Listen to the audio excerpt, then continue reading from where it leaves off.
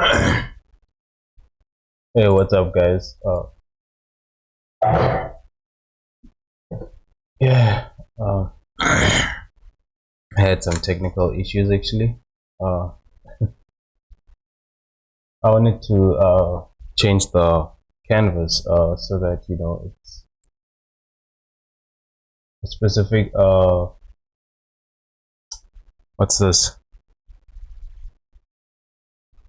Um, what's this? I wanted to change the resolutions, but I actually forgot to do something, and which it wasn't. It was only showing half of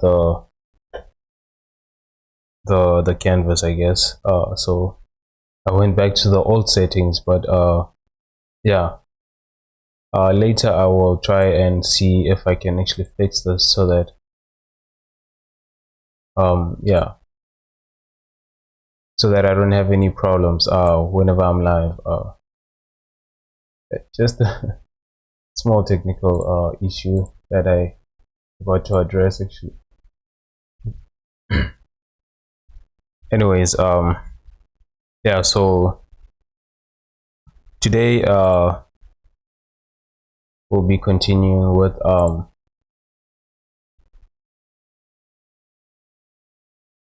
the hard surface model. So yeah, well, the prosthetic arm actually. So yeah, anyways, yeah, let's go into this. Actually, I just want to see something before. Yeah, okay.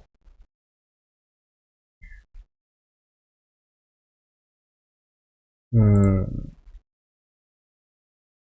Okay.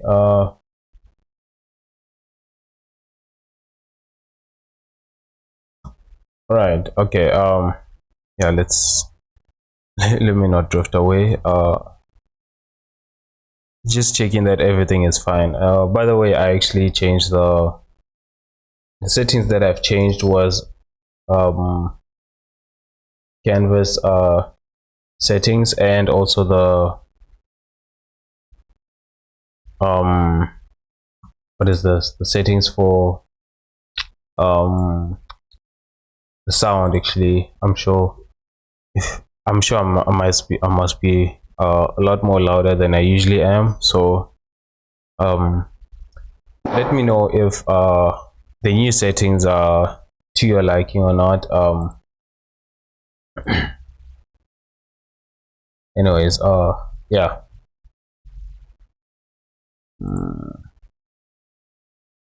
Okay, I'm just gonna turn on the screencast keys, and yeah, just check where I was with this. Okay, so with this actually because what I did was search for ways that I can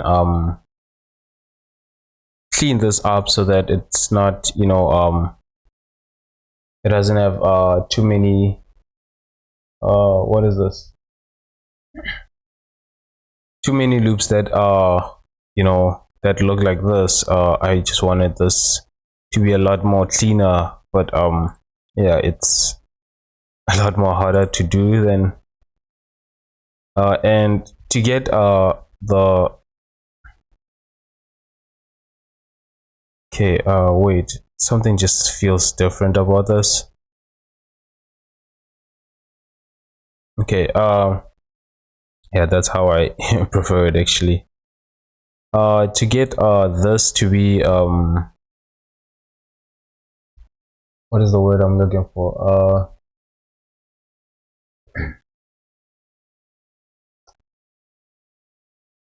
Mm,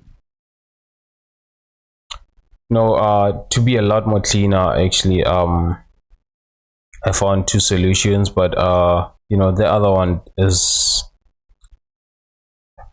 I prefer not to do it, I guess. The first solution is that, you know, whenever I bevel this, I should have also added loops here, selected this, and then bevel this as a whole, and it will affect, you know, the entire thing. I'm not sure who mentioned it, but someone else also said that you could use shrink wrap. I didn't understand how, you know, how you would use shrink wrap at that time, but after doing some research, what you could do is this. Let's say I want to maintain this. This is the only way I could think of it. So I want to maintain this curvature, but I also want to add some loops to this. So what you would do is let's just do it actually. Let's see. Okay, I'm just gonna select these, and then duplicate them and separate this. Now I have this mesh, right, which is separate from this. Then I can let's see, selecting here,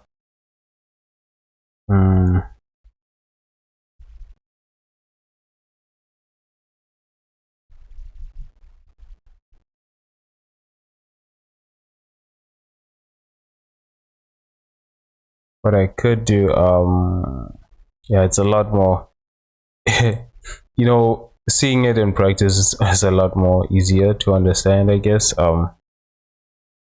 By the way, I did also name some of these objects. I did say I was gonna name them. The ones that I didn't name is these ones, because I'm gonna delete these ones anyways. So yeah. But the ones that I did name, yeah.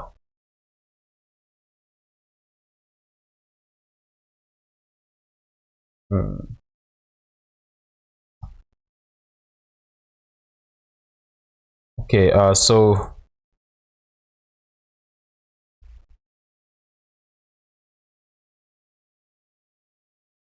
where is that? I think it's this one that. Okay, so I have two of these, right? And I'm just trying to make sense of this actually. Two of this, and then I think it's this one that I have to use shrink wrap and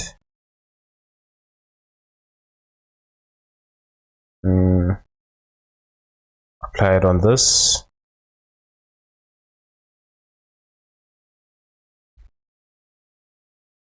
Okay, it's not doing that. It's not picking the right target, I guess.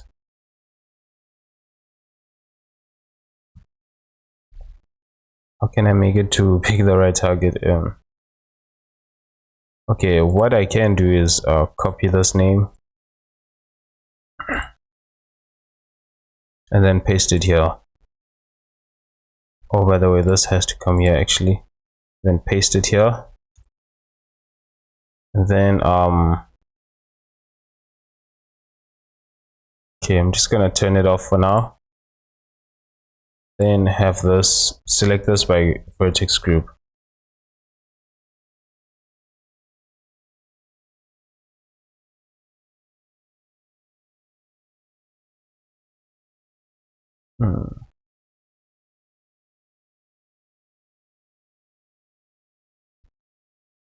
Vertex group, assign these, and just gonna leave it as group for now. I hope the way I'm doing it is actually the way it's supposed to be. Okay, so with this I can now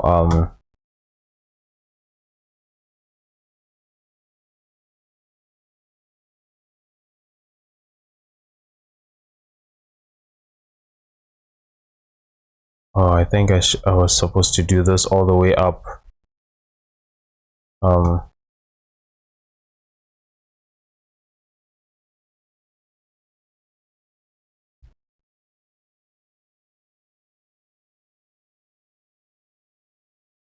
hmm, yeah, I think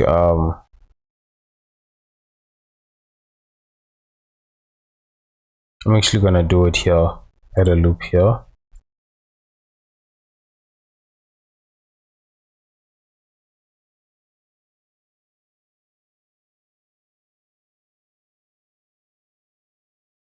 I think I'm making it a lot more complicated. I read about it, and it's, I guess, not seeing it is actually a lot more difficult.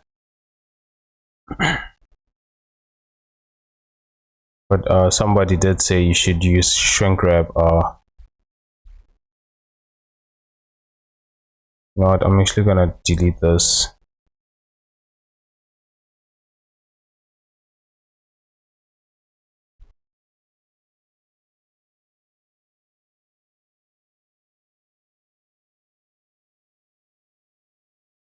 Because I want this to maintain the curvature, right? But when you add a loop here, it changes that, I guess. Look at that.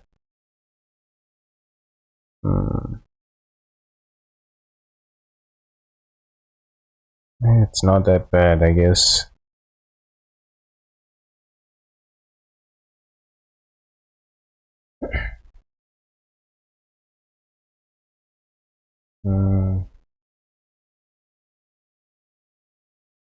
But it changes this, and doesn't have that curvature anymore. I think actually what I am going to do is just have this with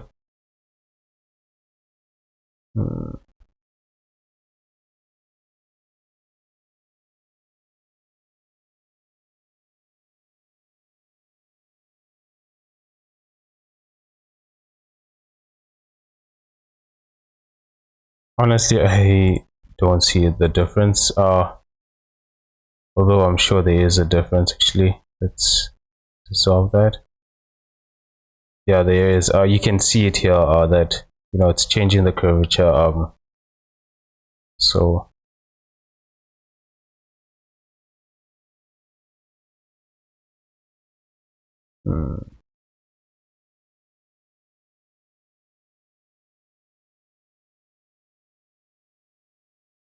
okay, what I can do is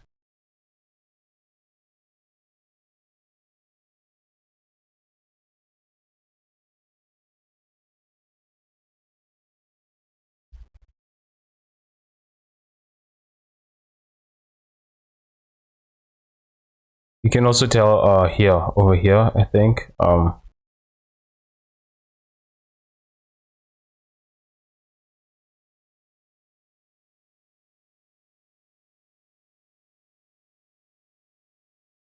But it's not that much of a big difference. I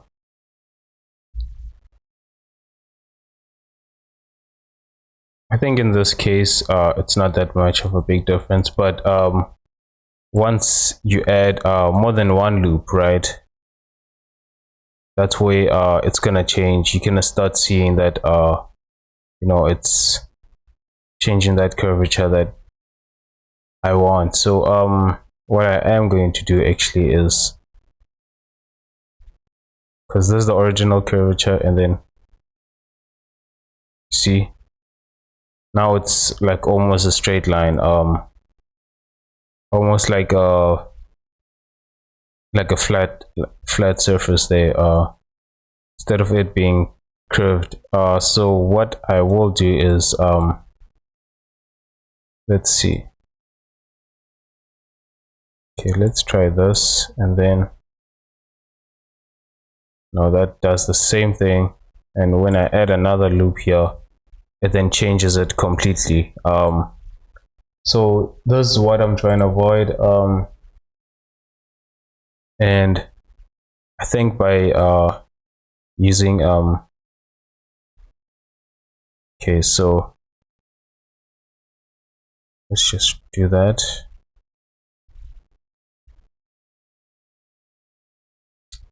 Okay, what I am going to do is, since wait, I want to see how many loops I'm going to move up.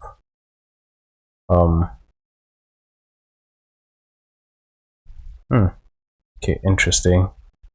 Seems like this is the furthest I can zoom in.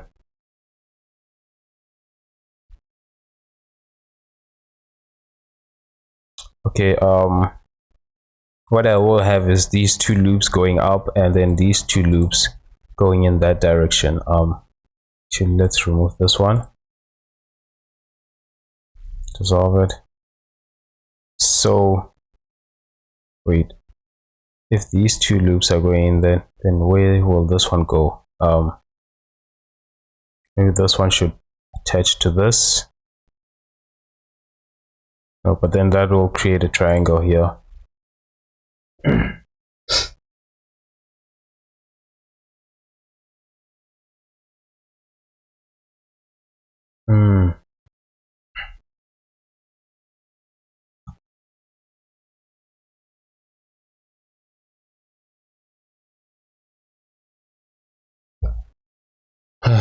Okay,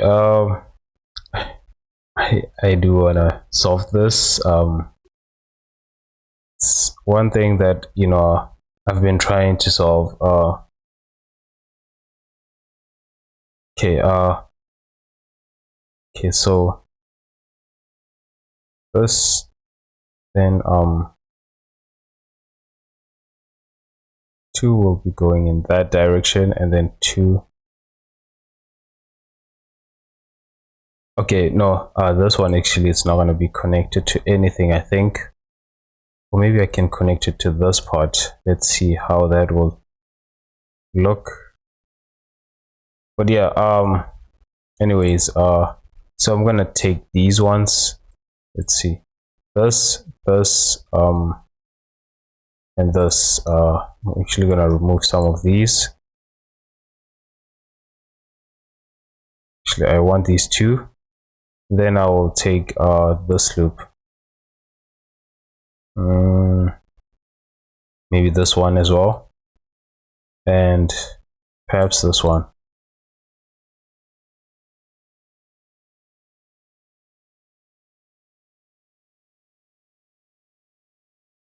Okay, then I will duplicate this. Ooh, okay. I don't want that entire selection, so just gonna remove these ones.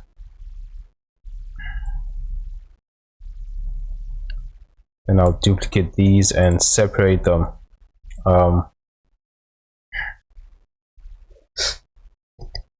So then this one I will make a UV.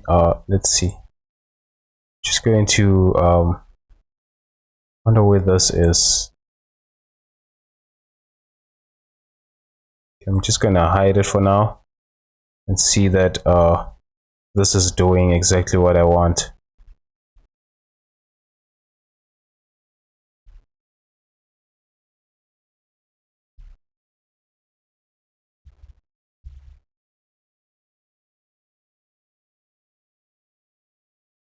Okay, and I'm going to compare that with this actually.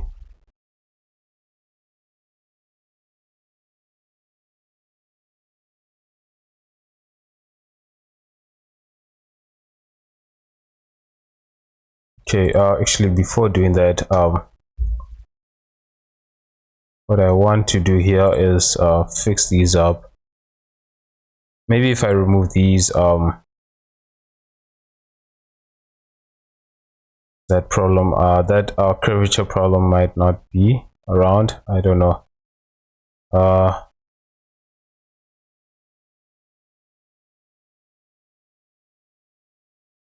Seems like I can't zoom in any further.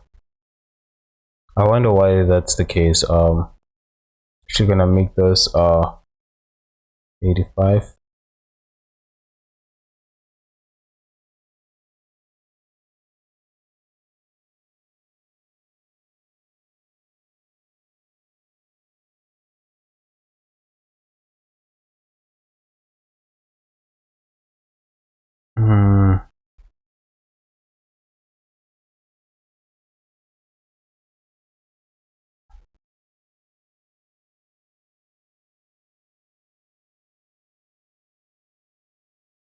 Okay, I'm actually gonna do that and print this and work on this one. Actually, just gonna leave this like the way it is and then bring these curves. Actually, wait, before that, okay,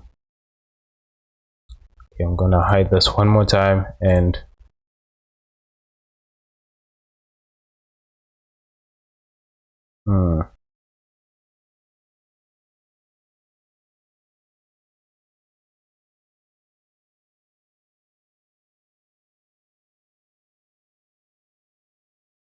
okay, so I'm gonna take these two actually. I think it's this and this one as well, and create a vertex group for this. Just gonna delete this one and call this curve.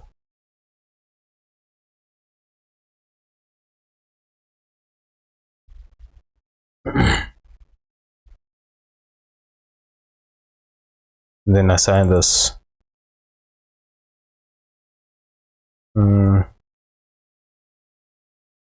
Hopefully this works. I'm still having a hard time understanding how.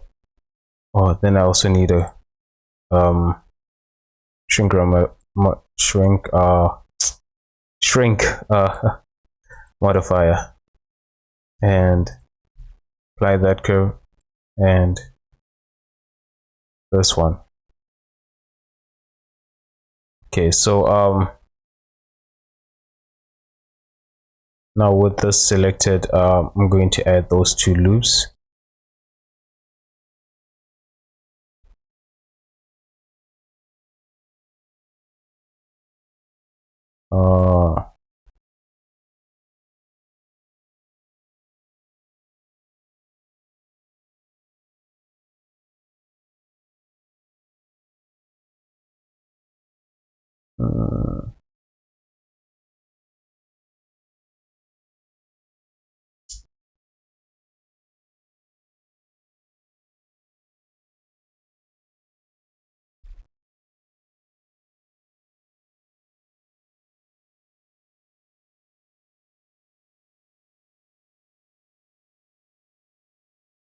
Okay, that is not doing what I was hoping it would do actually. I don't think it is actually. I'm actually gonna hide this one.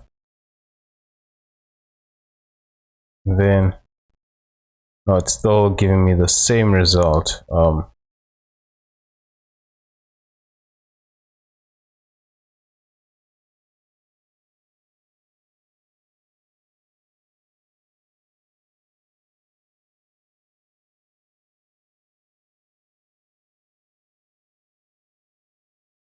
And what did they mean when they say use curvature? Because this is still giving me the same result actually. I mean use a shrink wrap. I thought by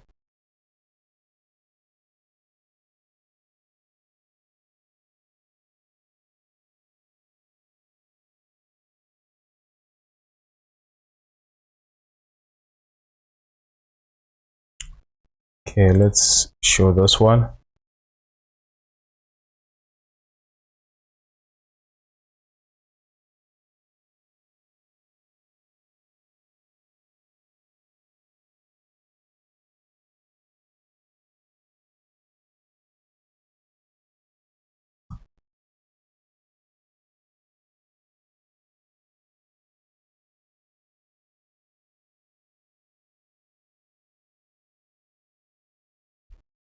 Solve that.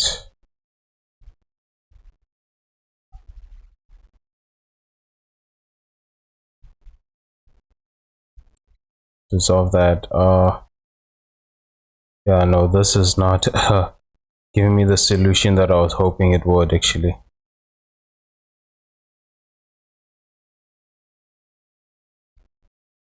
Because now this is not, it's not following the curvature.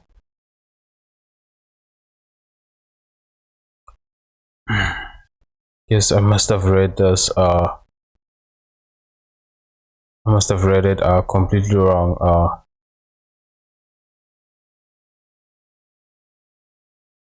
Must have misunderstood it, I guess.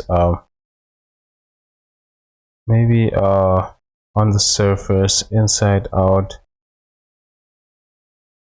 above the surface, maybe.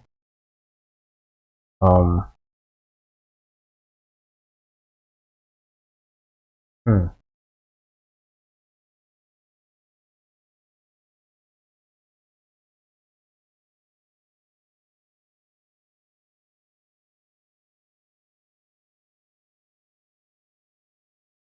It's definitely supposed to be on the surface. Let's see this.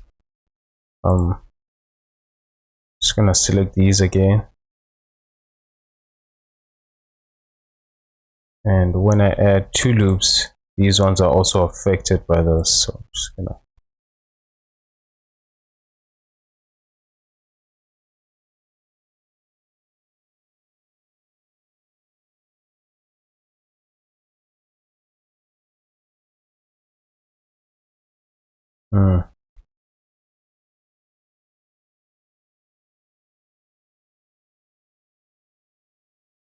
Which, by the way, it's still doing the same thing.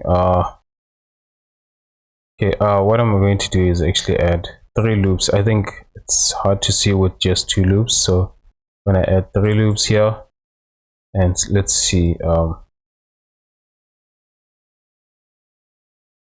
you know what, it's definitely changing the curve.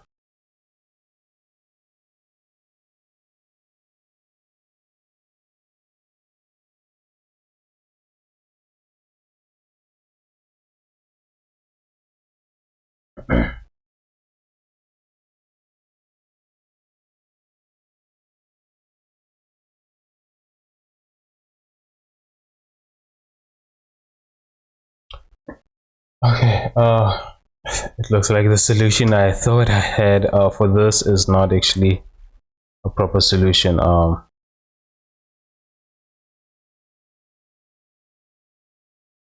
It's, yeah, it's still giving me the wrong results. So yeah.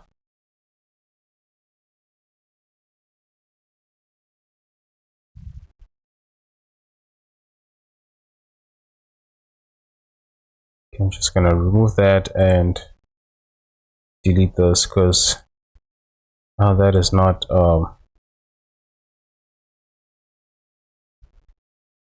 it's no longer yeah, it doesn't work anymore, I guess.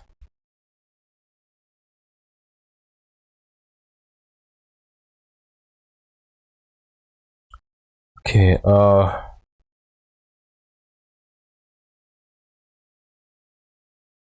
I think maybe it's just the way I interpreted how you should use shrink wrap.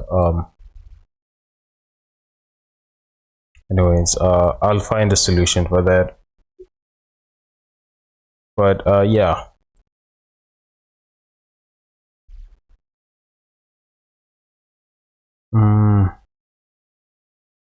You know what, for now I'm not gonna be too concerned about this actually.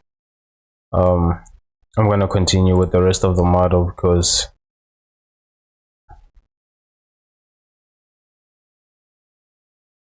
there's still a lot that I need to do.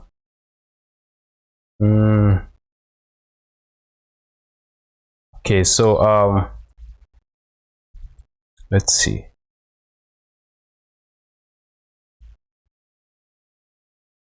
I'm going to extract one of this.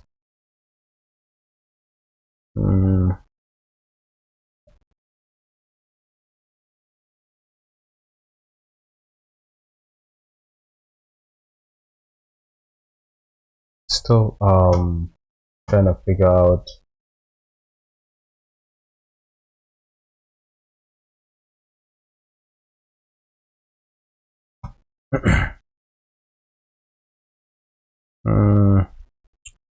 okay, yeah, let's do this. What is that? Oh, it's using the 3D cursor. Okay, also gonna separate this and just bring the origin to it. Just gonna remove that actually.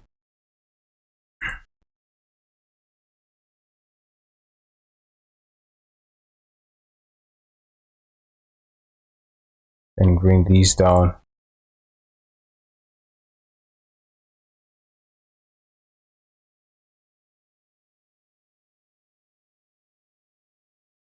Oh man, yesterday's match,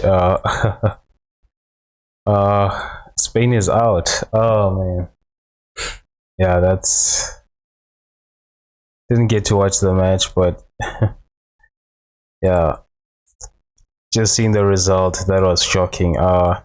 Apparently it's what, the third time they've never made it to past what's this, the, okay, I'm just gonna select these ones only and isolate this. It's the third time they've never made it past what's this, they got knocked out before the semi-final, I guess.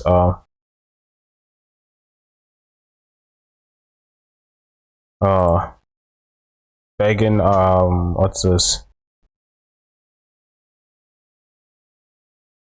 when was it, the last one was 2018, right? So it was 2018, let's see, it's 2010, 2014 and 2018. So in 2018 they got knocked out in the quarterfinals, like this time, and then 2014 they got knocked out in the group stage. Yeah, that is tough.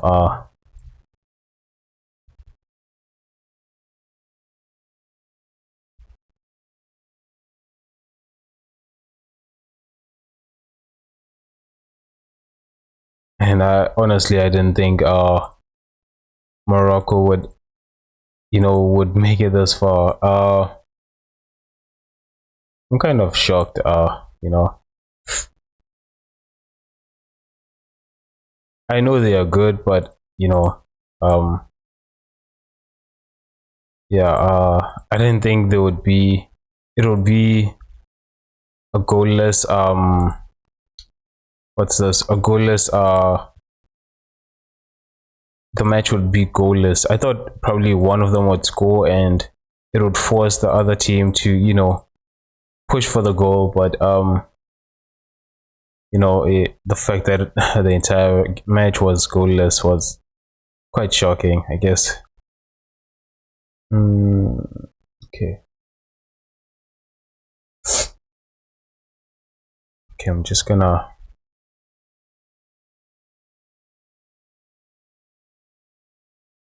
bring this as well. Maybe this as well. Let's see. Also this as.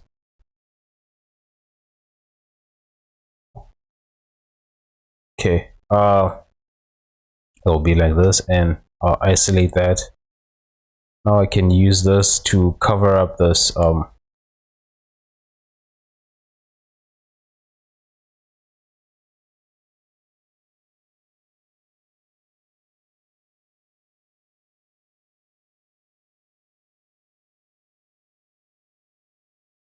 by the way, actually let's before wait.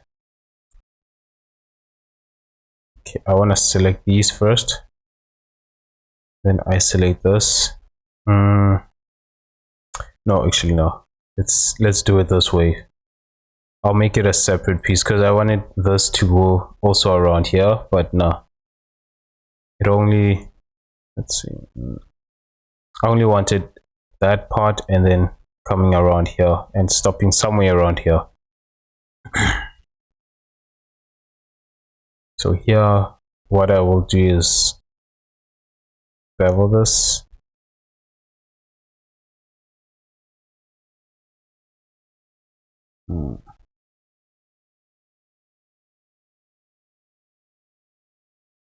Then make this even thickness.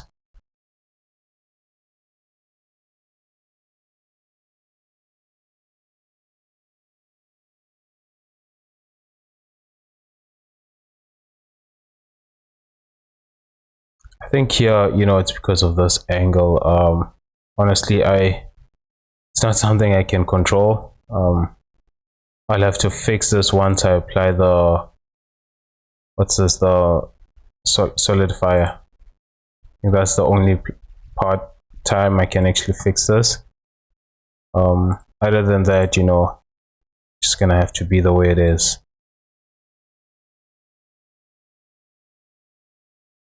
Okay,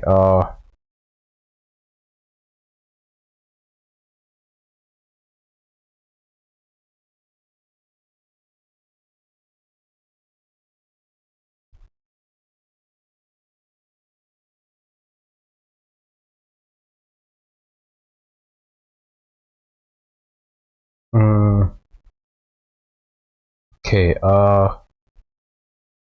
what I want with this part is actually,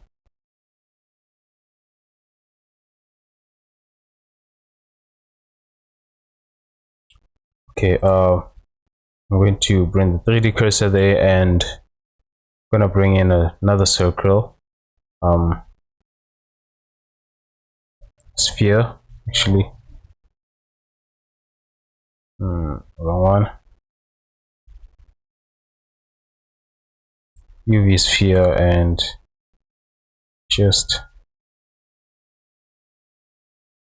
rotate this.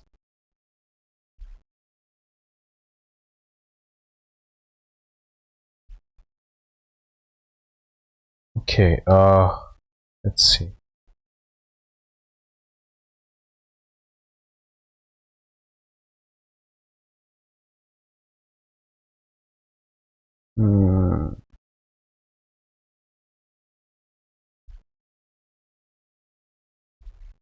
Like that.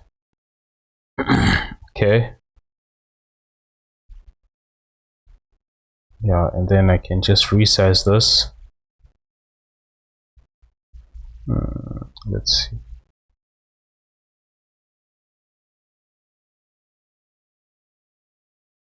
Maybe around there, and then remove some of this, actually.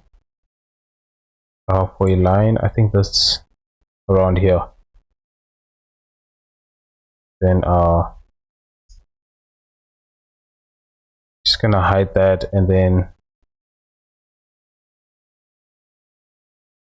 delete these.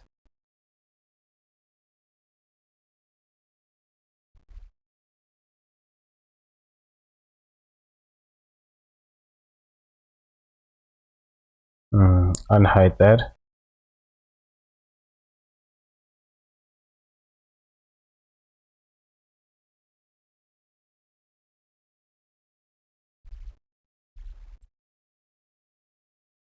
Then delete these faces. Now I can just delete this whole thing. I don't need that part. I also feel like I'm not gonna need some of this. Let's see.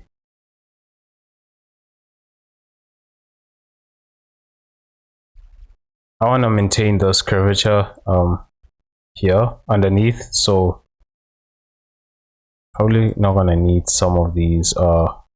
Probably this I might need.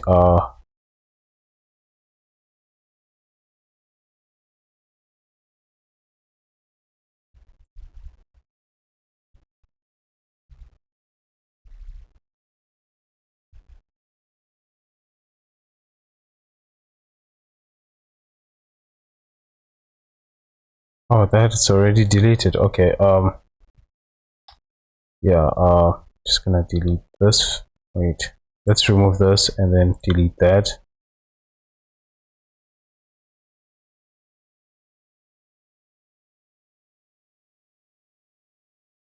Then delete this. I also don't need these.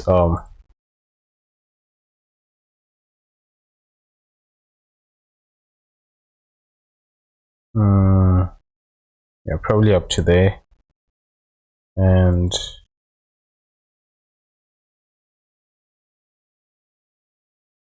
okay, I'm also gonna delete this part actually. It's far too high. So that maintains that curvature, right? And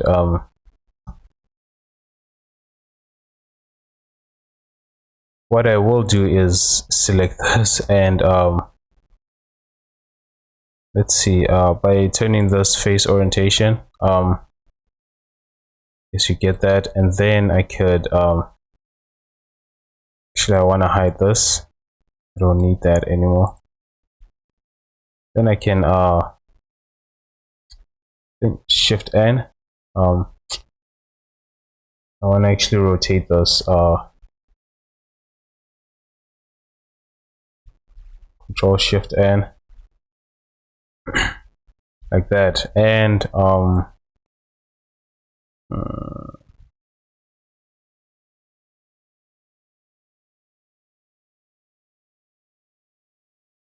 feel like these ones should also be deleted. It's bringing this far too high actually. Just gonna remove this.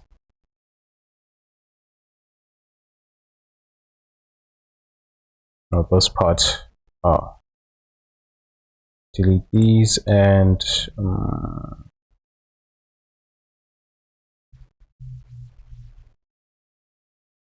I mean, I'm gonna delete a lot of these.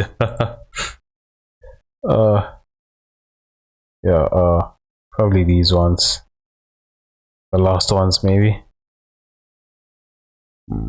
Then now I can select these, and then rotate.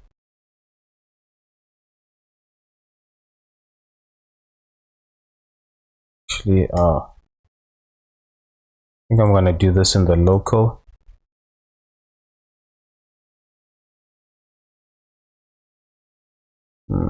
Okay, wait. Okay, that's the Z. That's the Y. Okay. I want to spread it in the Y and the Z.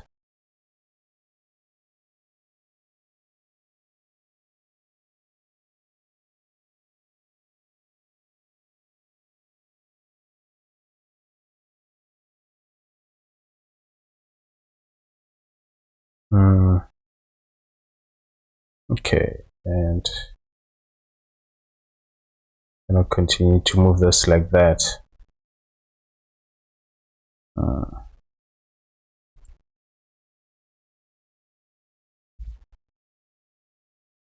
Okay, this is actually no longer needed. Just gonna hide it. It's distracting right now.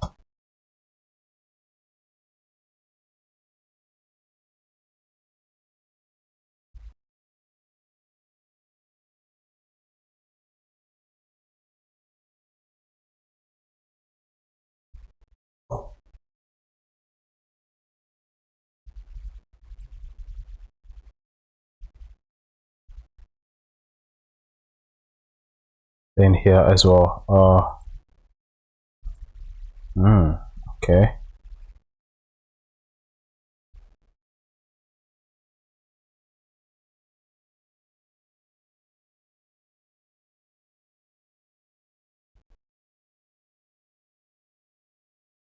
Okay, I'm gonna move this in the Z. So I just want this covering it up, you know, so that it almost doesn't feel like, you know, there's open space here. Just want something to fill this part up actually.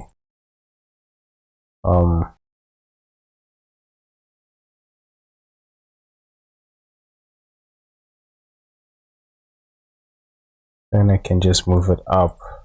I think it's X. It's not gonna be, some of these I'm actually gonna stop halfway. Doesn't have to be even, but you know, it should.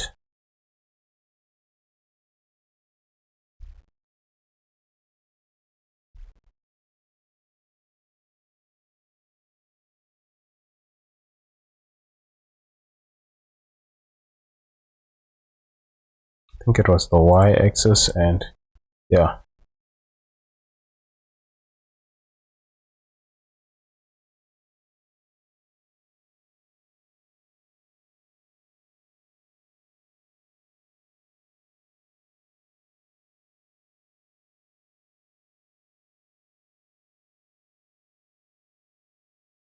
I think you know, what I've realized from the research is that you know, I'm too concerned about what's this, maintaining the right polys that um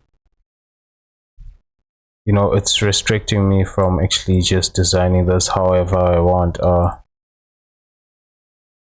think because most of the people that have the comments that I've read, and the what's this, I usually found because I couldn't find any video reference, so I only found like comments from people talking about subdivision and angons, and most of them, they tell you that you know either use the crease method, or just don't worry about how angon affects the model. Just focus on creating the model, and then you can then later come and fix it up, but see how the result can outcome can be without worrying too much about uh the right what's this, worrying too much about the right mm, what do you call this, the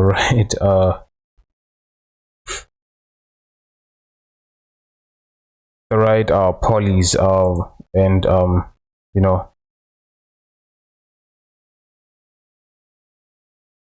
or clean topology, I guess. Worrying too much about clean topology. Yeah, that's what I wanted to say actually.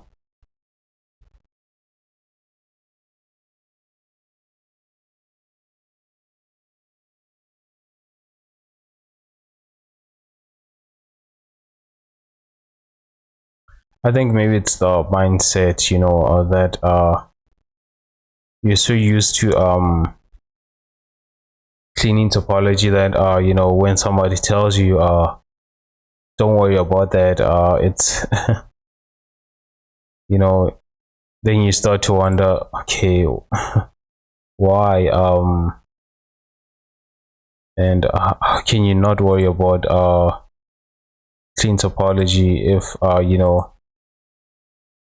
most people, the result that they show, it's clean topology. So it almost feels like it's how can I say it, it's almost like how can I like as if because what I feel like, it's it's almost like it's like a secret. People have secret techniques, but they wouldn't want to share it unless you uh pay for it, I guess, to clean the topology. And I know it's not the case, but it just when somebody says don't worry about the clean topology, I just get that idea, like, oh, okay, it's very hard to not to worry about it, I guess.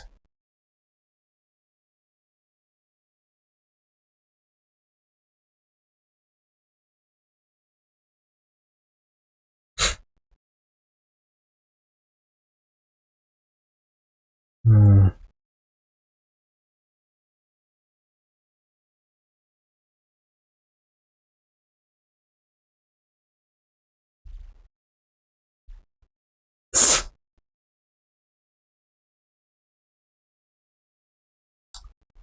Okay,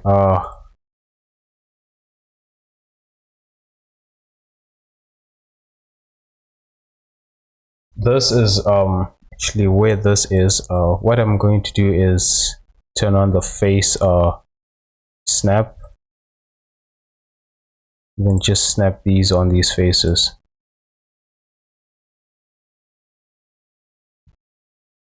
Because this is how I want it here actually.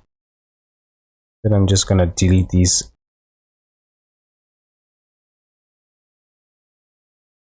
current ones, these ones that are already here.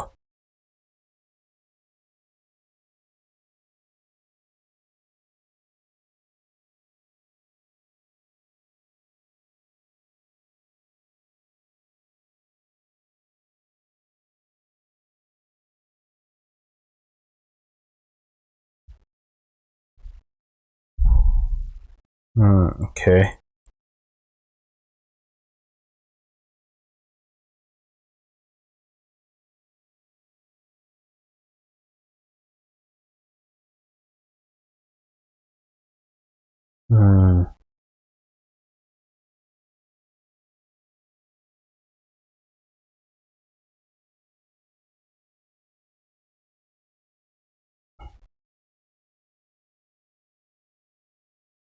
But there is, you know what, there is this oh man, you know what I sometimes do is go to this website called what was it, Sketchfab. Yeah, when you look at, you know, some of these artists that upload their models on Sketchfab, you know, it's actually quite amazing, especially the ones that do low poly uploads. They have such good textures that, you know, the when you look at their models, it's you wouldn't think it's low poly model. You would think, you know, it's um high poly, and but it's just low poly, and most of the detail comes from texturing. Hey, what's up, Skittles? How are you doing?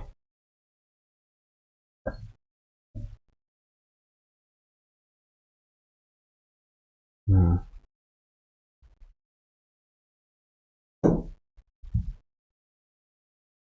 Yeah, I'm good. I'm good.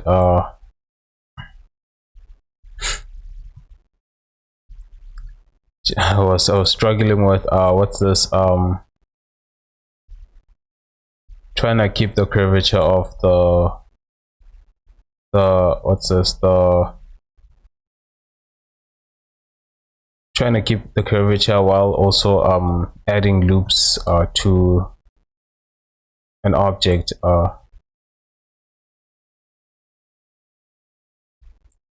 Somebody suggested that, you know, to do that you should use shrink wrap, but you know, I did some research and it's, you know, it's, I couldn't find anything actually that gave me that solution, keeping the curvature using shrink wrap.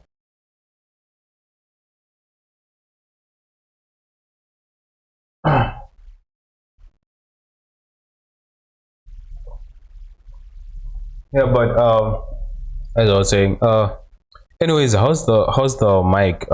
Cause I changed the settings for it. I changed the sound settings.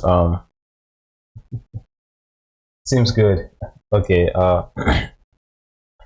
Cause yeah. When I heard it, it sounded actually quite loud. I don't know. Um. Uh.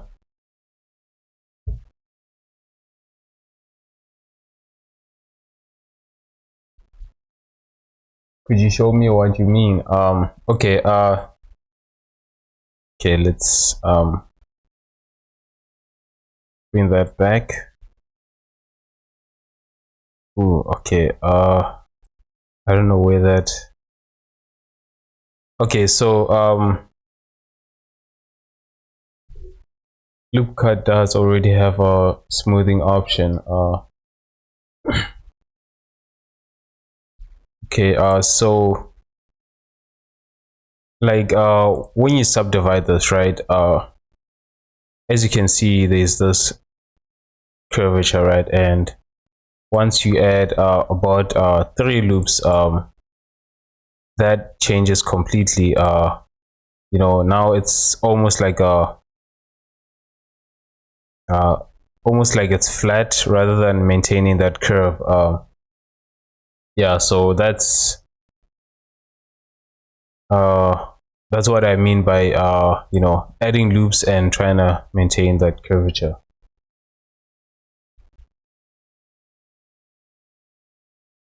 Uh, okay, so undo that and do it again, but don't click anyway. Uh, look bottom left of in the tool tab. Okay, wait.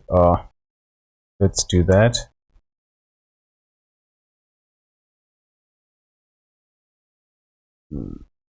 Bottom left. Okay, and then set yeah, so loop cut and then loop bottom. Yeah, smooth as to. Ooh, okay, that's interesting. Is that supposed to happen?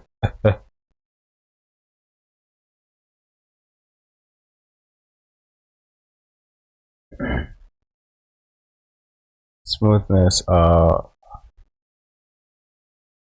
I'm gonna do that. Oh, okay, wait. That's because I have that on. Okay, let's do that again. Actually, then 0.5. Okay, that's interesting. I wonder what's causing that. Turn off clamp. Okay,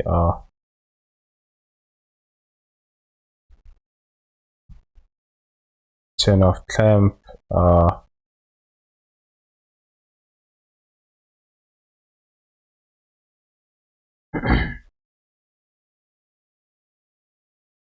Try turning up the smooth slowly, so see what.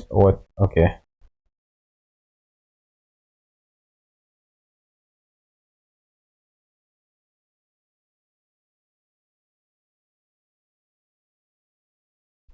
okay, as soon as I move that, maybe there's something that I've auto merge.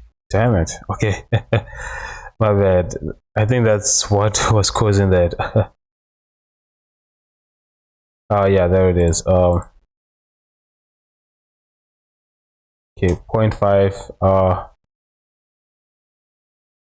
Um Thanks for following, Faye.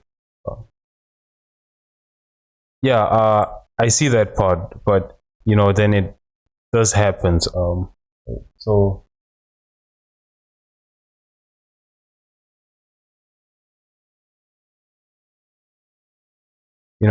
that's where the problem comes with using this method. This starts to happen.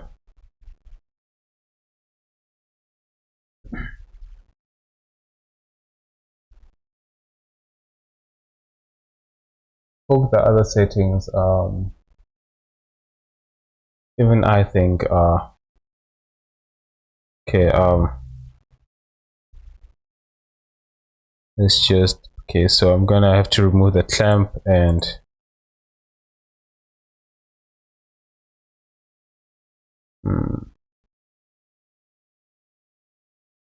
correct, probably even.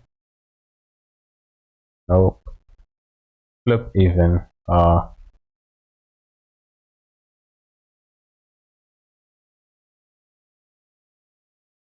Maybe it's the fall off. Maybe smooth. Linear. Okay.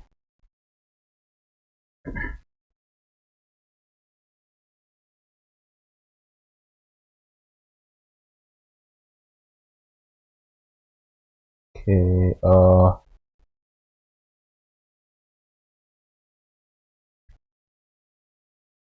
I think this one gives the best result, the sphere.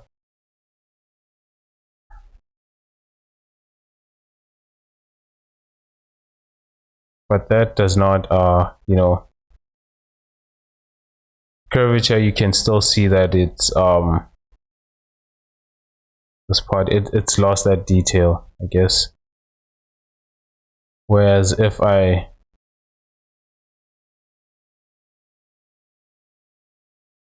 you know, that versus that,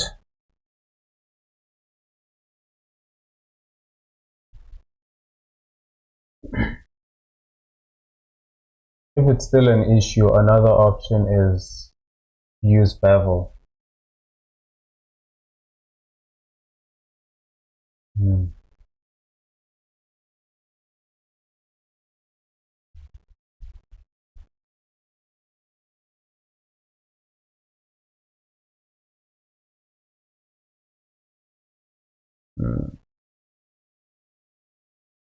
Yeah.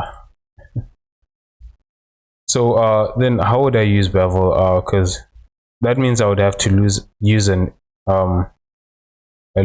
this and then bevel this loop, right? Perhaps okay, wait, I would have to add this, then maybe tweak this a little bit, 2.5, remove the clamp, then use bevel.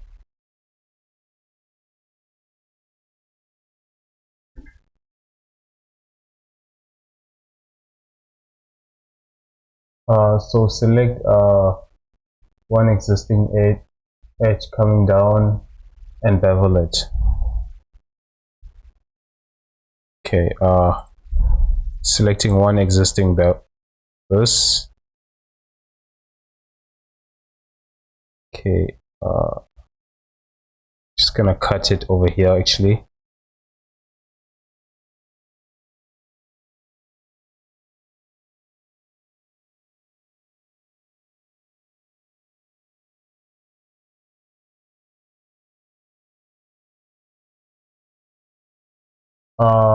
No, don't loop cut first. Just bevel the existing. No, I'm not loop cutting actually. I'm just selecting only this one. Because this was going all the way around here.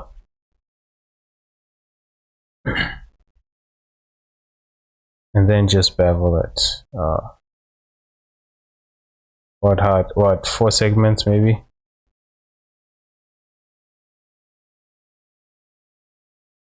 Oh, okay. Wait. First, I'm gonna check if this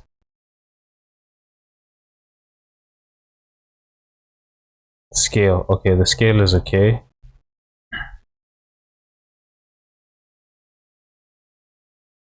Okay. You forget chat is slow.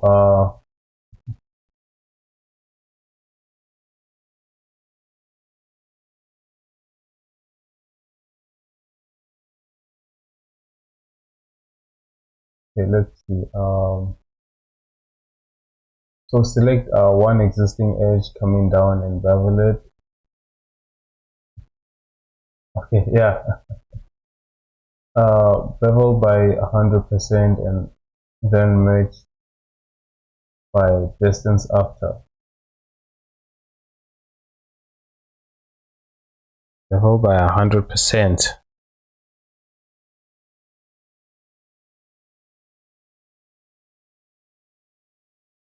Then merge by distance after. Okay, I don't understand bevel by 100%.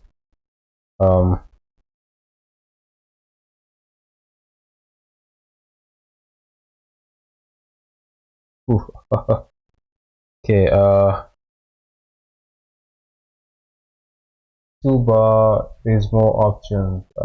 White type.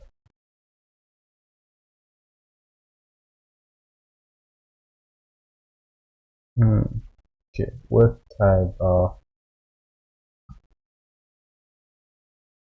drop down. Oh, okay. And then percentage, okay, level by 100%.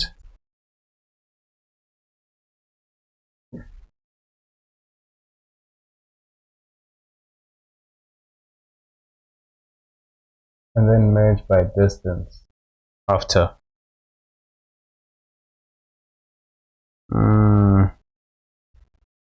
Oh, that's not giving me a good result actually. I think it's destroying that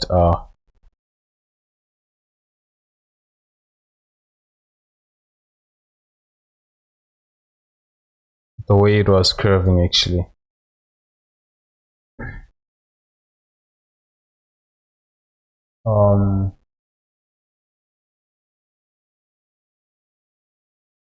Yeah, adjust the profile to the profile. Oh, okay. So to custom, right? Okay. Um.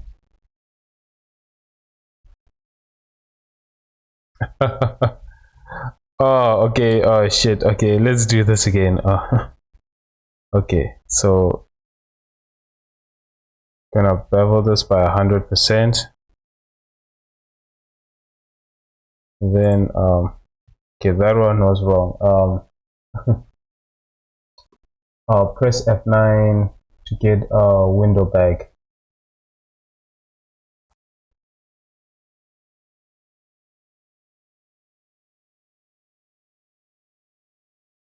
Or if you ever click out and lose that window. Oh, okay. I wasn't aware of that. I always go go back and redo whatever I did. If you don't like, do another F9 command and we'll bring that toolbar back. Okay. Adjust the profile too. So that's the profile tab, right? Then there's a place where it says profile.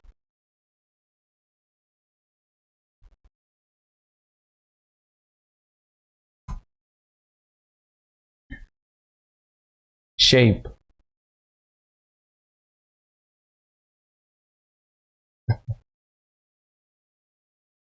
Shape. Oh, okay. Oh yeah, it's profile control profile shape. Okay. Okay. Okay.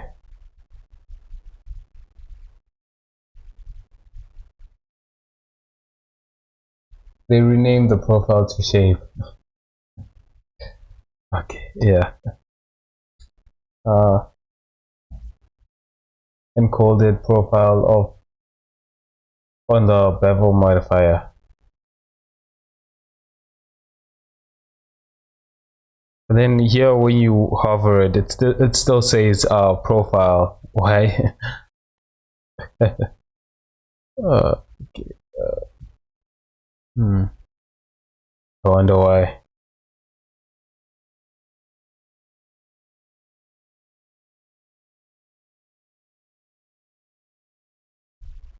Okay, yeah, I think this is okay. Maybe. Okay. Let's do that and just want to see how it will be now compared to the other side.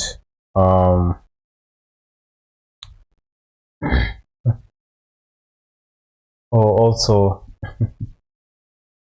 yeah, that still did not wait. So it's F9, right? Oh, okay, there it is.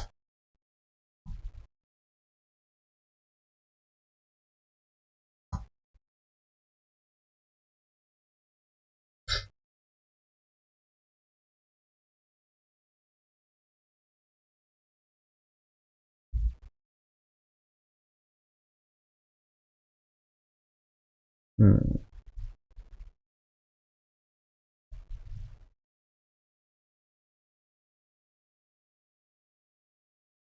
No, the result, it's, you know, it's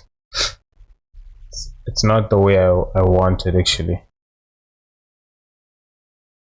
I think it's keeping the curvature here, but you know, it's destroying the one that I had here.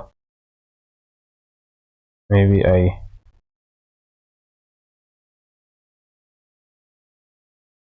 never mind.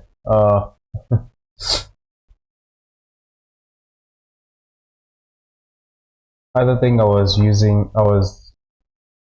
thinking of is only on bevel modifier.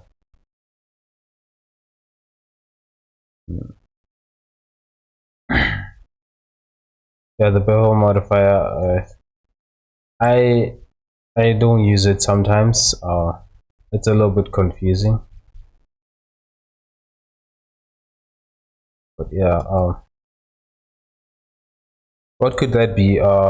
You never know. I might just you know, at some point try it, and maybe that might be helpful.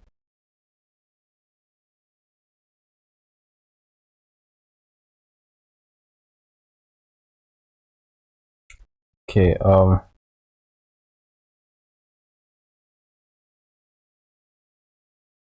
let's continue with this part actually.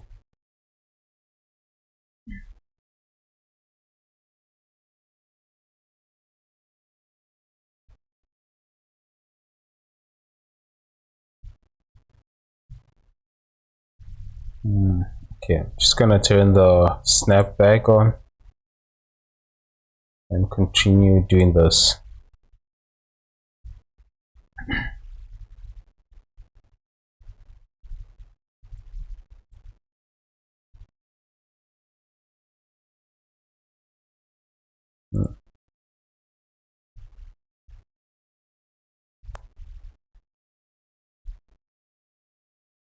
By the way, how did I remember you said you were doing what's this?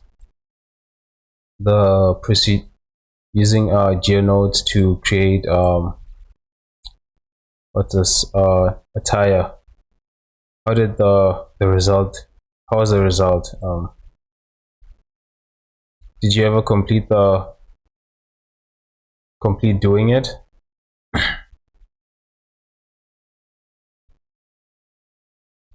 Hmm.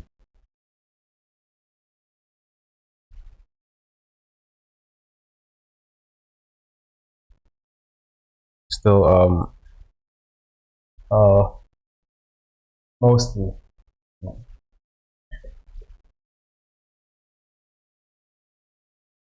Hmm. Yeah, geonodes is still a big what's this?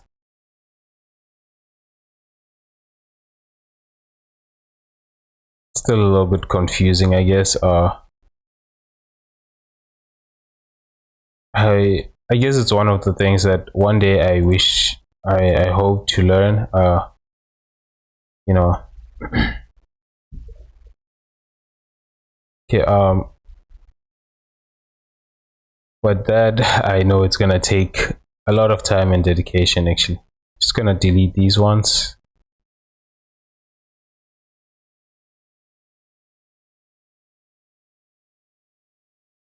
Then snap these to this.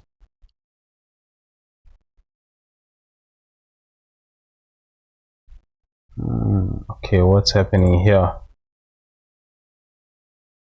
Okay, delete that.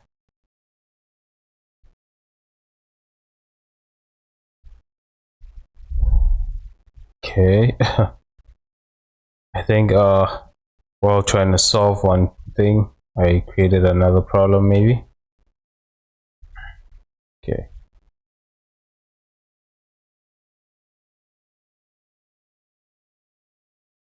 Okay, so this will come like that, and then I'm gonna create something else here. Maybe extrude these and bring it halfway.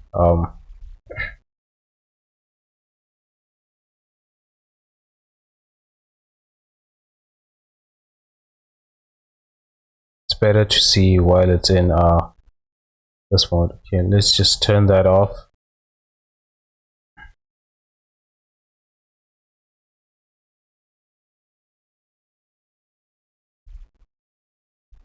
Okay, I think I'm also gonna select these ones.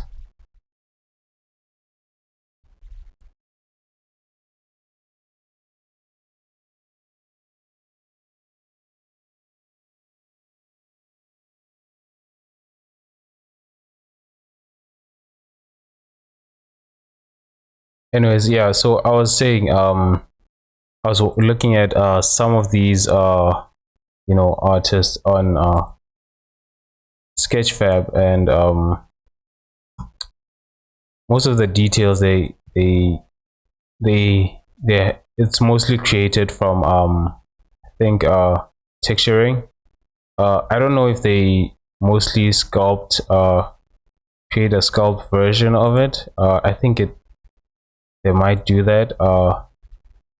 But yeah, the result is usually very low poly, and which I found myself wondering, is that okay, actually I want to deselect this one. Is the normals that they have something they got from creating a high poly, or was it something they carved in using procedural textures?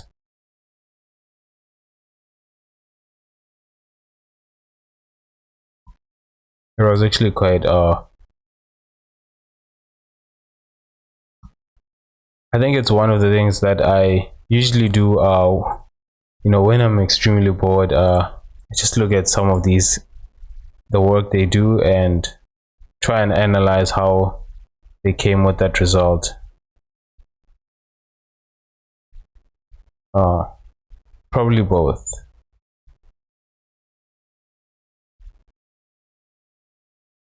uh Most use Substance Painter, which has pre-made built-in smart textures. Ah, yeah, that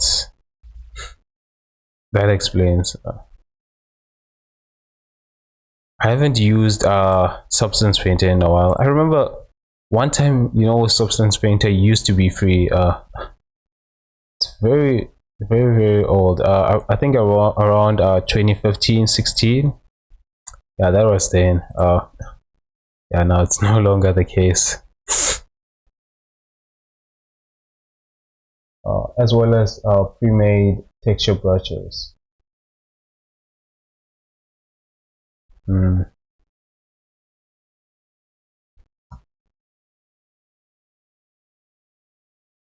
Okay, I'm gonna make this even.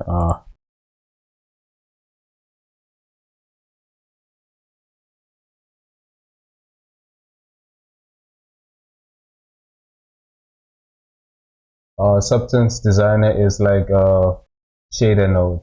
Uh, ah,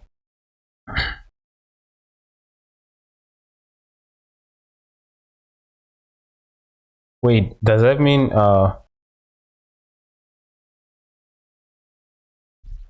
wait, okay, like when you make a procedural textures, uh,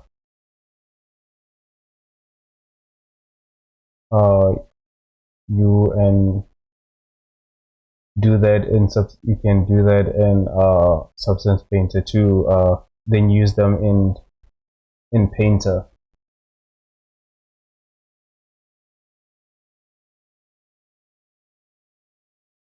So wait, most of the procedural textures that usually see in what's this? These are procedural what's this? These websites are they mostly made in Substance Painter? Seems to be the case actually. But most people just use already made smart procedures.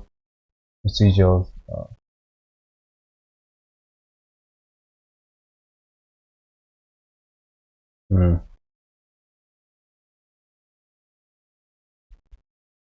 Okay. And paint it on and apply to the whole mesh or use masks.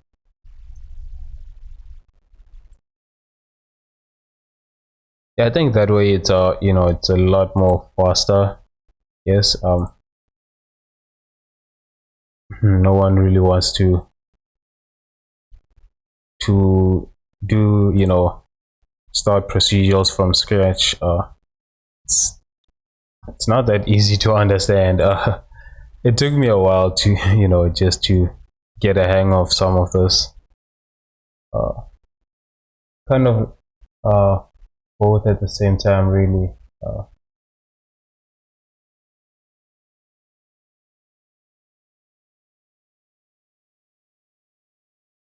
hmm.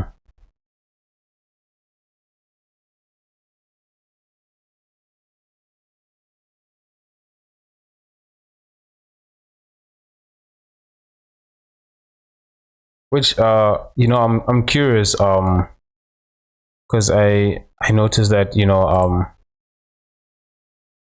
do you like when you look at like let's say you're doing geo nodes, right? And let's say another program is someone is using geo nodes in using geo nodes, but they're doing that in another program. Do you usually watch those videos and try to implement that in Blender?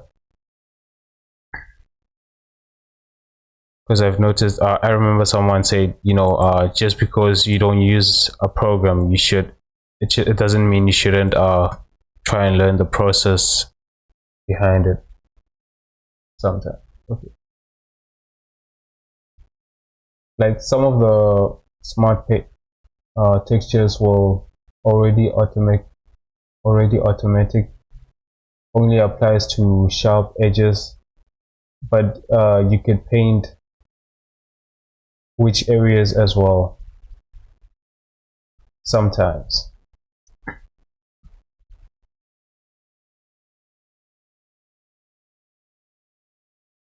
Okay, let's just add subdivision to this.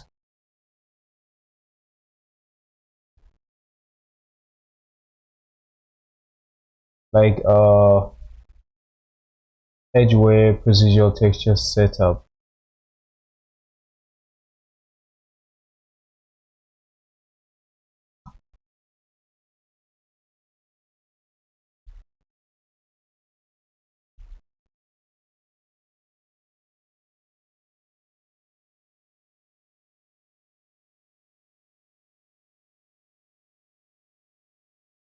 What's edgeware procedural setup?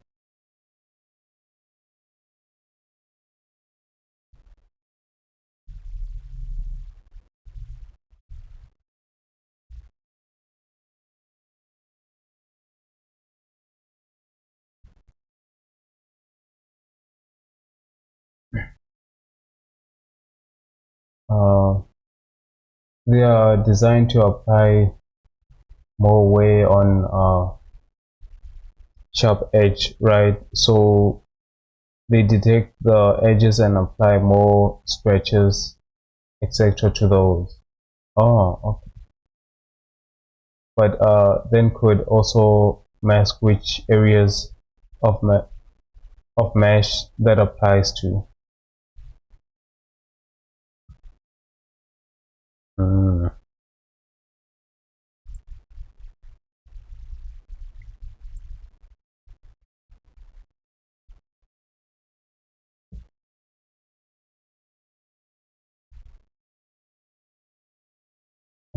Okay. It's almost like what's this? Wait, when I'm thinking of edgeware, right? It's like probably like, let's say you want to apply rust, but or you want it on the edges or something like that. Is that what you mean?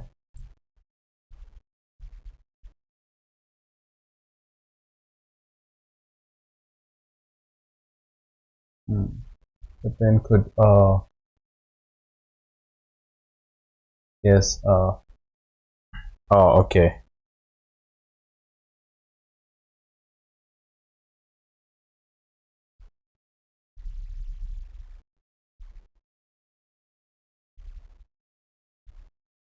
If you Google edgeware shade and just look at pictures.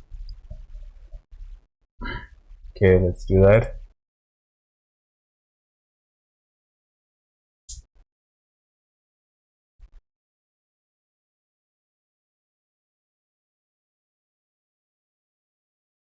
Okay, this wasn't coming off.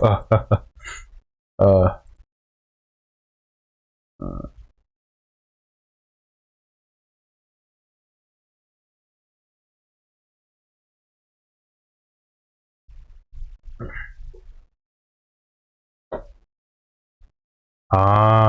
okay, yeah, I see it.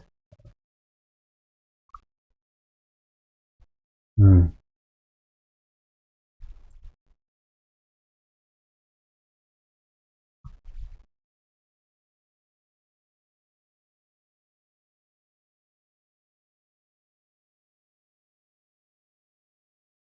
Which actually I remember seeing a video that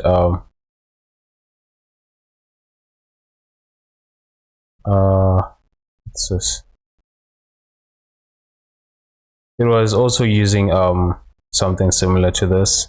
I wasn't aware, that it's edgeware, but um yeah, it was they were using this procedurally actually. So yeah, it's already applied to edges, but maybe you don't want to some parts with it, so you can also use a paint mask to basically say add edgeware to this part of the mesh but not others. Ah.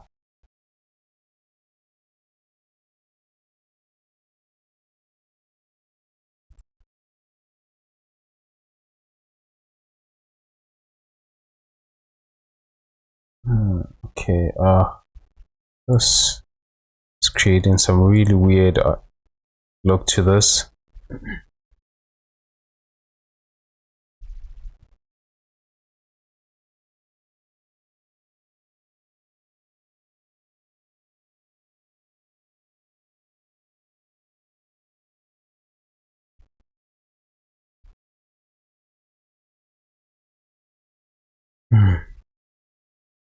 Okay, I don't know what's going on here. Oh man, it's actually gonna reduce this. I think it's overlapping here because of that, but even thickness is not working properly. Maybe it's because of the offset, maybe. No, that's not it. -1.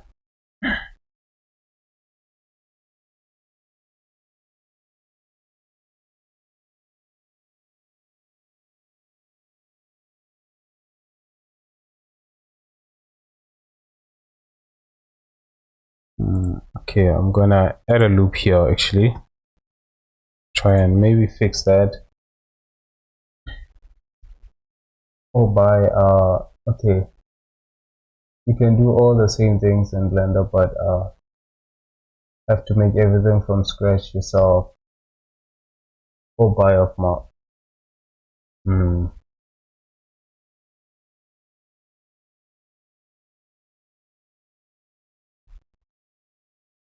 Actually, with the edge way, I think I remember a technique where they used what's this?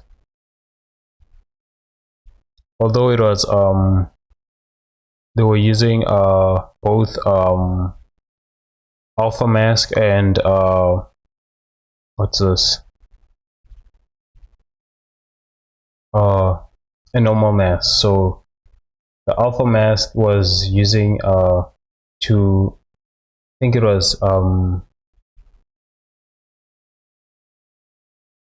to mark exactly where the edgeway should I think something like that, I'm not sure where it should show.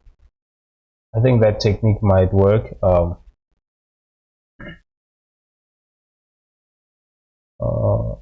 Or buy it off the market, which is still probably cheaper than substance subscription. Yeah, actually the subscription, yeah, I know.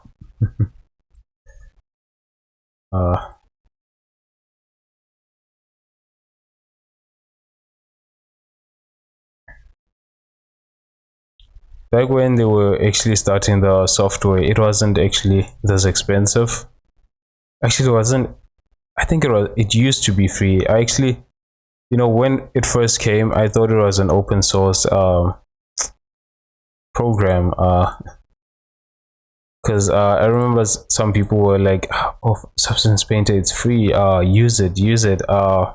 Months later, then you had to pay the subscription.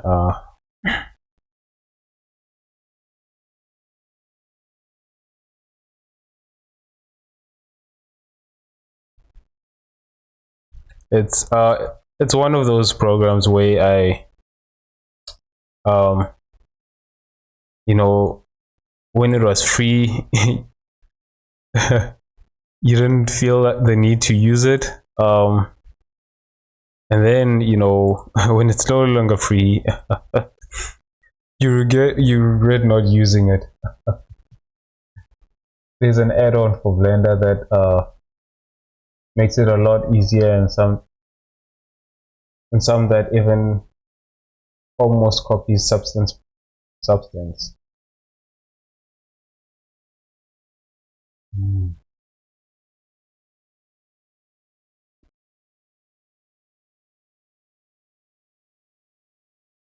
But it's I'm sure if it's an add-on like that, I don't think it's free.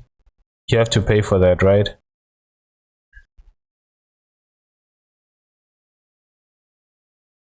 Which you only pay for once, and it's probably less than half of 1 month's subscription. Oh.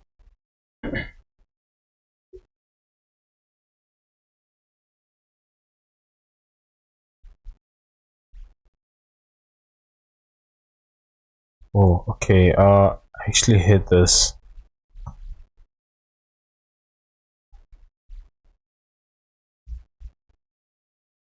Once you buy it, you own it. No subscription. Wait, are all the add-ons like that in Blender? Or is it are they those that you have to subscribe to it? I think all of them are actually just once off. I remember somebody once said that you should buy a machine tool. It's once off.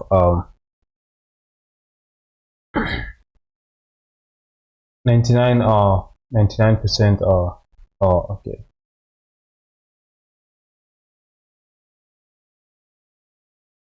do you use the add-ons or do you just use uh vanilla blender? You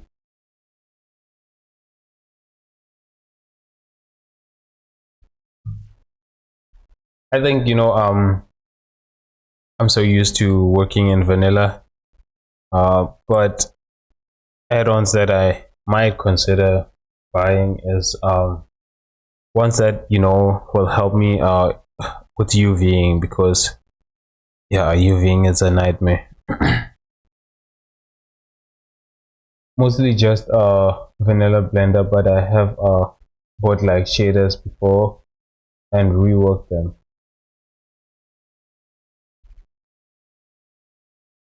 Hmm.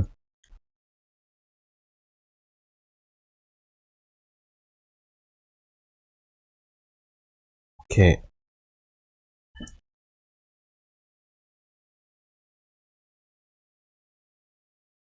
Okay, this doesn't make sense to just make it stop here. I'm gonna bring it all the way down actually.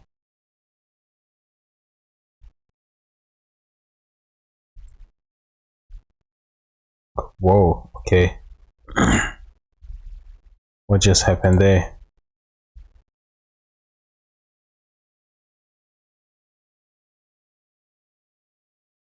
Okay. Okay, that's interesting.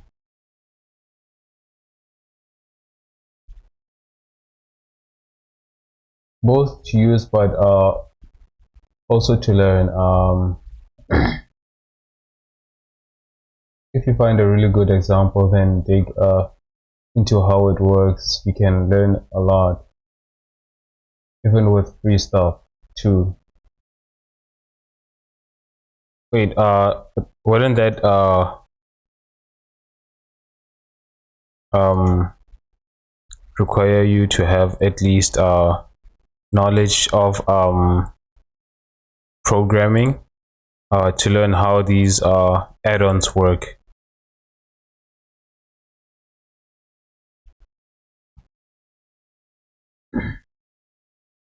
uh if you find, okay, even with free stuff,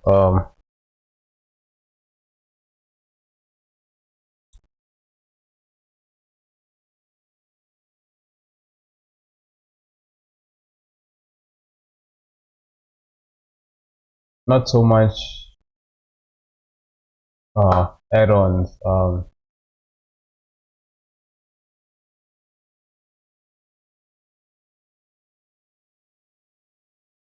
other content. Oh, okay.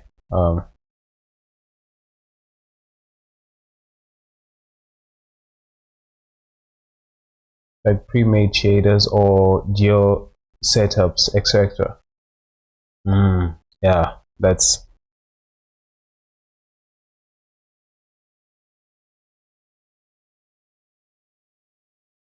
I think many of us when you buy something, we actually don't consider how it's made, because or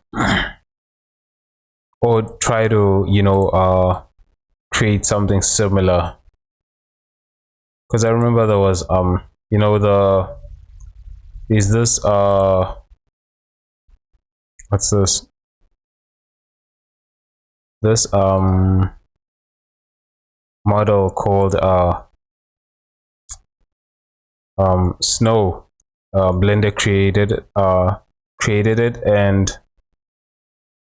I remember one person in the comment mentioned that they tried to recreate that the rig that Blender created.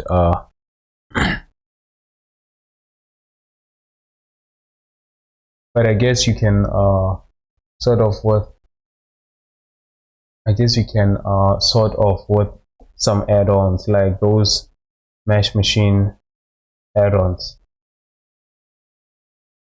Yeah, 99 normal Blender commands strung together add-ons to fancy menus. Ah, Excuse me.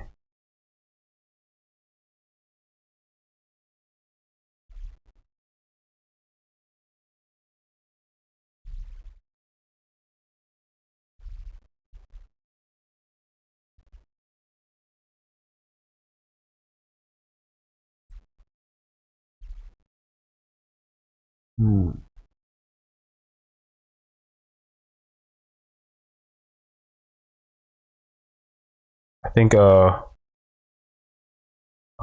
what's this?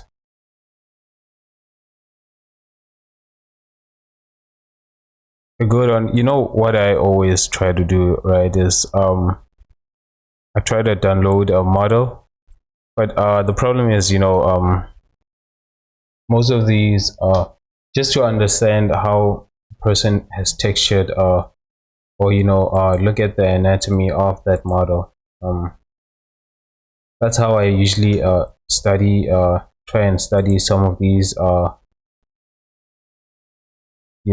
stylized characters. I download it and then look at the how they created it, maybe the topology or things like that.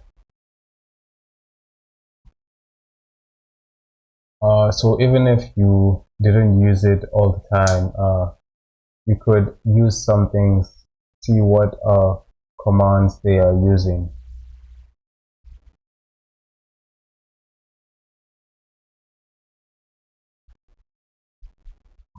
Mm.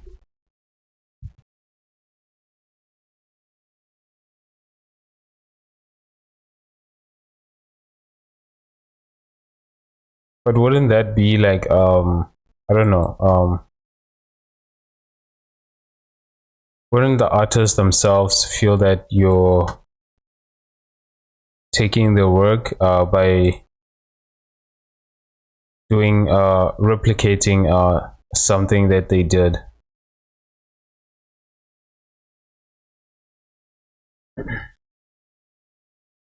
No. So as long as you don't actually follow the exact um, way they did it, as long as like you take the idea, no, not the idea, but how can I say, um, because they already took it from somewhere. Ah, okay. So they just made it easier to do. Oh, okay. Okay, I understand. Mm,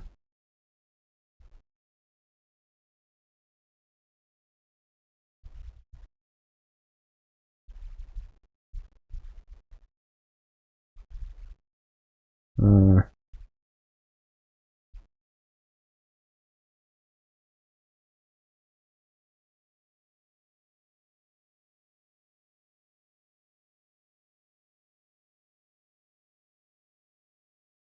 Okay, let's just look at this properly. Mm. I like the way that this is covering it up.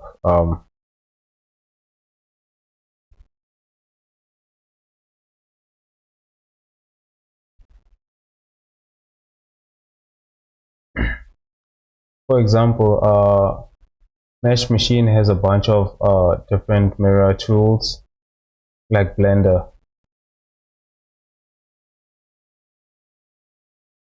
Mm.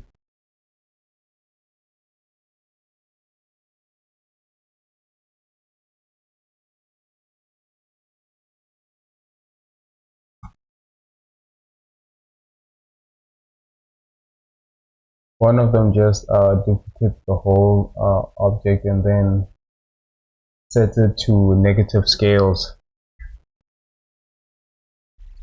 on mirror axis, but all in one command. Ah, okay, yeah, I have actually seen that, which I think here you can also do something similar in Blender Vanilla, using a vanilla, I think it was scale. you scale it, and then what, negative, I forgot how you actually do that. But in looking into what happens, you can learn how you might string things together like that.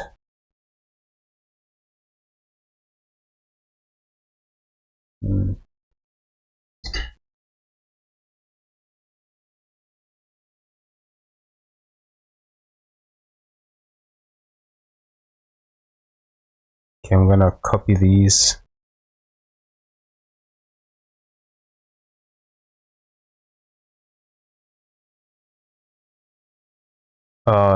Literally just select mesh in object mode, press shift D,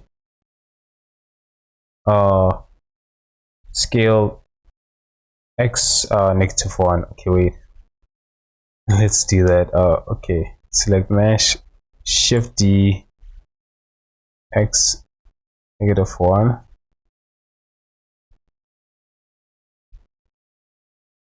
Okay, wait. uh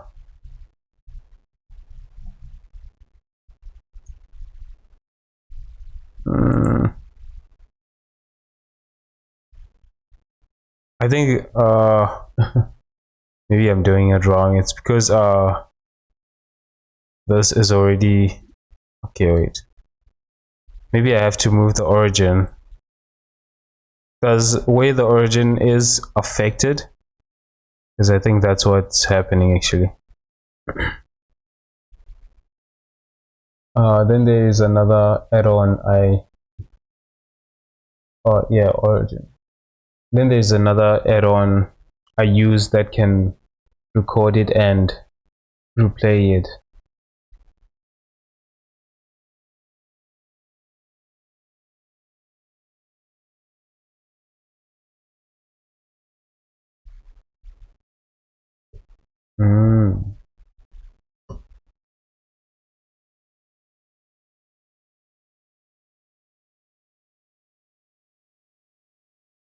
An add-on, wait, is this add-on recording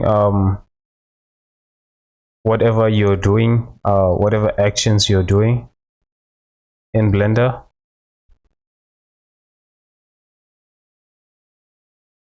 Actually, I want to try it with this part. So I'm gonna do this and then -1. Ah, shit. Okay. Let's save this.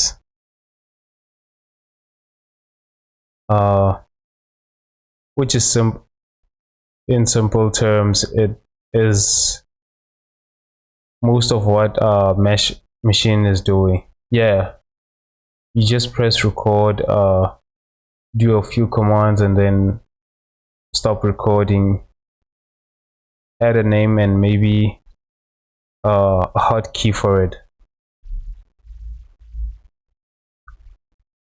Holy shit. So then wait, oh, that's actually an amazing so every time you want to do that command, you just since you've already saved the record of that command, you can just press one command and it does exactly the same thing on a different mesh. Is that what this add-on is doing? Actually, that's pretty amazing. Yeah,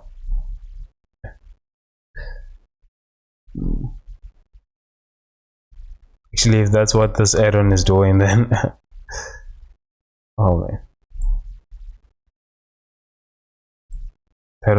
that would be insane actually.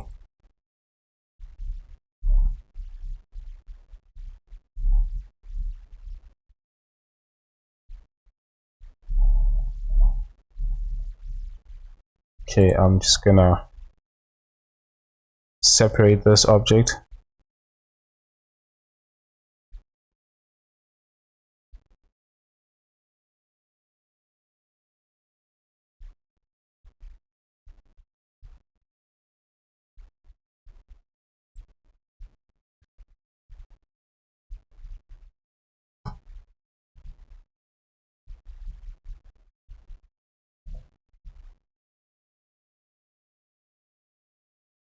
I mean, you can use it to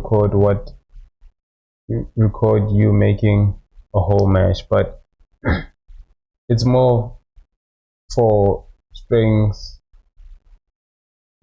a small number of commands together.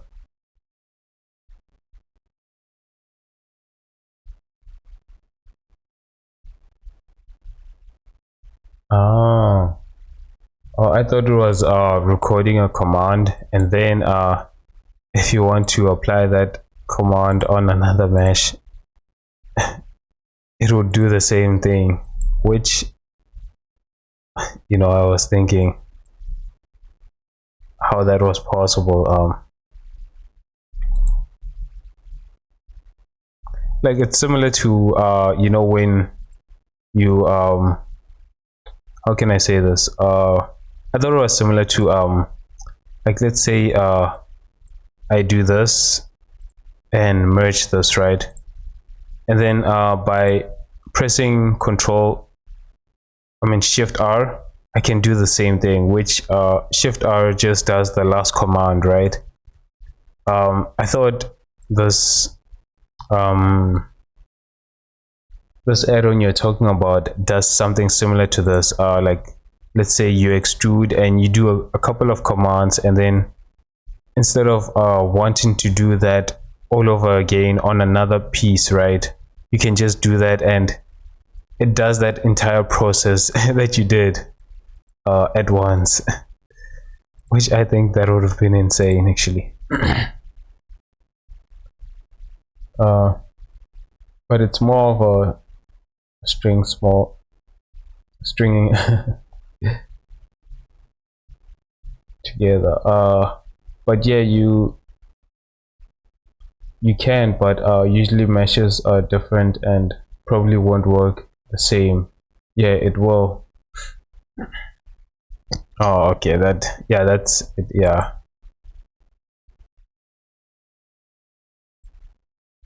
that's where the difference will be, because of how different each mesh is to the previous one. But as I said, if the mesh is different, it probably won't work the same. Yeah, that actually makes sense. True. uh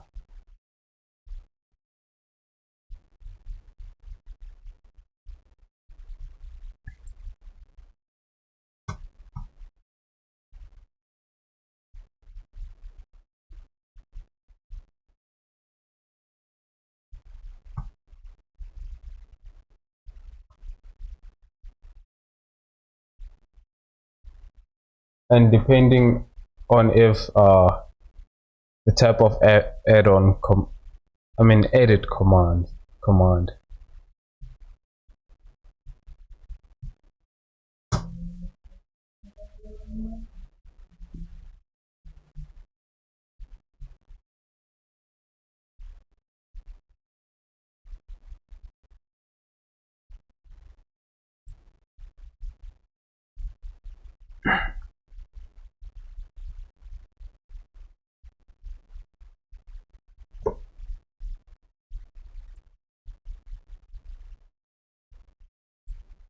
uh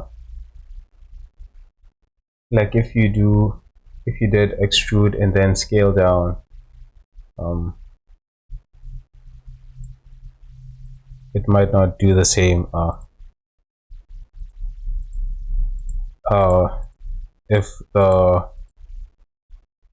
mesh is different, I guess.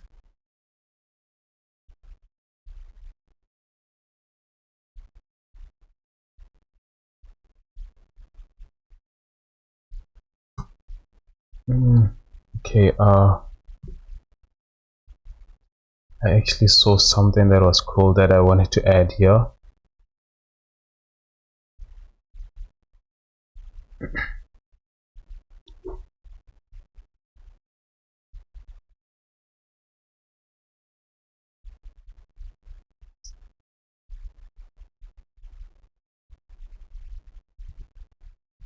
Okay,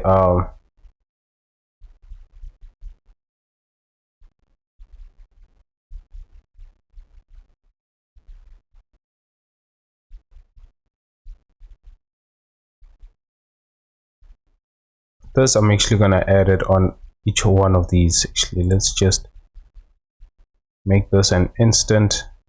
Actually,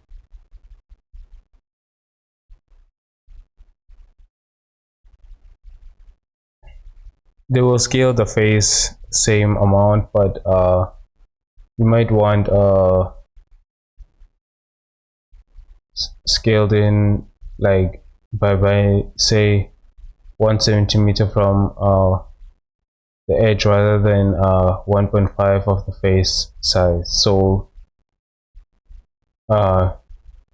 you could use insert command.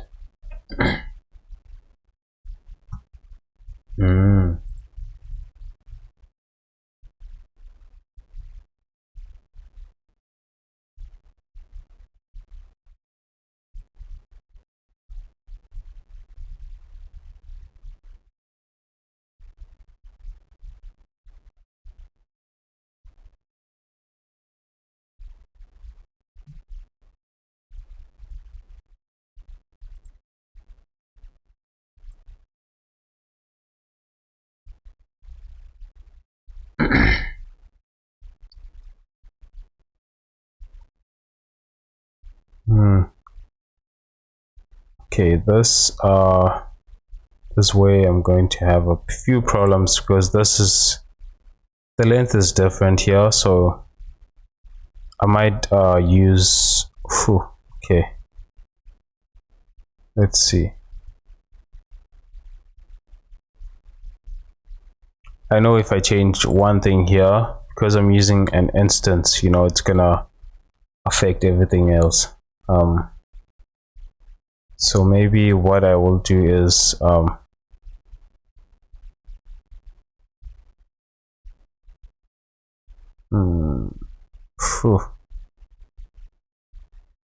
boy, this oh damn, you know what?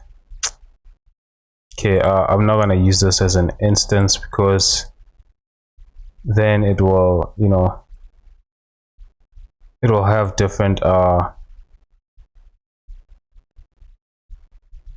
yeah, I'll actually fix this part. It was a good idea to use instances, but now that I've changed the scales of this,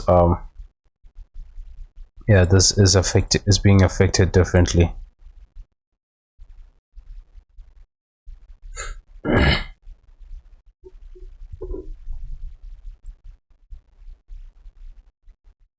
But I think, okay, first I'll fix these, find a way to fix these, and then I can duplicate it properly. Let's just continue with this part, actually.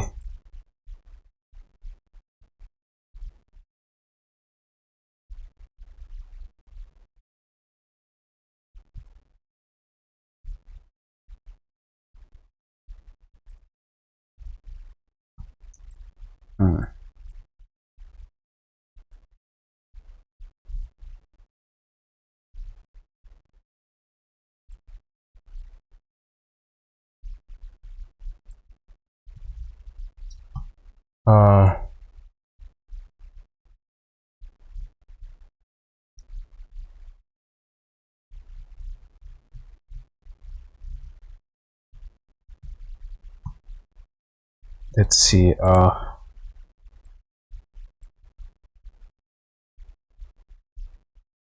I do want something here, although I've added this, but I've also, let's see, should I also have something that covers up this, or you know what, I feel like this is okay. I just need something that I'm gonna cover up these areas where,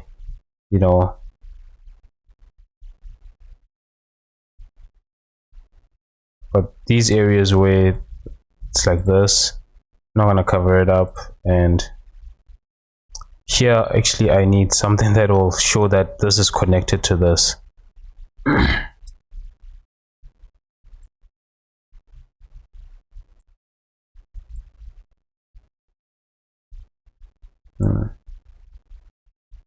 Okay, I'm just gonna bevel this. Okay, first let me actually reset the scales.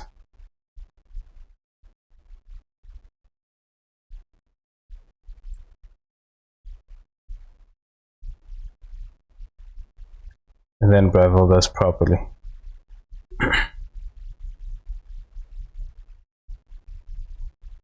Okay, no, I don't like the way it's looking.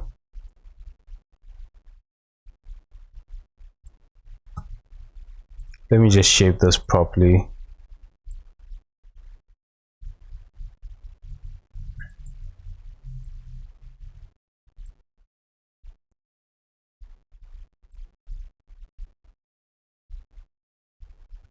I also don't like the fact that this is coming out of here.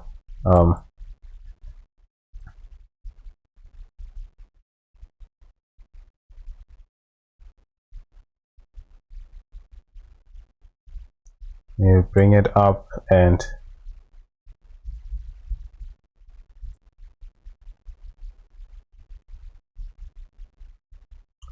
okay,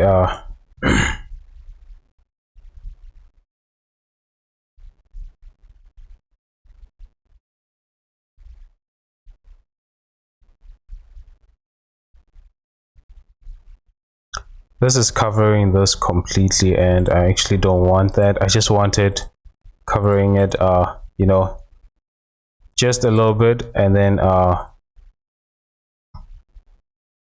perhaps let's see.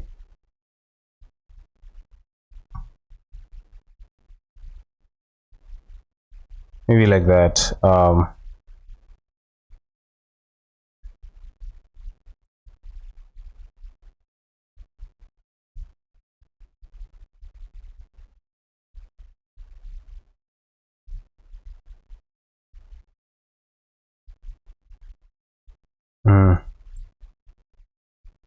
Just to show that, you know, this is where the joint is, because I don't want to cover up this completely. Then this will, you know, show that this is connected to this. So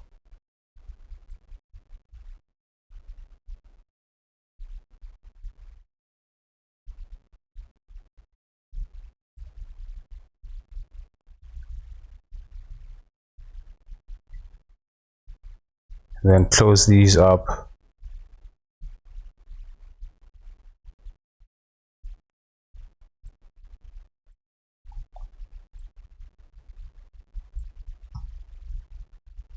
You know, the question that always that I you know, I find myself wondering, you know, when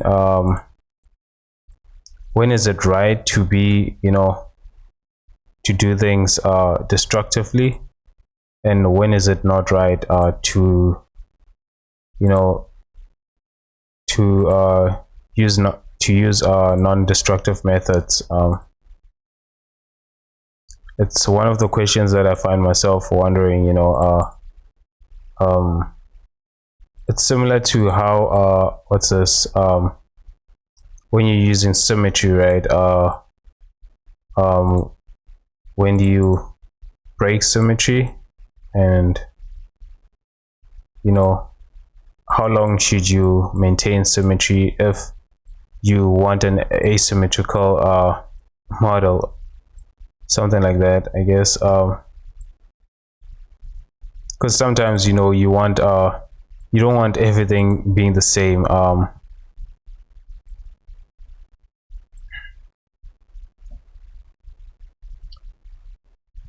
There's not really a simple answer. Yeah, that's true.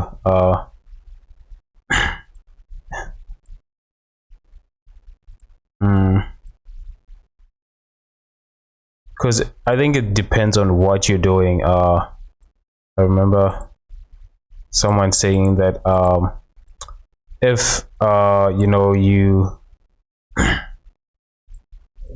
like, you have a high detail model, and it's symmetry, right? The best phase to break symmetry is when you when you start to retopologize the model, if you're going to do any retopology,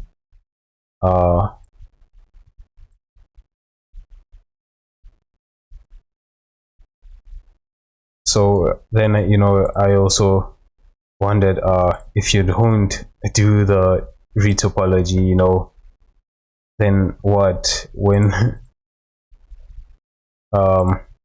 do you break symmetry?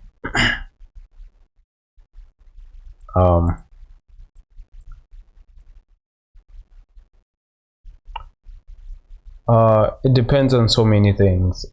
Some might not even really technical.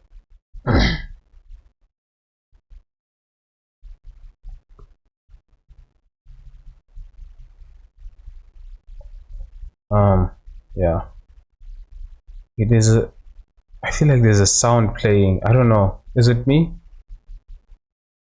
Oh, okay, because my mic was spiking a lot, so I thought one of my music was playing.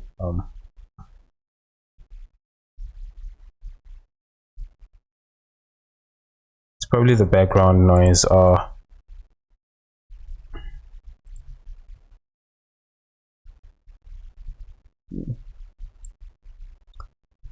Okay, gonna do this one more time, and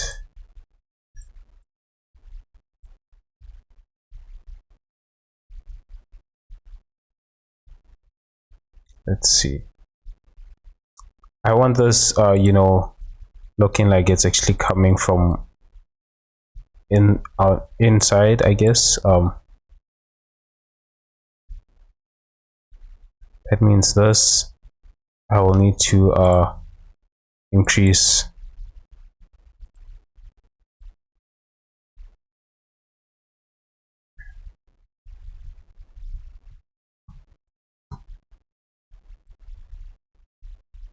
And then maybe push this down.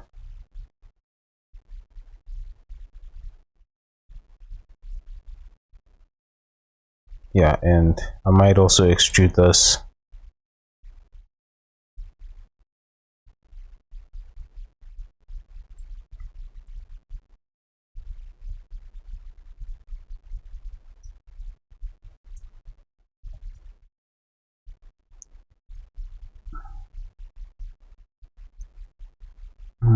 Let's see.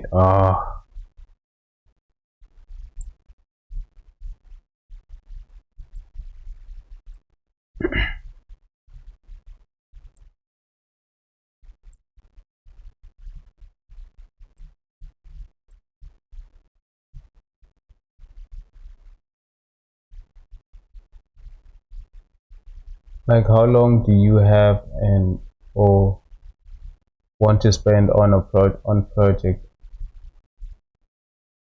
Will project end up changing, or will it only change a little?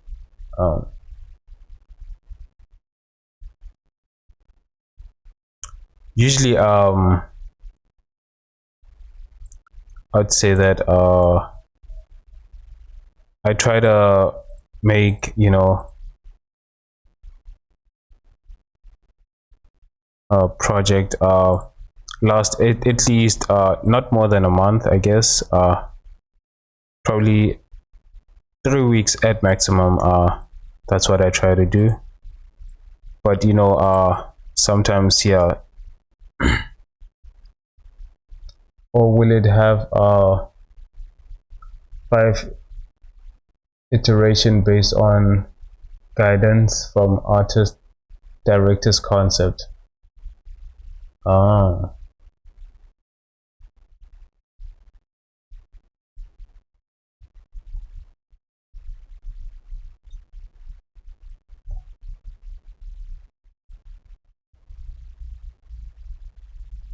Yeah, that's true.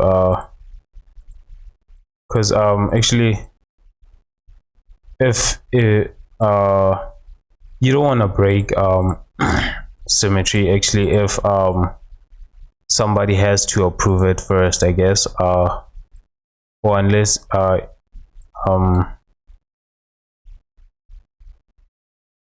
what if you break symmetry and somebody else tells you, no, this is not what I want. Like in a game develop scenario, you won't just make something once. True, yeah. But in that case, won't you like yeah, so you would then save that model and use it again at another time.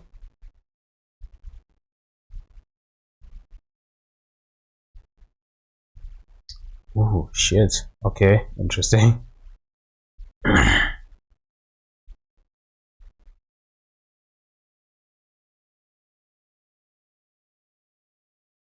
Yeah, but that's only part of the equation. Mm,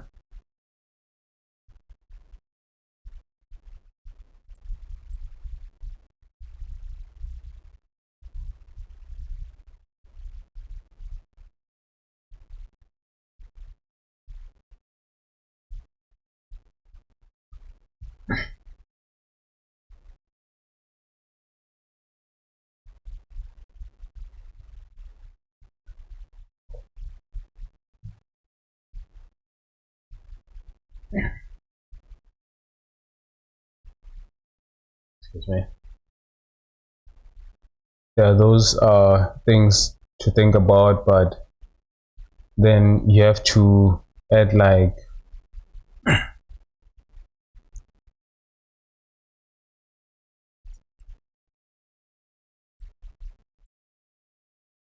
mm,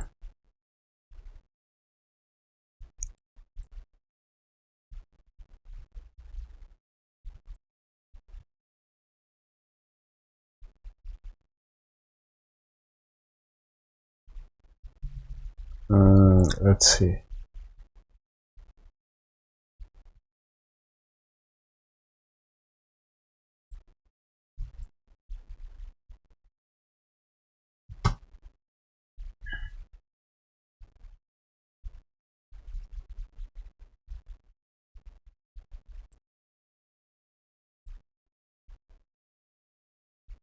Uh, what particular things you're making based on your skill.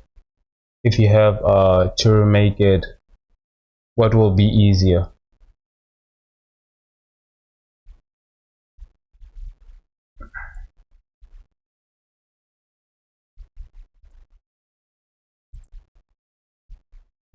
So wait, that means you would things that are, I'm assuming like things that are easier to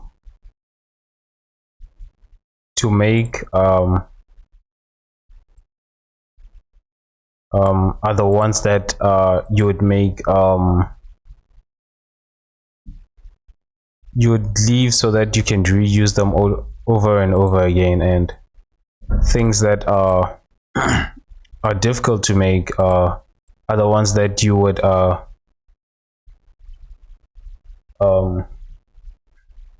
you know, you wouldn't just break symmetry very fast.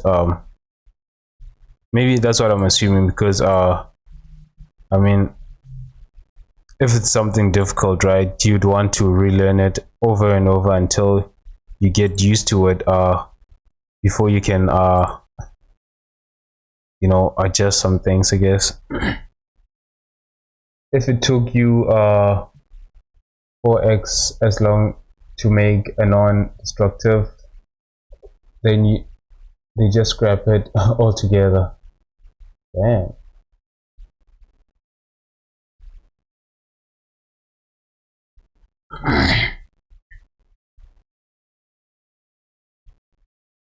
Mm.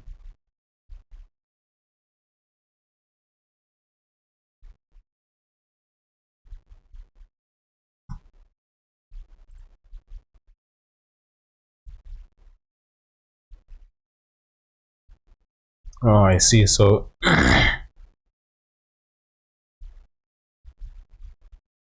it's they would want first result, so that, I don't know, I guess. Yeah, so if you're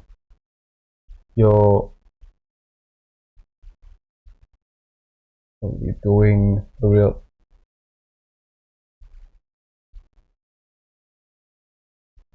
if you're only doing a real rough draft and no idea if they will even go for it, something it's something that can't be reused.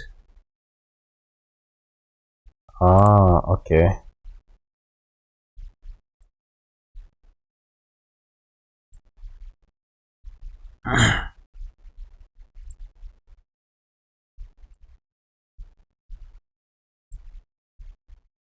um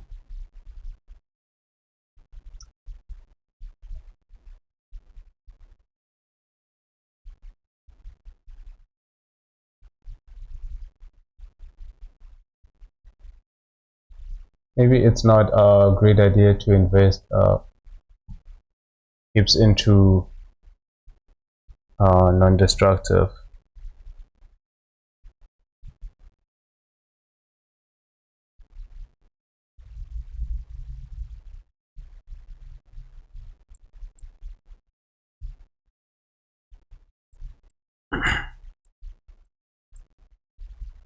um so reuse this, wait, because I think I'm getting a little bit confused, I don't know. um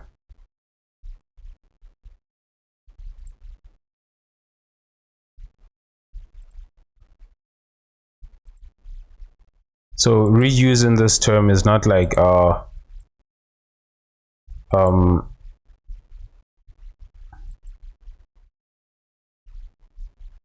it's not like a base mesh which they would want to always reuse, but something that I don't know, maybe I'm confusing it.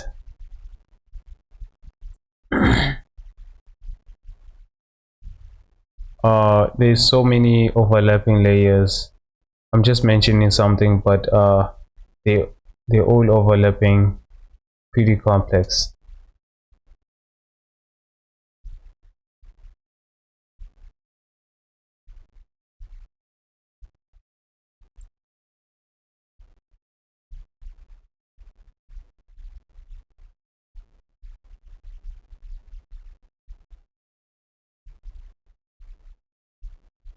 Wow.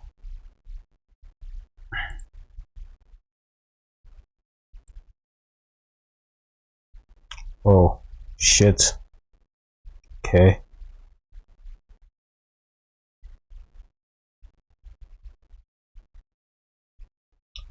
It's more about basic, like, cost versus benefit thinking.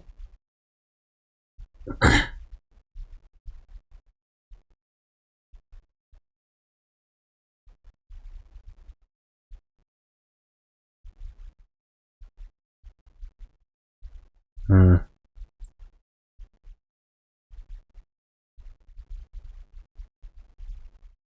Okay, I think I'm gonna bring this part up actually.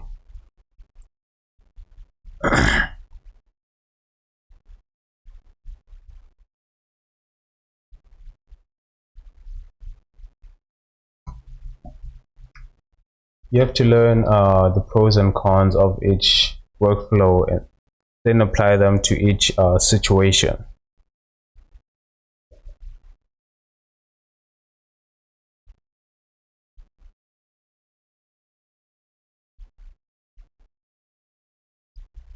Hmm.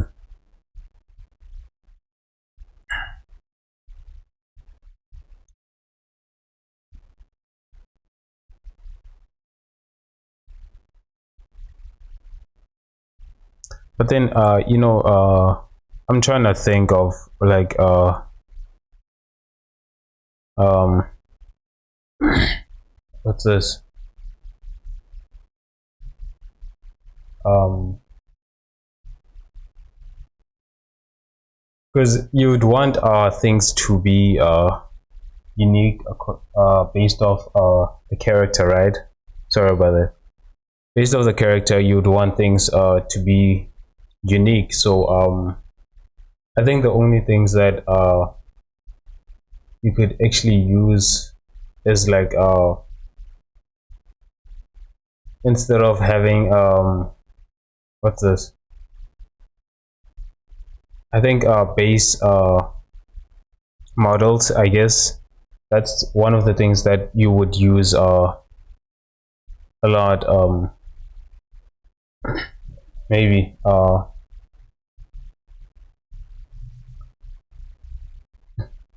hey, hello.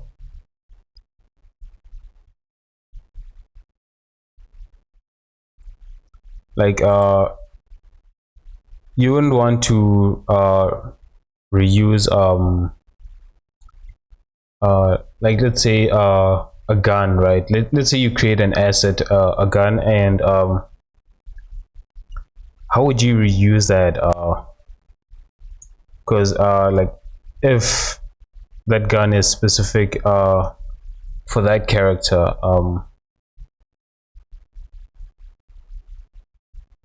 you know, maybe you would only create detail to a specific level where it's regarded as a base mesh, and then maybe after that you know, it can be reused, but once you pass through that, I guess it's, you know, it's no longer a reusable mesh, I guess.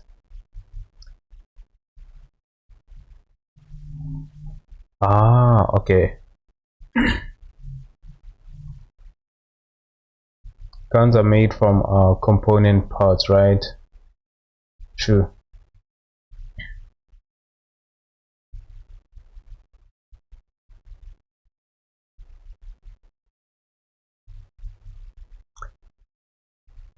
You can mix and match components, or add or make alterations. Okay, I think yeah.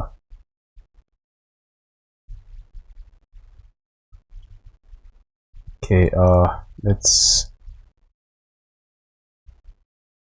bring this over here.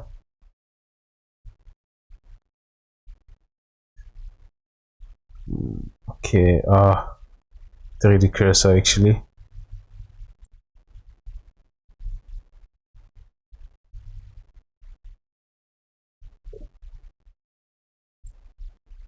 Like you could make a scope of one gun, adjust some of the dimensions, parameters, change color, and it's a whole new scope. Okay, yeah, true. Yeah.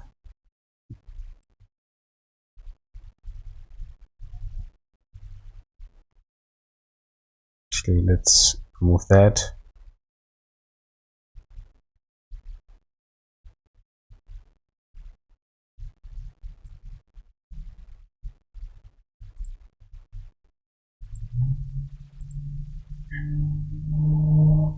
Well,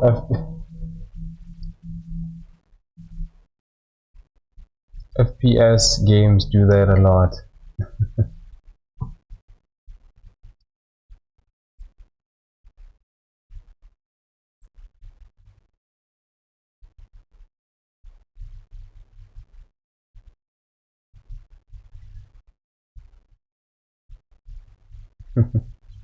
Yeah, I never never really noticed.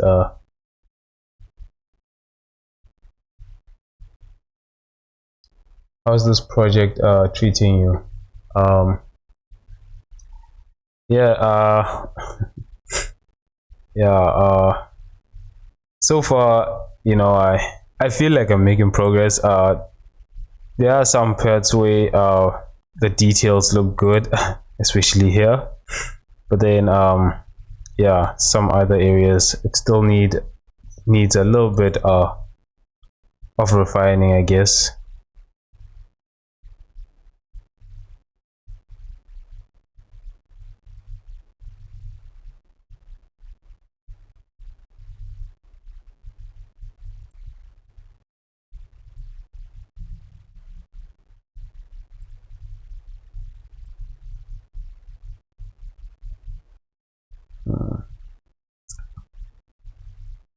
Okay.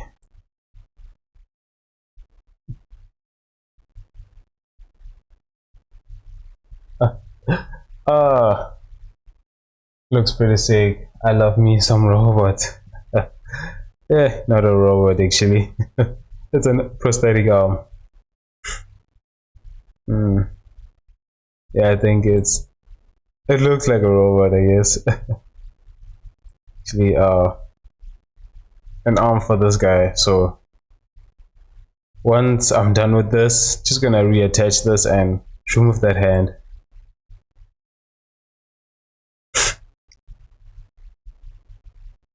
I think yeah.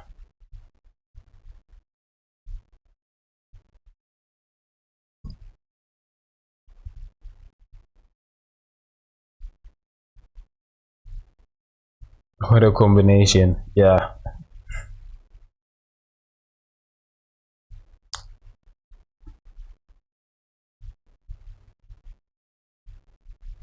Okay, just gonna tweak this a little bit.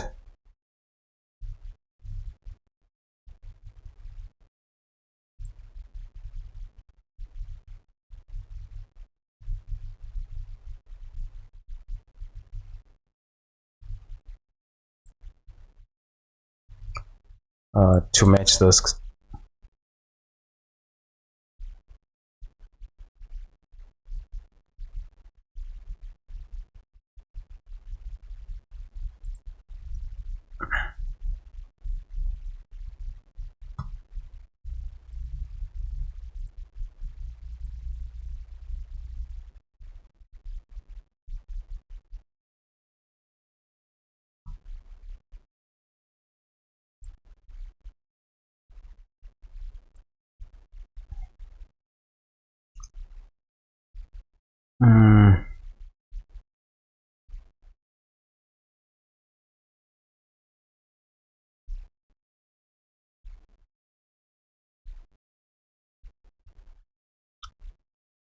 Okay, I'm just gonna move these and close this up, this part, because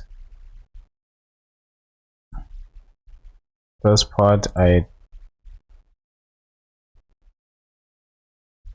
want this feeling like it's something that you know, connects this this all of these parts, so like here,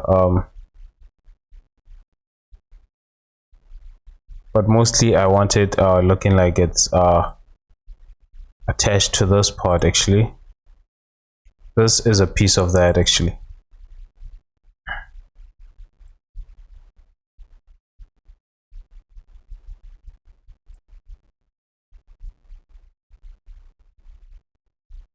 Does it?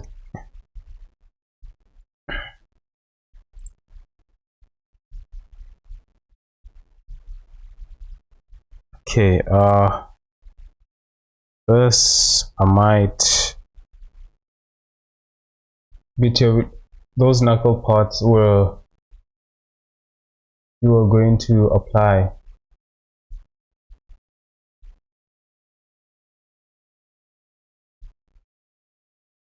What do you mean I'm going to apply?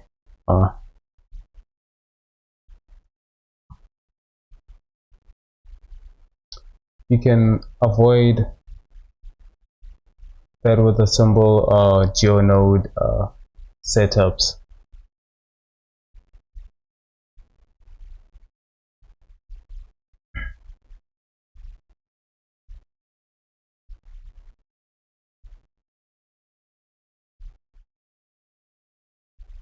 That part's like you have linked duplicates. This okay. You mean applying the scale? Because I did say that the scale of these are actually different. Oh, okay. I should actually check that out if that's what you mean. Because that's what yeah. So instead of remaking these, I can actually just use GeoNode to apply the scales. Okay,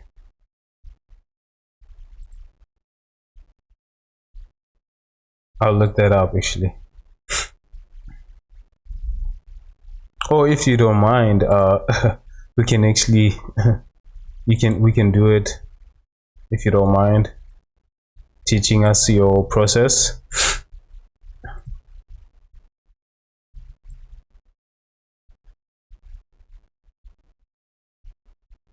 Never done GeoNodes actually, but 3 plus 3, 3.3 plus ask if you want to make it in with a single user now.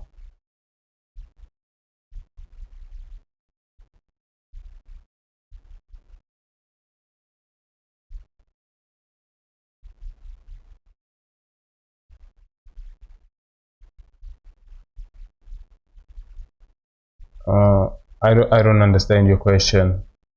Uh,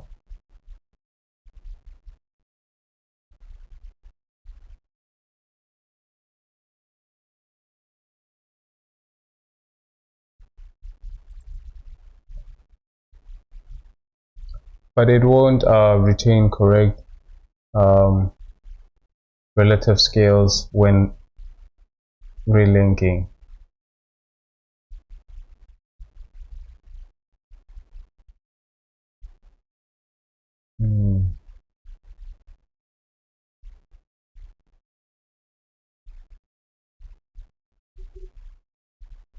So wait, what?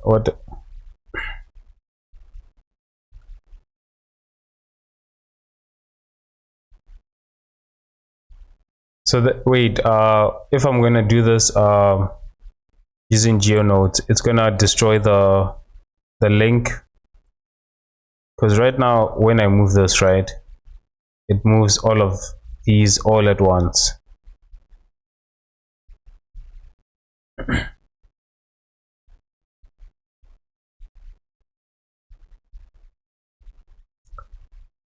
Actually, no, I didn't actually. What I did, right, is the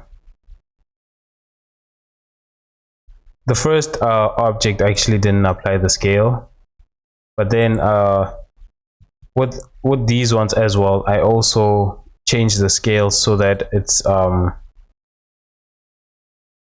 it matches the size of these knuckles, these joints. No, there's no first. They are all scaled down. Yeah. None will have the correct one. And okay.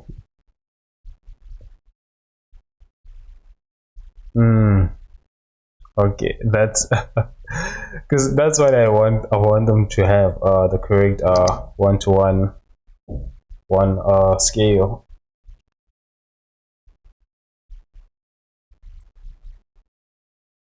I think this one, it has the correct scale. I think I didn't do anything to it, but the rest of these you know, the Z scale is actually quite different. Also this one seems to be the similar scale. Well, I would have the original off to the side. Sorry, I know Skittles knows what I yeah, actually I think let's just check. I do have an original to the side, but okay, it's not. Just gonna unhide these.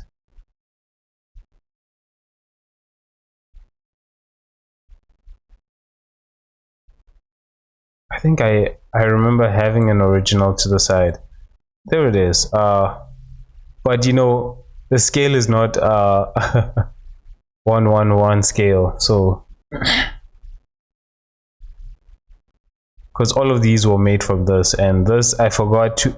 I know before making all these instances, what I was supposed to do is change the scale of this to 1-1-1 scale, but Yeah, I completely forgot that part. Mm.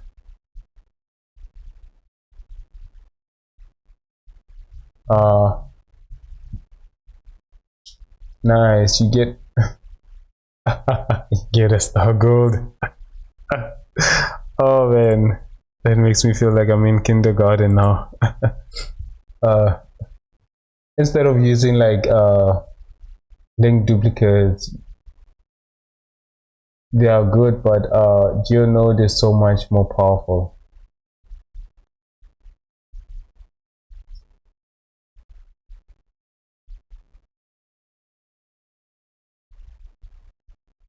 I think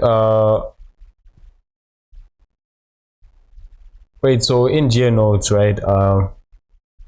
Is it possible, like, I know you can make multiple duplicates, but like, let's say you want to change a detail on one of the models, right? The main model. Um, does that also change the rest of the duplicates, or do you have to set it up so that it changes all the other duplicates?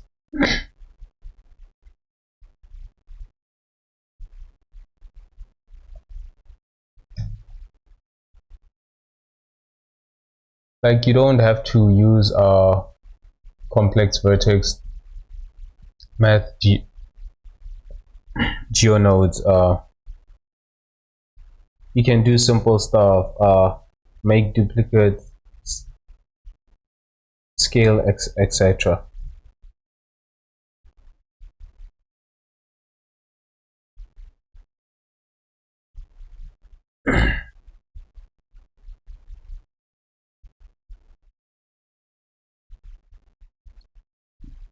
I want to wait, uh, scale equalizer geonode modifier. I can imagine a lot of use case for that. Mm.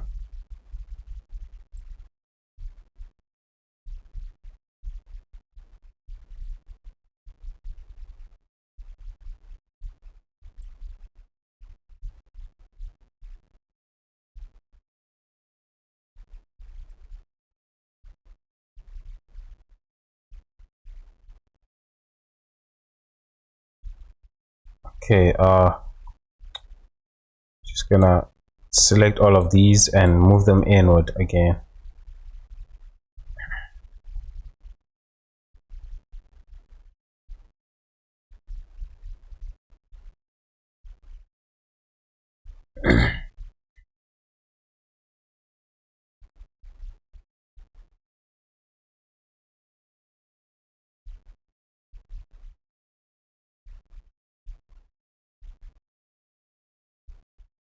I think these ones I'm actually gonna move them forward because this will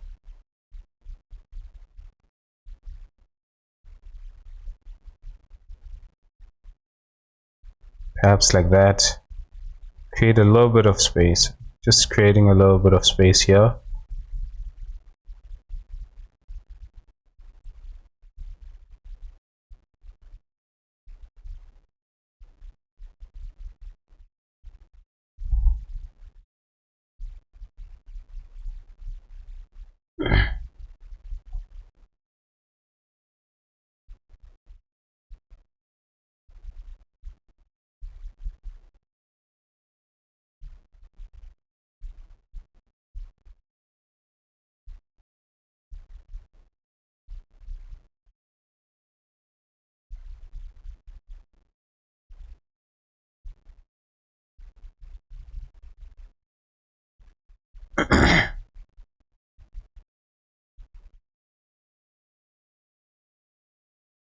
Okay,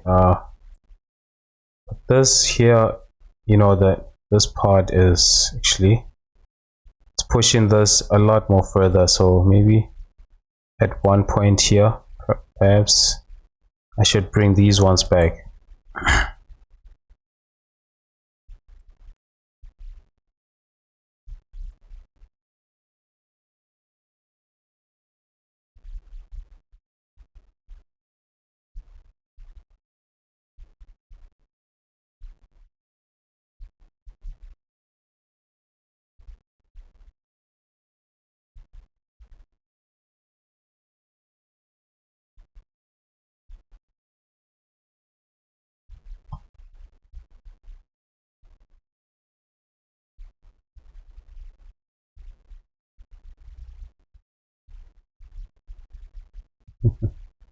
You would totally name it equalizer scale.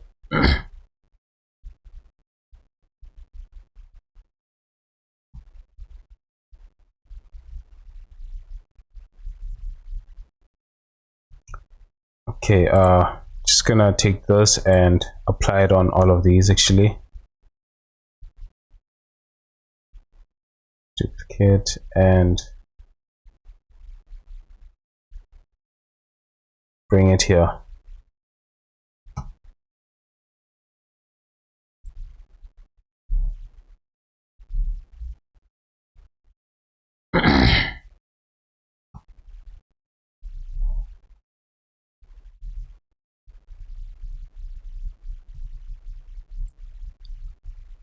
Okay, let's see.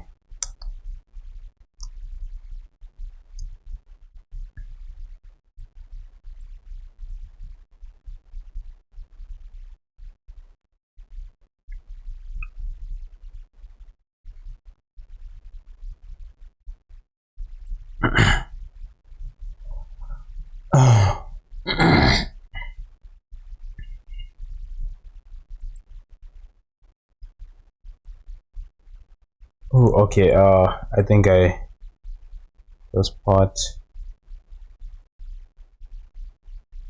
just gonna fix these and get those to, you know, cover it up a little bit.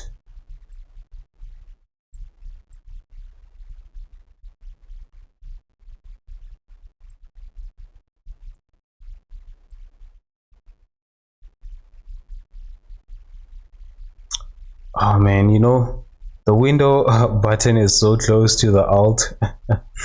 Oh man, I always make that mistake of pressing it all the time. Especially you know, I think last time I pressed I think it was alt and L, but I thought it was alt and L, and you know, instead it was the window button and L, and that just locks the entire thing. Window. So I found myself shocked, wondering why alt was, you know, locking the screen. It took me quite a while to actually figure out that I actually pressed that shortcut.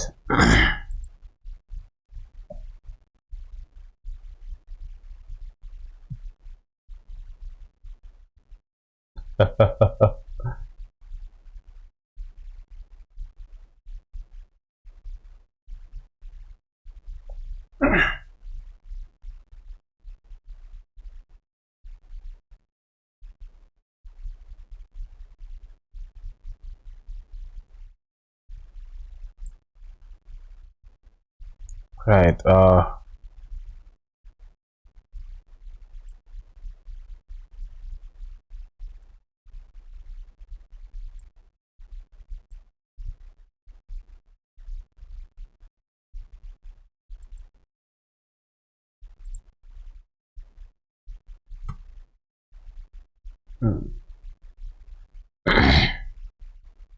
Oh, the chat is going so fast. I missed some of the talk actually. Okay. Matt, is it an auto win 3 node setup? Cool. Learning. It's much easier to just select object and add new mesh object with nothing in it. Add your node mod and object into info node. It'll just add reference mesh to itself or already with a scale applied. Got it, thanks. The simpler box tick box on an object info node, original or relative. Relative would include those transformations, kind of similar to the old ways of sticking things in empties. but clean. Yes. It's a crude when a button must die. In your scenario, I would still use empties. Empties for each knuckles. Then have geonode instance the master knuckle mesh to those points. Yeah, that sounds sexy. I've never actually. You could even just leave the current knuckles with their current scales and ratio, not just plug group into. Then use those current knuckles link basic as empties.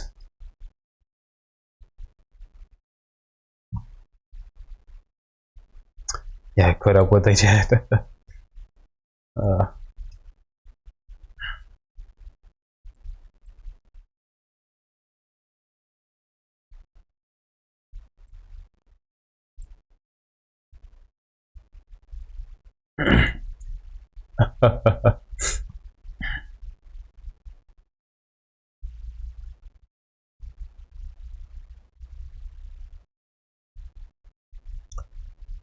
okay.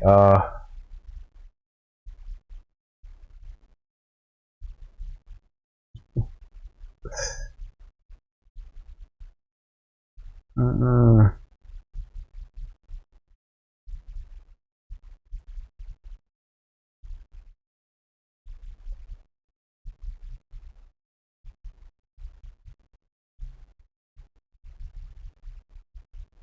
okay, this knuckle is actually a lot bigger than it looks.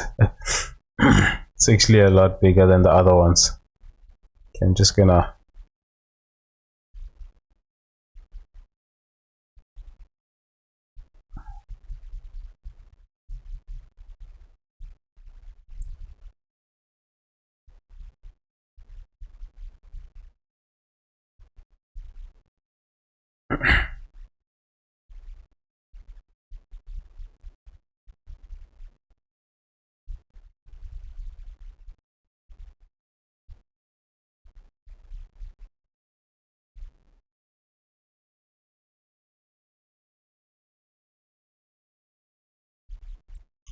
Do you, whenever you use geonodes, do you guys use empties a lot? Because or do empties lol, it's so powerful that usually the hard part, finding the easiest way and not to fall down the rabbit hole with super complex vertex math. When you can do something simple with a few simple nodes. Yeah, that's.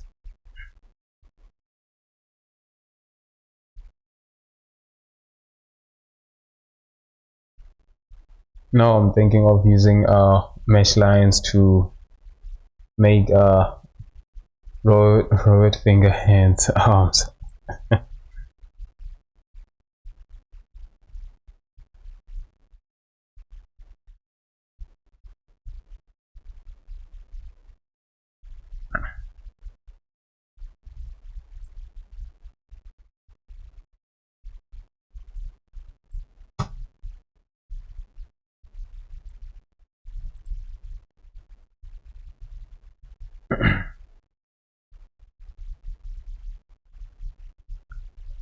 Hmm.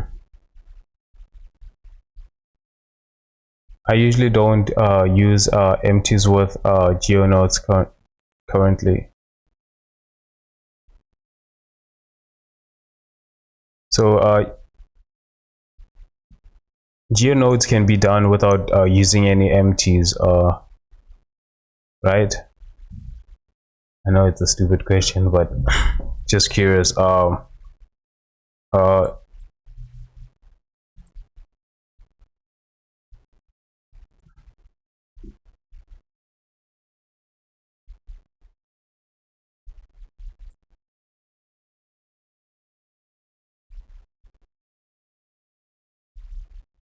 And if you use empties, what are those empties for? Is it for finding like marking coordinates or something like that?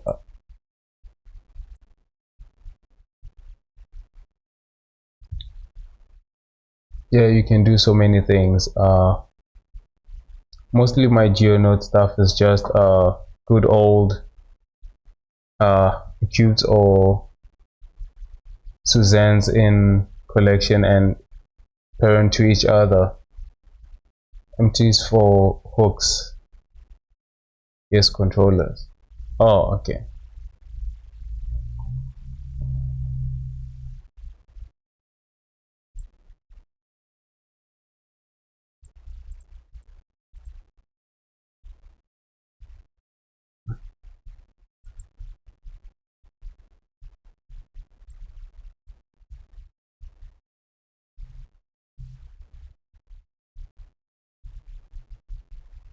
Often even if you have a very complex math shape setup for most stuff.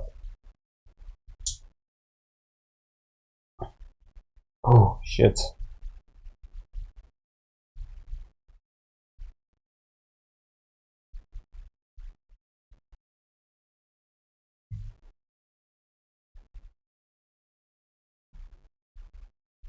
So controlling so for controlling curves mostly.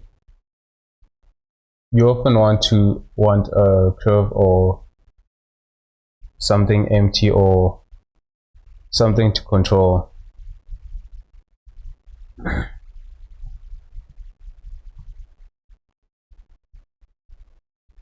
Mm.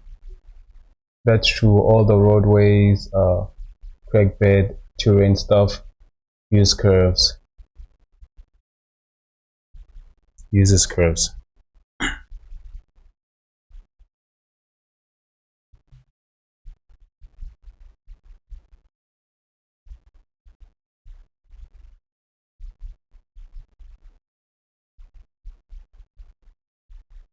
Mm. Okay.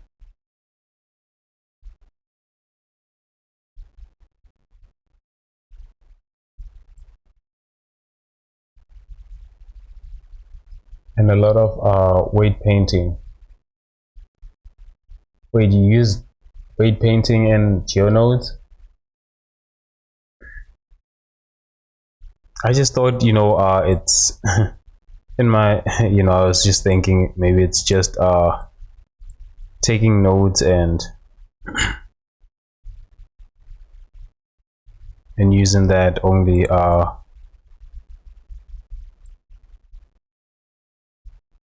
connecting nodes only. I didn't think there would be any weight painting or anything like that. You use the weight paint to control GeoNodes, like when you make a volcal with your shader. Yeah, to scale stuff manually through, though you can make a setup that you don't need to paint if you want randomize stuff.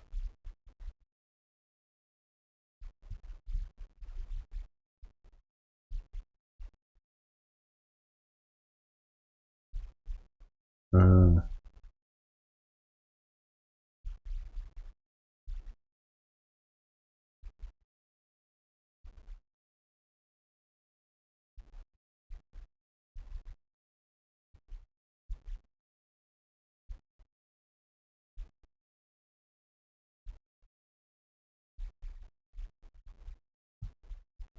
Check out Beggar Pie add-on.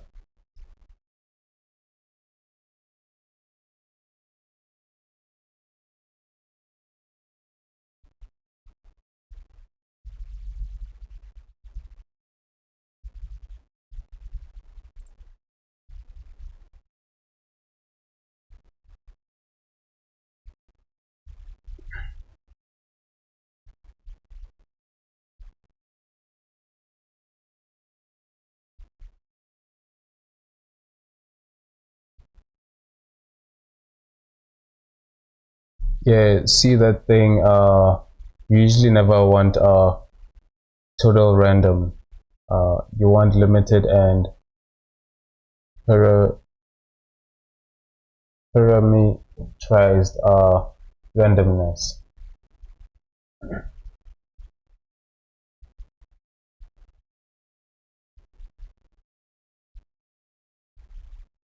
Indeed, good, conceptualized and maybe used as a base.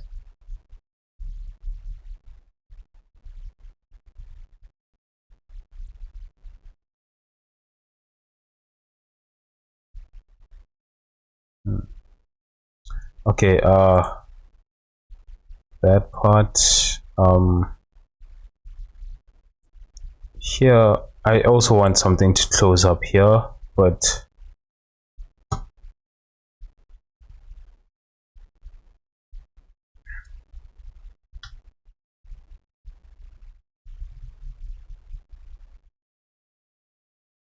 like the difference between noise texture and Voronoi. Ah, uh,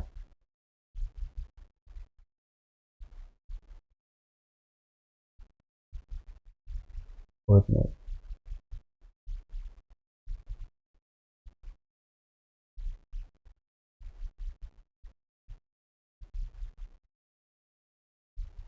Both are noise texture at core, but Voronoi is random in particular ways and patterns based on value.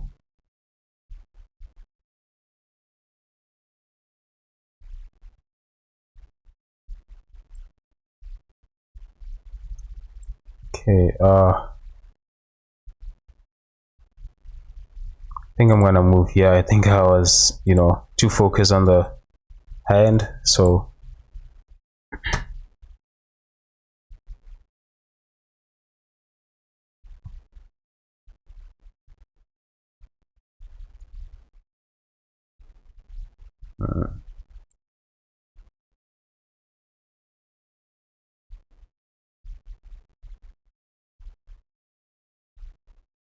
I think here I used the mirror modifier. Okay.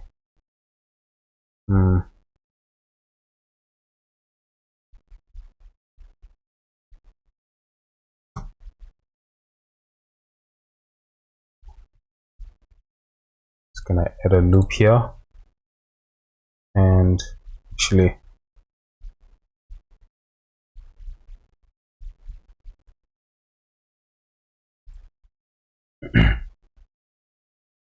whether you make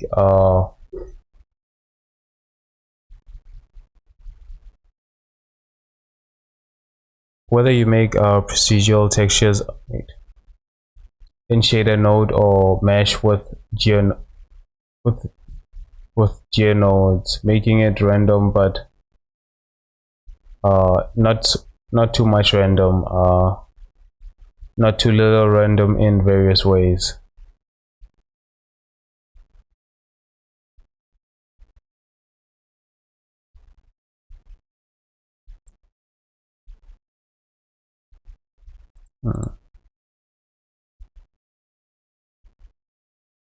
Okay, wait, is this okay? That's the thing about doing hard surface things. You need to always make sure that your scales are are proper scaled.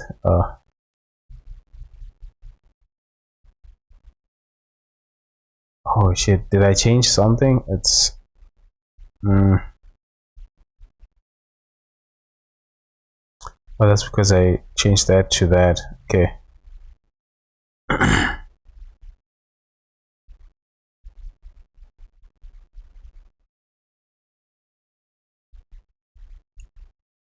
0.5, I think.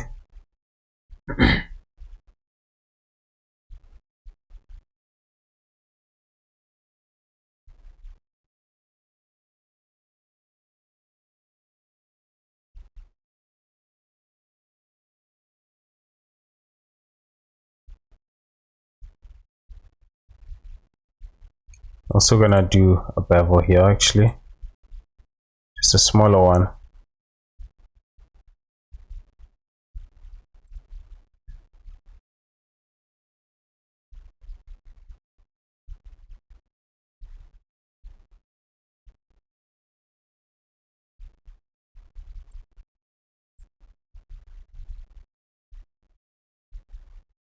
Copy my, oh shit, okay. Oh no, no. Oh, I removed that. Now this doesn't have a, oh it does actually, but then why is it,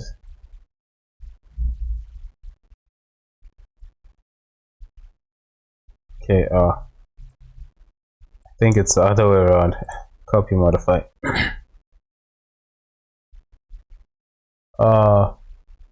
Attributes are also so powerful that you can use the same noise pattern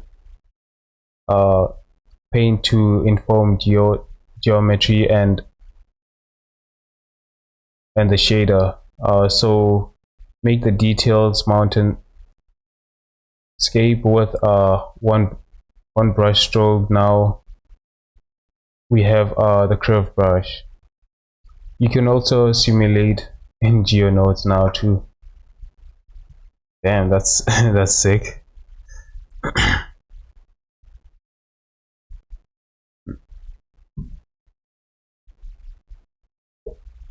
I send you my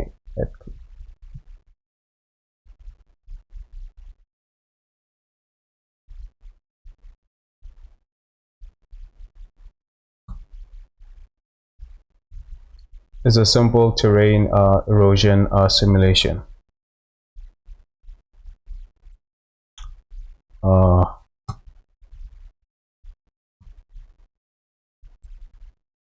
Okay.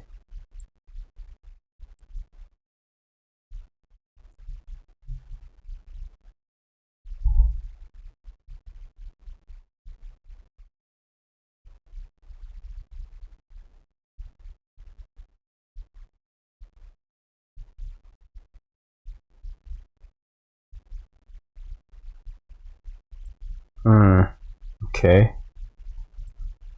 So want one more here.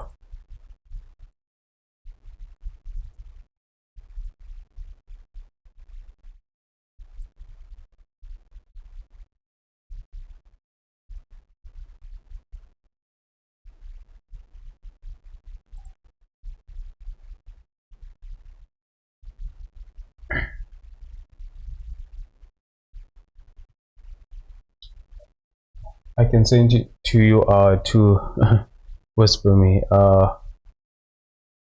It's like super simple too. Okay, wait, let me do that.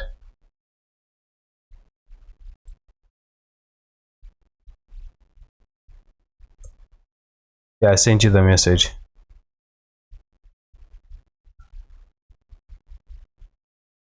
Actually, I'm gonna insert this first.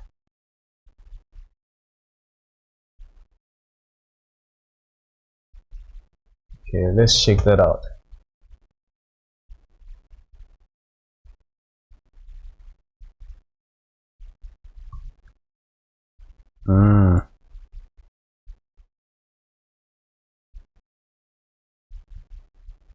Object. What is that? These particles going down.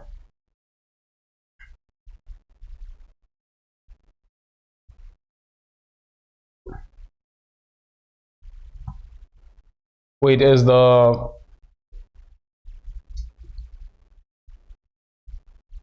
does this there are pointers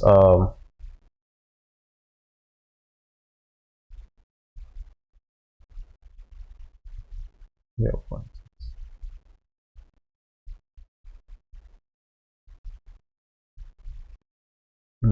pointers.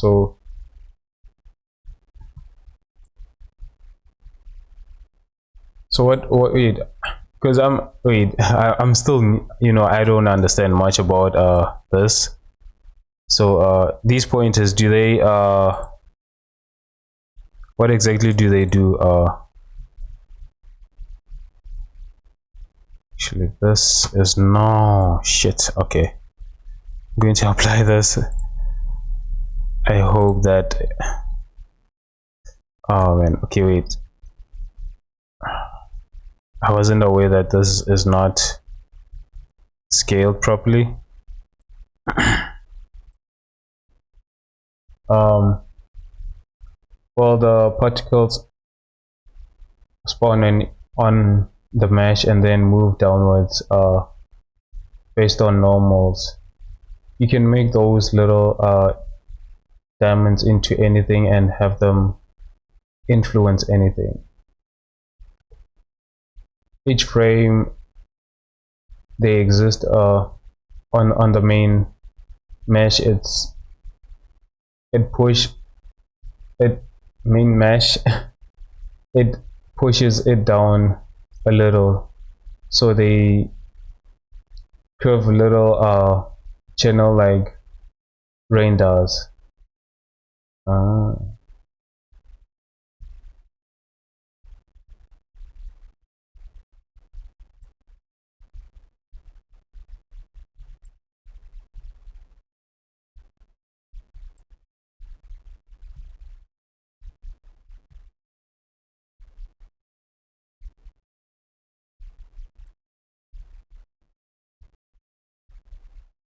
The way each particle is on a mesh, it pushes vertex down.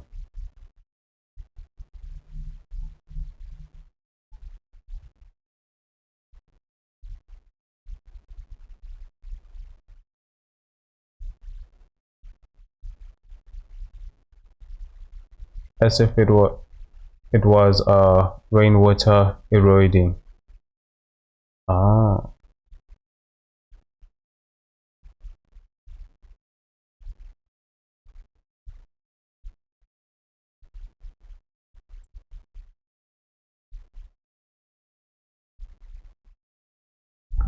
Wait,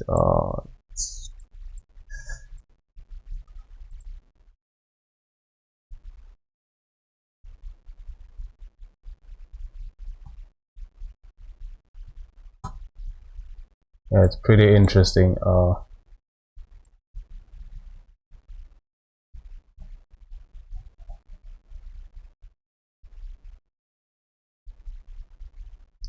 But I'm seeing some of them going back. What's this? Is that normal? I don't know. Some of them are going back up.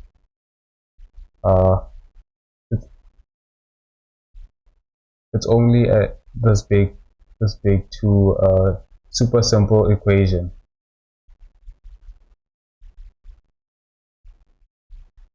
Oh shit, what did I do? Oh, okay.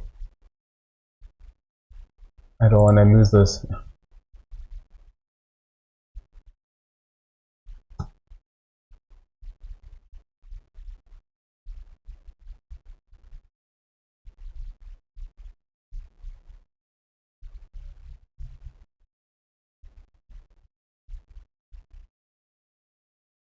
You could also use a distance function to place large stones downward, and then the erosion point negative around the stone or tree or whatever you want.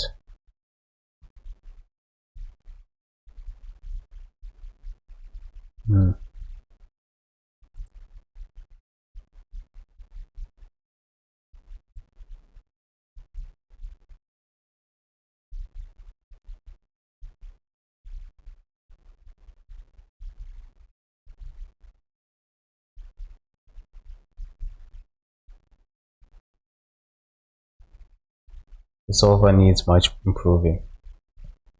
Yeah, this. But it's not affecting the terrain mesh, right? It's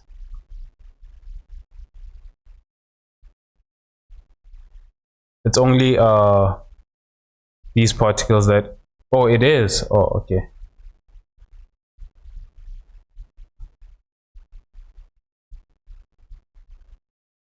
It's literally just a 2x product of normals.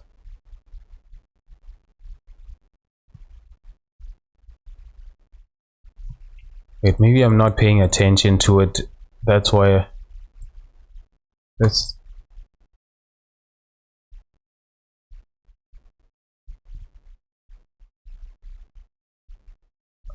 oh yeah, it is actually. Yeah, I guess I have to look at things so many times just to notice, because I usually miss the first few points, I guess, few times. Okay, I'm gonna actually insert this and then extrude it like that.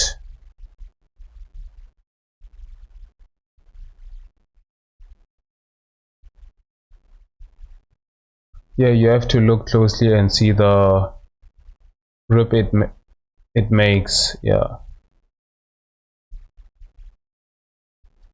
you can affect a mesh shader up as well, so the shader changes the look as they pass over the terrain.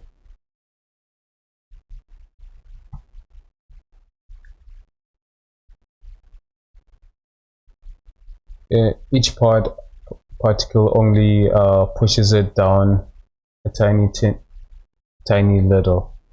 Hmm.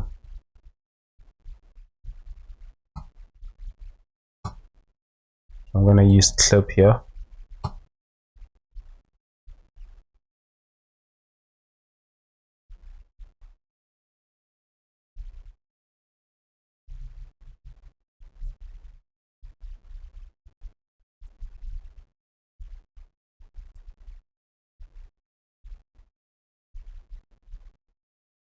Okay, what is happening here? It's gonna delete this.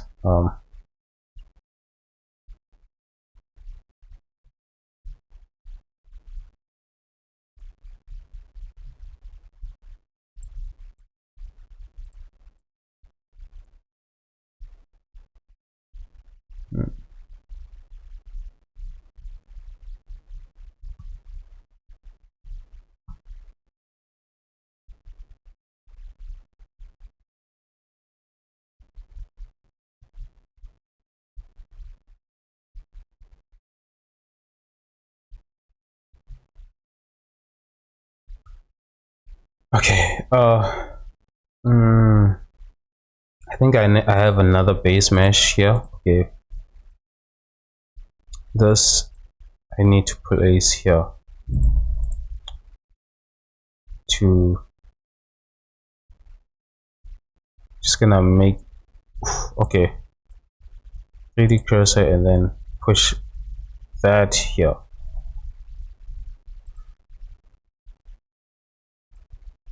This part will be the part that connects to the bicep, I guess.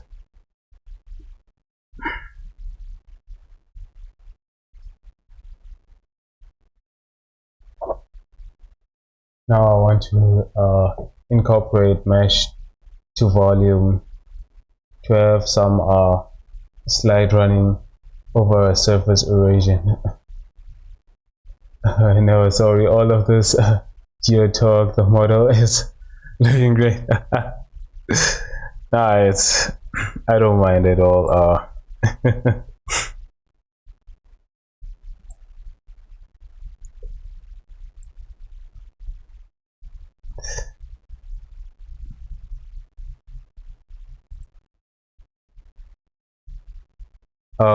You know, and the thing is, when you guys talk about these, I also want to try some of this. The thing is,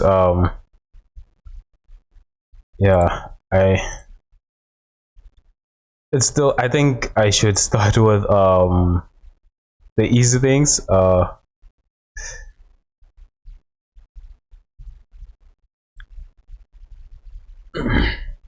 Maybe like try and something as simple as creating a box in using GeoNode. Maybe that, you know, that on its own will be something, I guess. I don't want to be too ambitious about something. You know.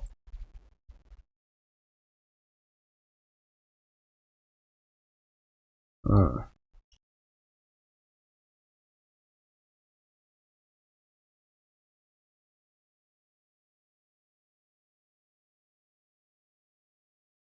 Mm. Okay.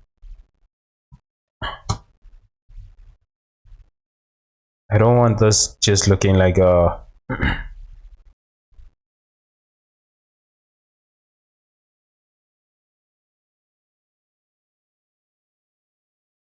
Okay, let's actually make this flat again and remove the. Okay, I think I'm gonna use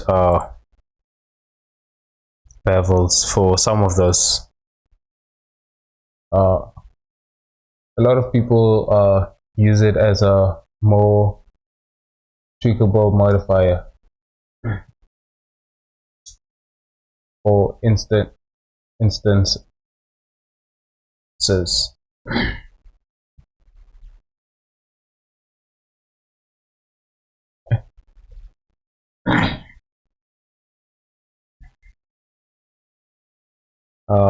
If I could suggest a default cube geonode tutorial or pretty super chilled explaining things fairly well when he can.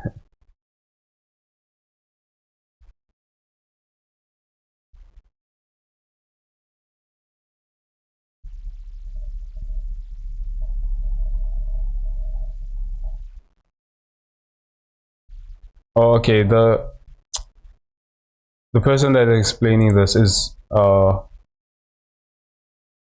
wait, if I could suggest default cube geo tutorials. Oh, okay.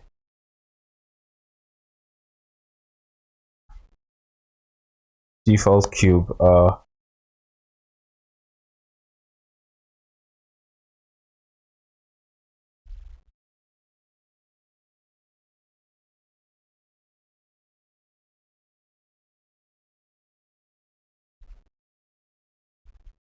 I thought default cube well, isn't he the guy that what's this? I thought his tutorials were based on shit. Were based on procedural textures. Okay, yeah. He does often explain math really well.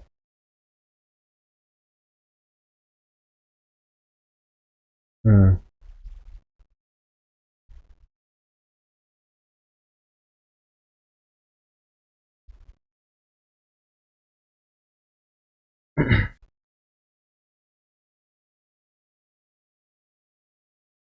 He does everything well, not much modeling. Oh, okay.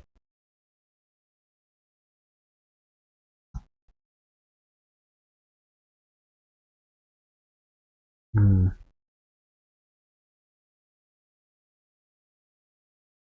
Okay, these.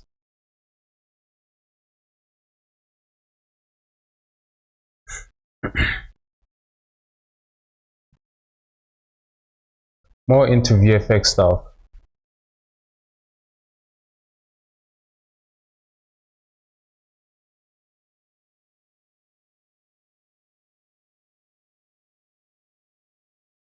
Okay. Let's see.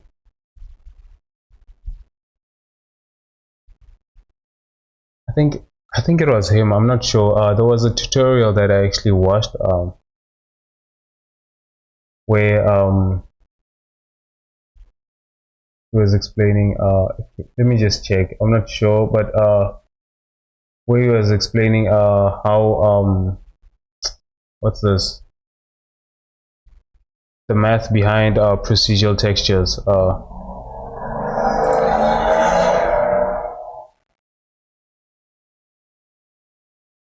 There's also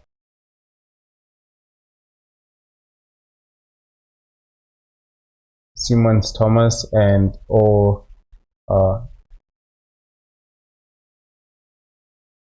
Arundel, if you want to go a bit deeper. Yeah, Arundel is. I'm not sure if I'm saying his name correct. Arundel. No, yeah. If whenever I can't work stuff out, I go to Arundel Discord and search stuff. It's a gold mine. Yeah, I must check him out.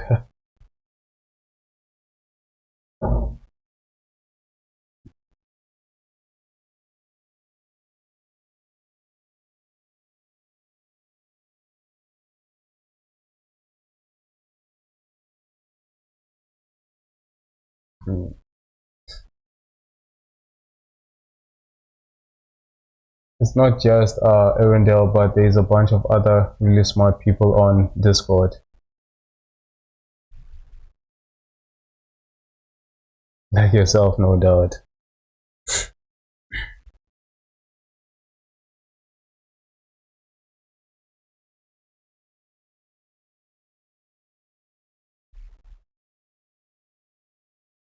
Brandly animation.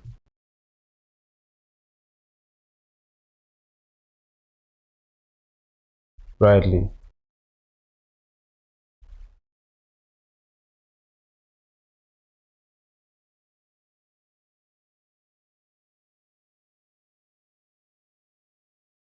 Yeah, I'll check him out.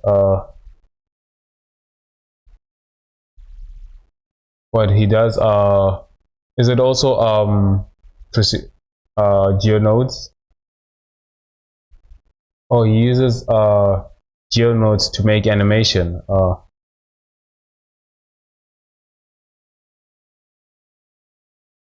Is that what he's doing? Yeah. Okay. I think what I wanna do is actually use booleans because what I wanna do some really interesting shapes here. I usually don't like using booleans, but the shape that I want to do is really, I wanted so I'm just gonna save this. To be honest, every time I think the Blender YouTube tutorial scene is oversaturated, someone new pops up with crazy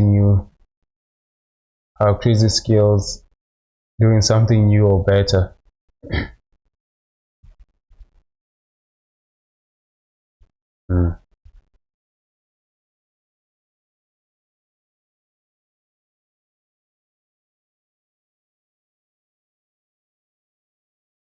It's definitely oversaturated, but quality is questionable.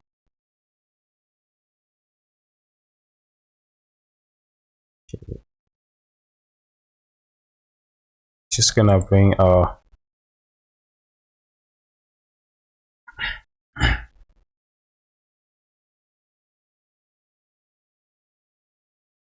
cube here actually. What the?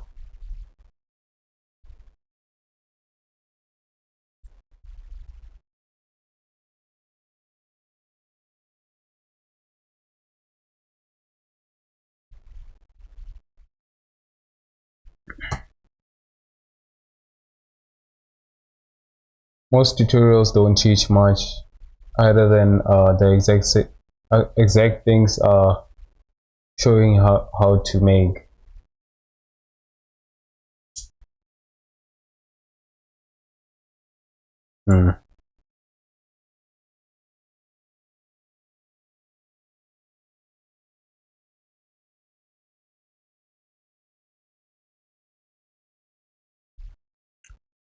Okay, so this one will be used to cut this like this. It's been a while since I've used this actually.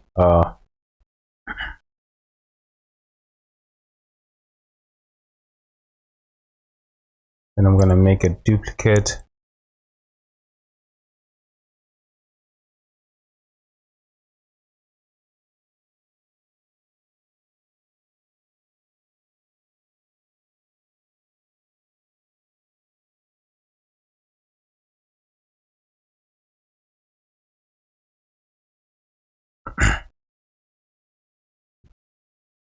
I mean, there is not inherently anything wrong with that. It's helpful, but usually only so much. Though most people attention spent isn't long enough. Yeah, that's true. uh okay, wait, this I'm gonna delete it.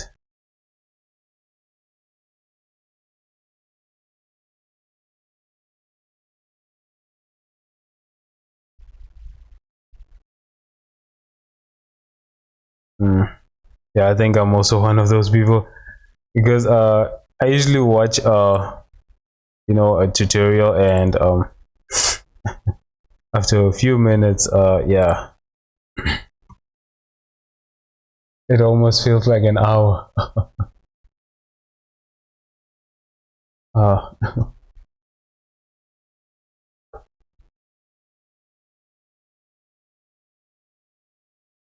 uh, the amount of time I've heard people say something similar, that tutorial just says do this and that, but not why. But also the kind of people who will skip those stuff.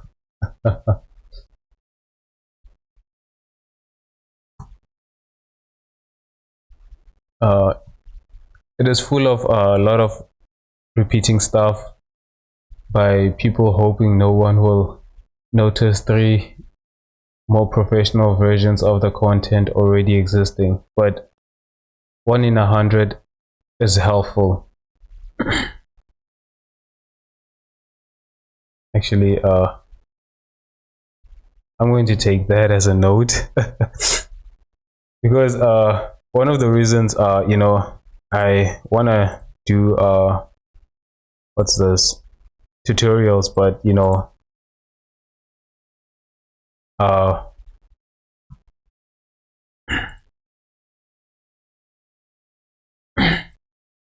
I want to make things a little bit different, and what you just said is actually quite insightful, as to explaining how to do things but not why. uh,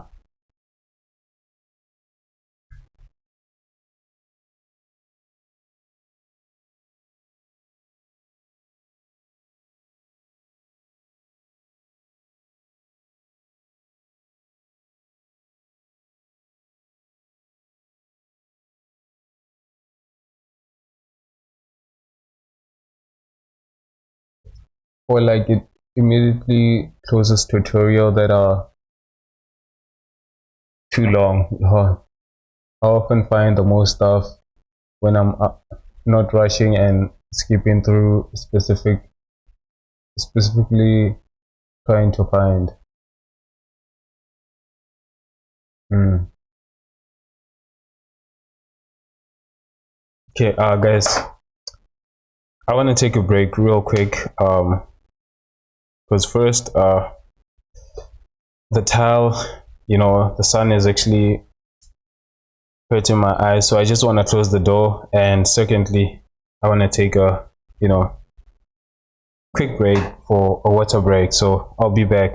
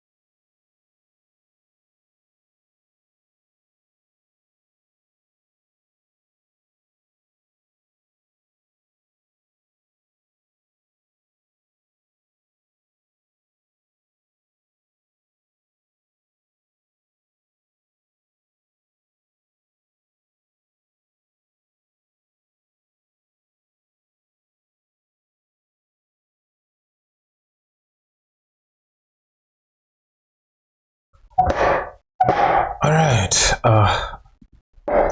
Yeah, I'm back.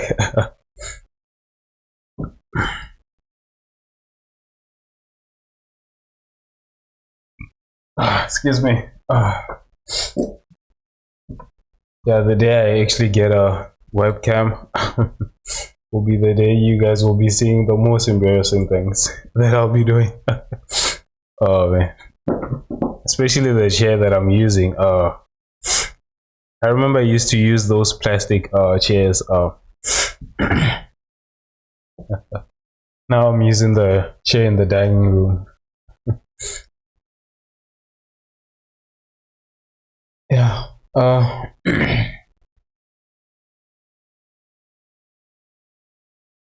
Okay, so booleans.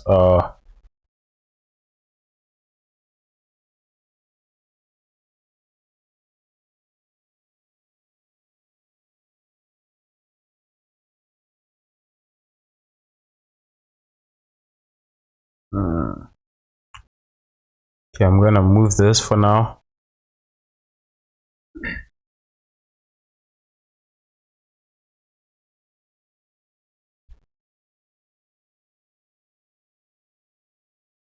Then bevel this one.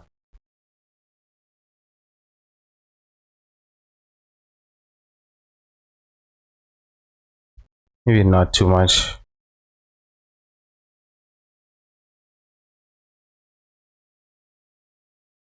Mm.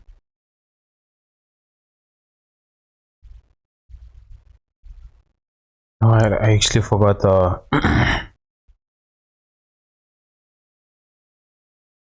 You know, oh man, using boolean is one of the things you must never stop doing because now I actually forgot the way to do this actually. Shortcuts for this.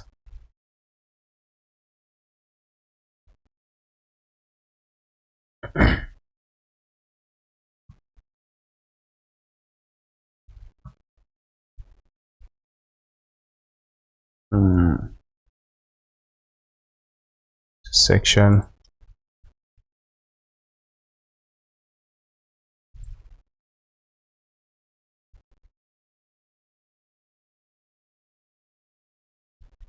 Ah, okay, wait. I actually remember this. Nope, wrong one.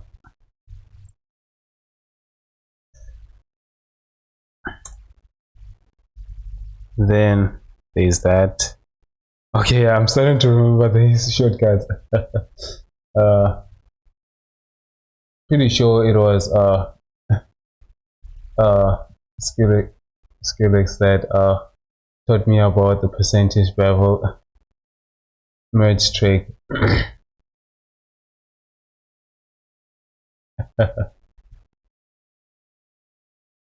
Yeah, maybe I do preach it a lot, a lot. Yeah,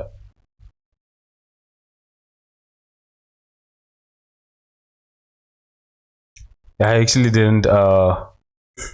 Yeah, it's actually quite interesting. Wait,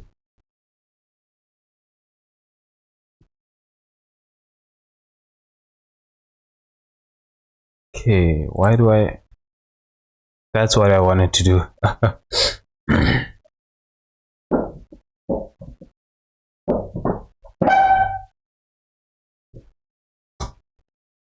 Yeah, it's also for me one of the things that I've knew that I've learned. But it's not what I want actually. What I want is to have these in like that.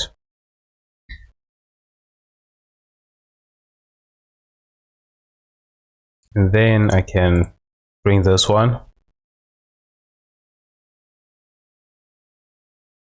over here.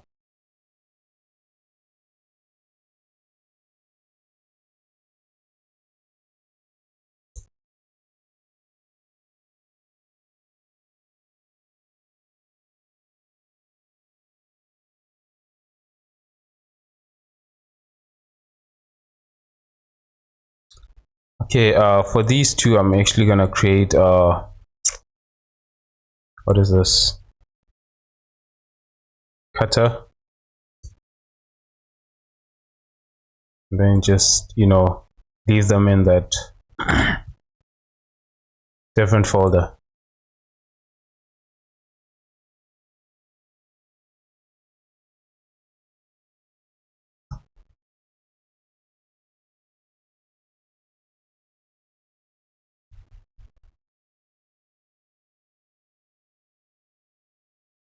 Maybe I'm gonna pinch this part.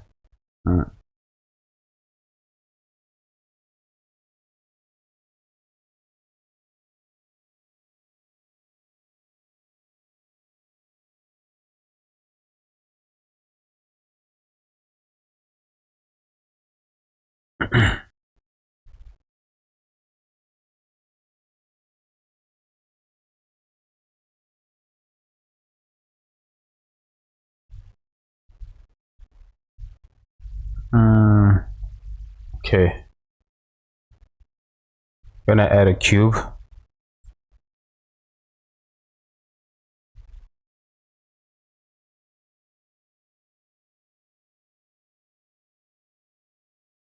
Then make this small.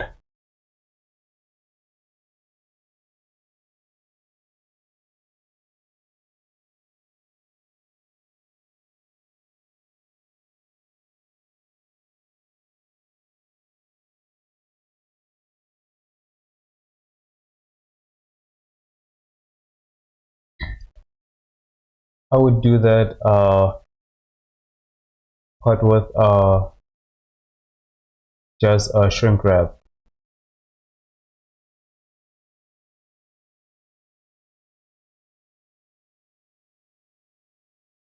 Will increase clean geo than using boolean.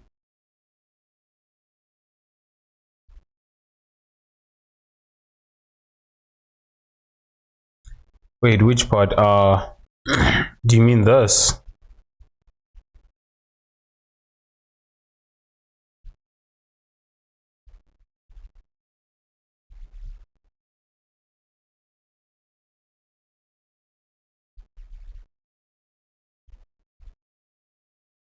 How do you do that with shrink wrap? You know, it's actually the second time I've heard. I don't know if it's the same thing or the fact that I. Do you mean the fact that I added these loops here, or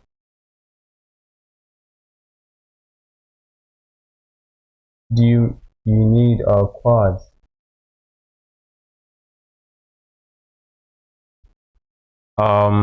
Actually, yeah. I try to model things so that they are quads because yeah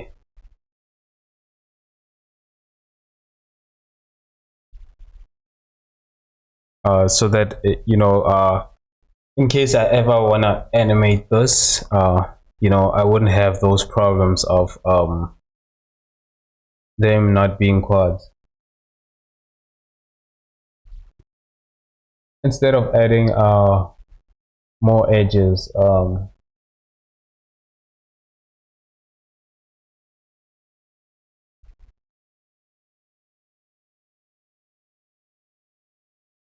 just push the existing edges in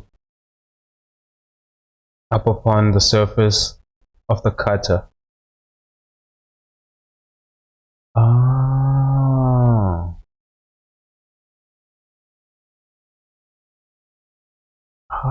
okay.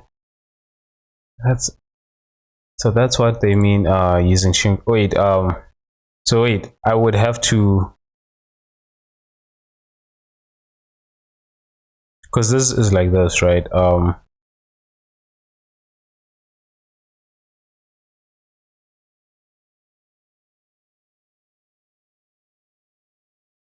I would have to take this, wait,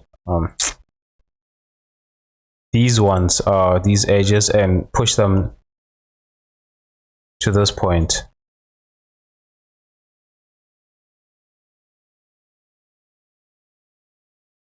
But yeah, you could wait.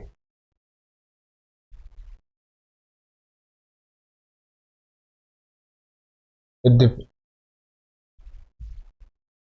depends if you want the extra geo though, but you could still make a bit of um turf parts just with having to be a little bigger.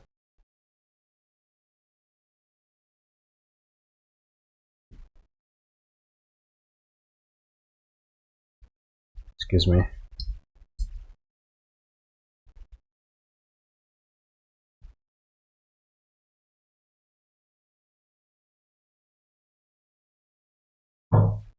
Okay, I wanna try this because I think it's not the first time I've heard that. So okay,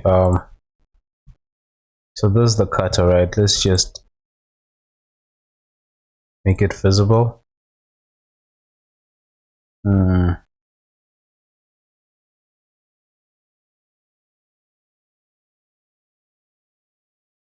Oh, shit, I forgot how you actually make this visible. It should be somewhere found solid. I'm confused a lot. So yeah, that's why I want this. I want us to actually do this. First, what I am going to do is remove this boolean, and I'm gonna hide these two. Actually,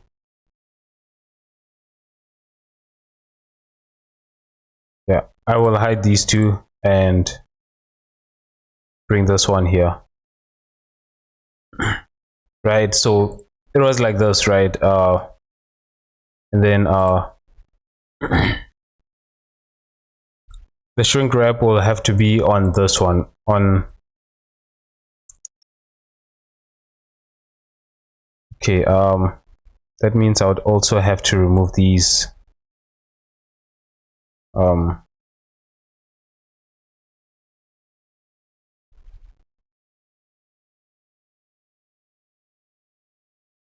So it was like this, right?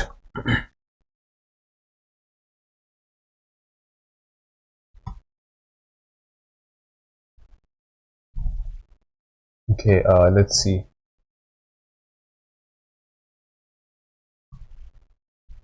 Oh man. Okay.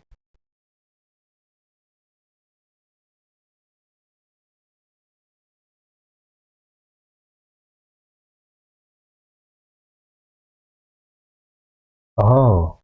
Okay.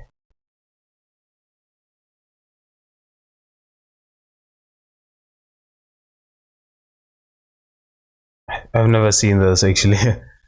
Okay, let's try this.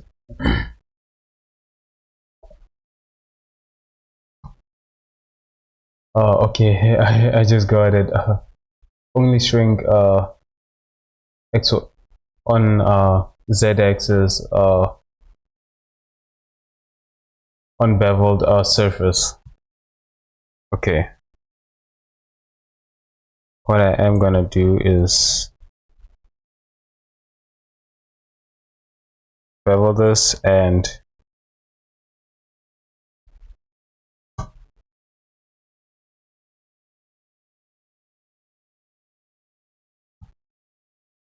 use shrink wrap on this one, right?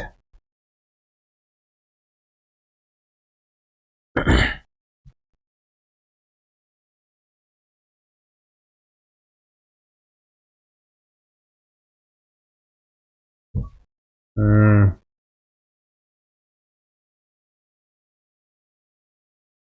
Wait.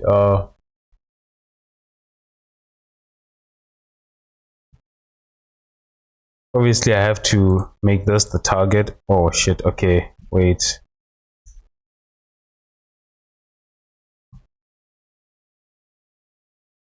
Shit. Okay.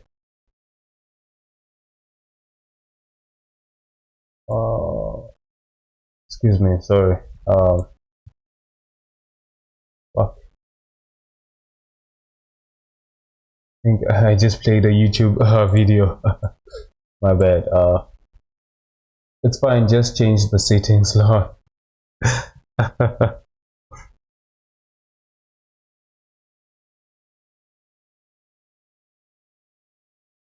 Okay, so it's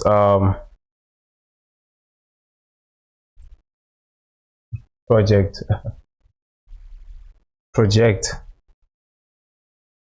Okay, project. Oh, okay. And then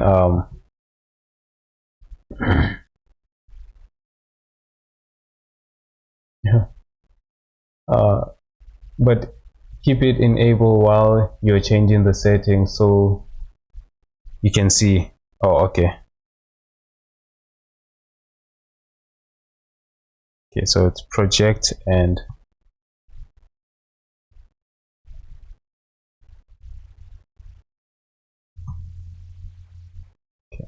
change the z-axis.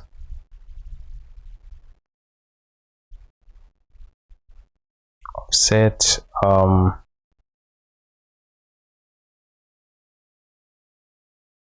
The surface. Okay, so you can take the negative instead. Ah, you know. Okay. Ah, damn.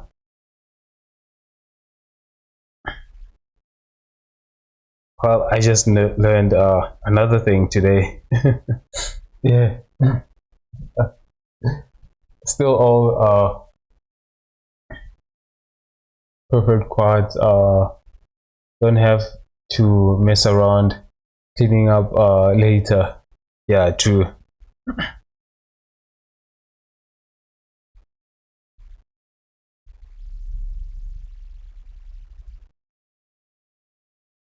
This is okay.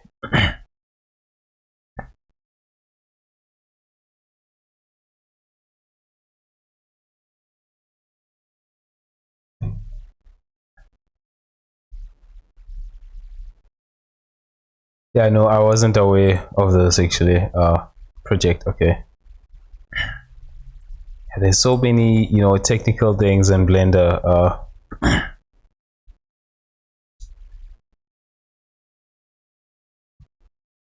And that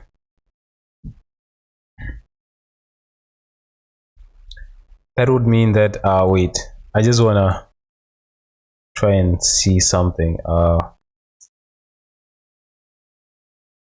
Okay, since I did this like this right now, what I will do is duplicate this and negative. Wait, what axis is that? Z. Okay.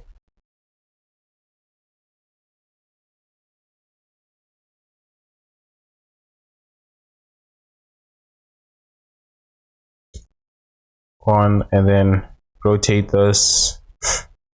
Okay, no.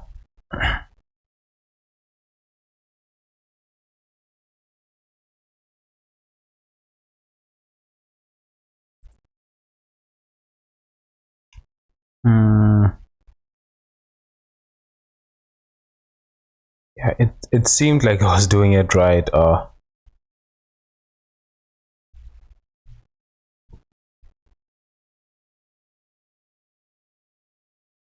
Okay, I did that correct, but not the direction I wanted. I want this going like that as well. Okay, okay, then I guess wait, just gonna delete this.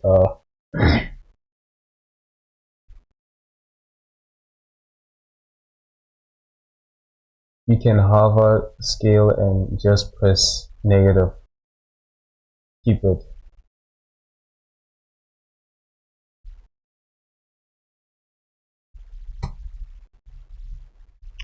Okay, whoa. Okay, what happened here?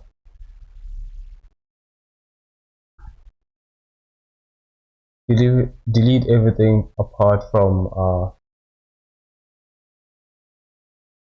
surface. It's actually shrinking to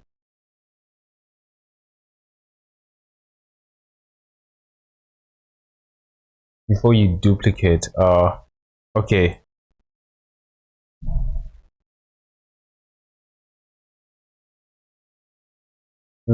Wait. Delete everything apart from the surface. It's actually shrinking to. Okay. Just need a plane. Okay.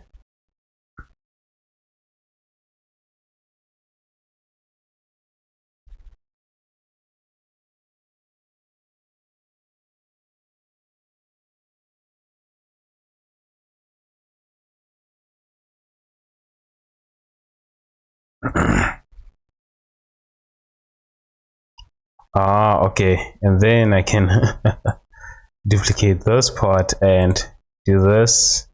I don't know if this might work. And add another shrink modifier and project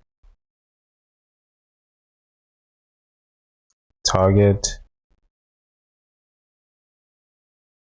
Wait, is it the right target? Okay.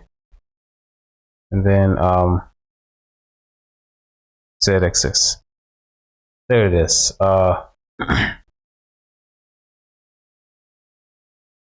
So I can have it like this.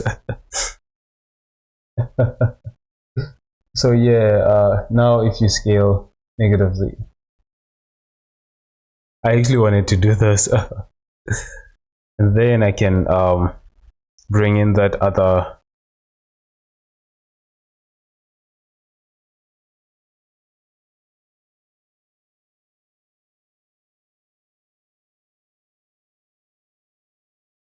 I wonder if you move this, it will also. Oh, okay. And then I can bring in the other base mesh.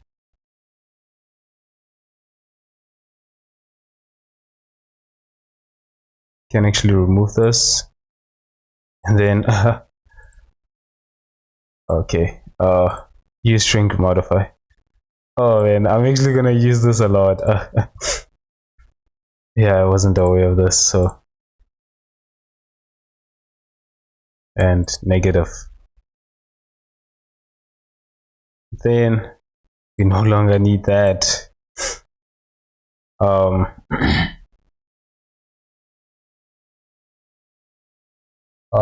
Ignore that bubble. Which one? This part.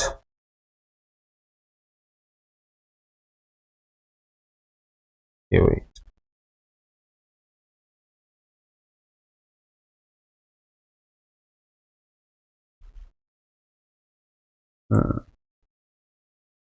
Then I can move these to the cutters layer, and voila. Oh wow.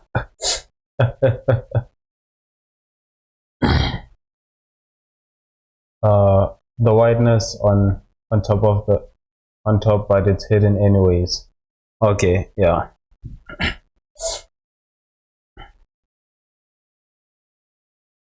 This is actually oh yeah.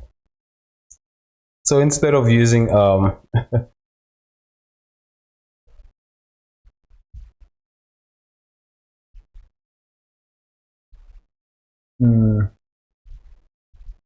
might want to fill the bottom manually with quads along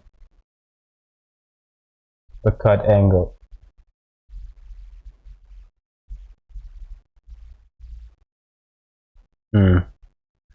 That I think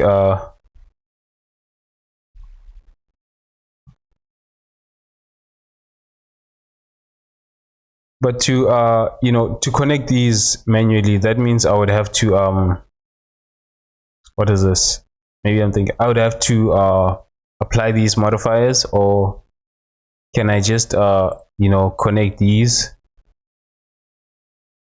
and then maybe it will affect that as well.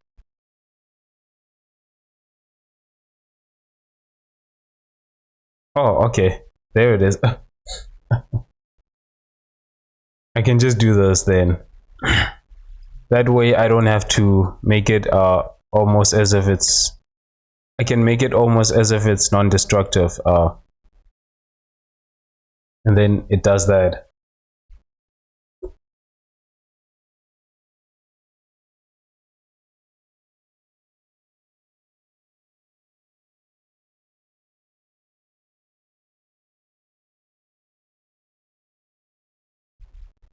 This is actually quite handy, and you know, the using that the method of what's this, booleans, gives you a lot of headaches. This just makes the entire process yeah, I send you a thing. Grid fill, yeah.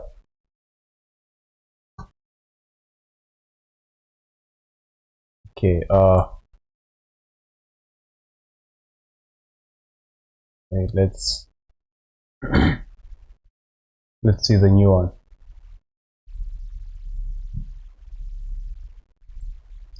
Whoa, what is that?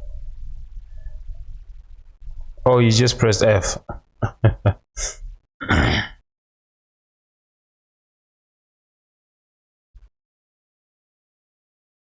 Hmm.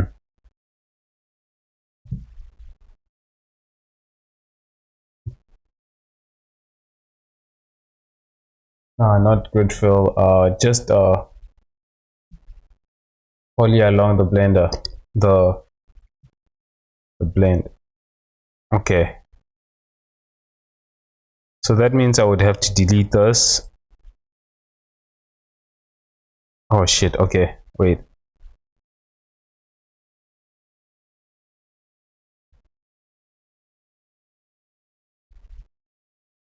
Delete this, and then oh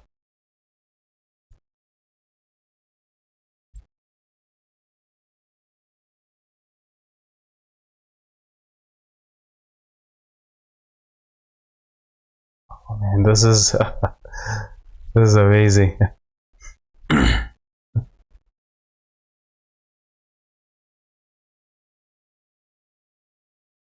You just press F. Yeah, you create one file like I did, then select F8. Yeah. F spam F.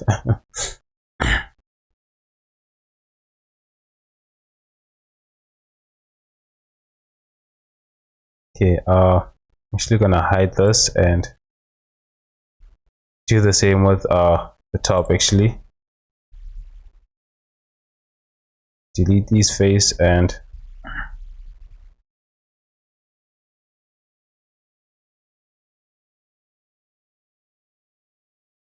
huh, okay, that's weird.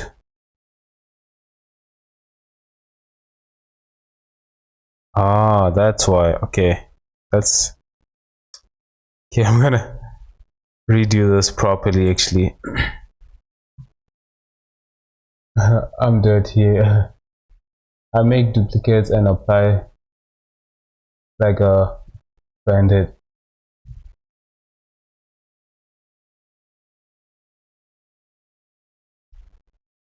Okay, let's actually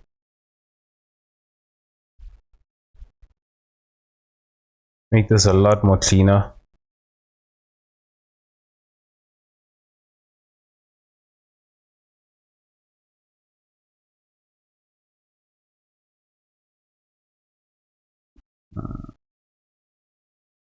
Oh shit, okay.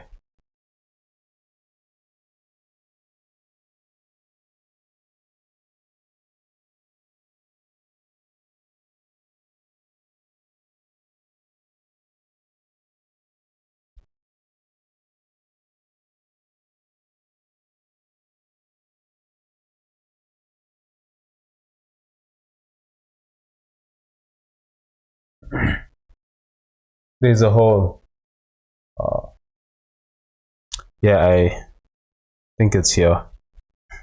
Then I can just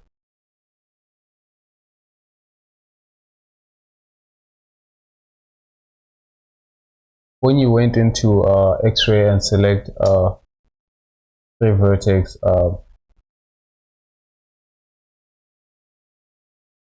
you should have just pressed F once. Oh, that would have made it. Then select the one edge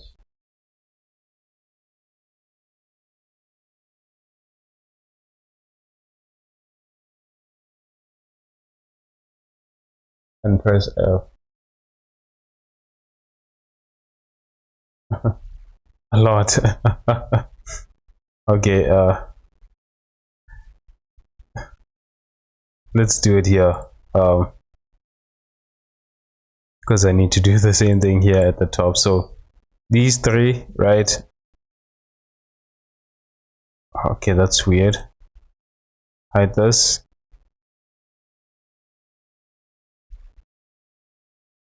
These three and press F. And then select what? Okay, wait. Then select the one edge. Okay, the one edge, this one. And then press F. Lot.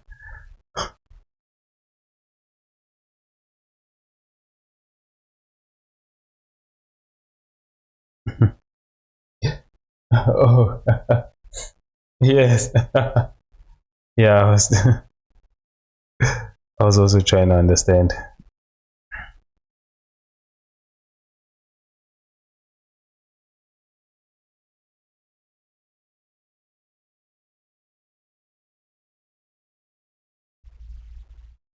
Okay, that's interesting. But then that doesn't.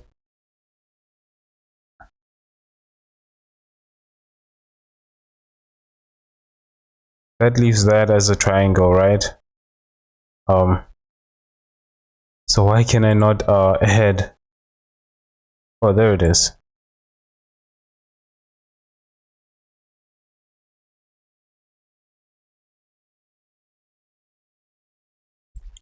Yeah, I usually try to remove triangles. I didn't know that will do that. Yeah, that one try is fine. We'll do this well in subdivide. Yes.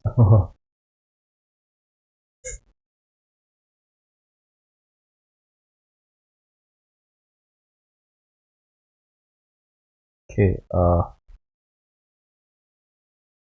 Now I just need to bring back that mesh. Oh.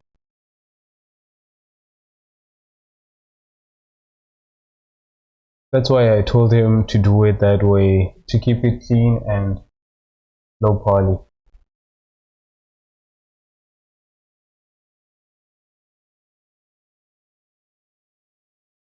Alright, I wonder the shrink wrap, right, that we just did, does it apply to how can I say this? Can you do similar things that you would do when you use bevel? I mean, when you use boolean? Because I know that here it did this cut, right? But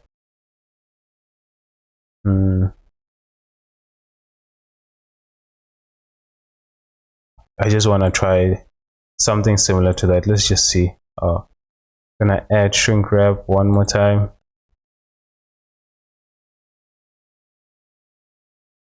And probably use the Y. Okay, no, that does not. Target.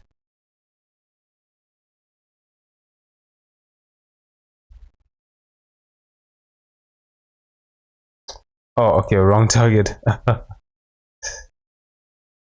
Ooh, okay. Okay, no. Still not the target.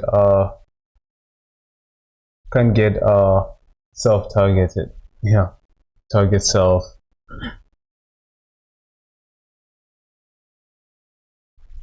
Okay, I just wanted to see if I did it like this, what would happen actually. Yeah, not sure what you're going for, but it might work if you adjust the settings. Actually, what I was going for is, you know, when you at the, if I was to boolean this, right? Actually, oh shit, what just happened? Okay, so if I was to boolean this, um, then I would get this, right? So I was wondering that is something like this also possible using a shrink wrap?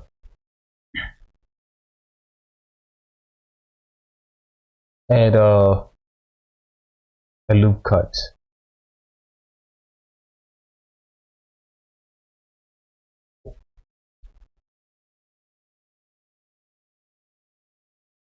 Yes and no. Okay.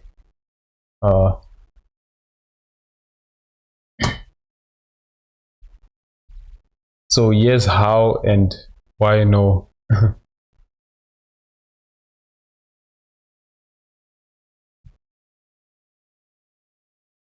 So it will not cut, wait, I'm guessing it will not cut the mesh, but it could shape this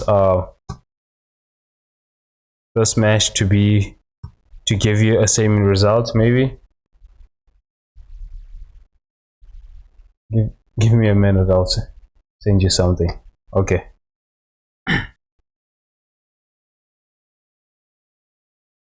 Yes, exactly, it won't cut.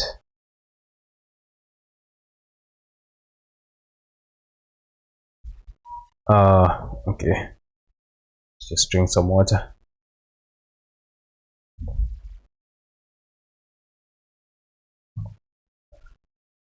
I'm gonna add a couple of details to this actually. Just need my reference image.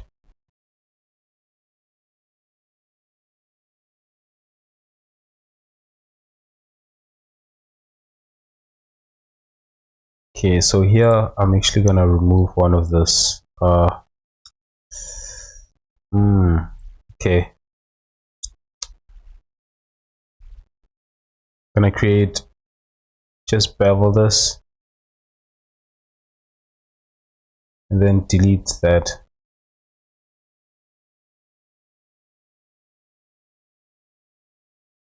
Okay, I don't want everything to be deleted actually.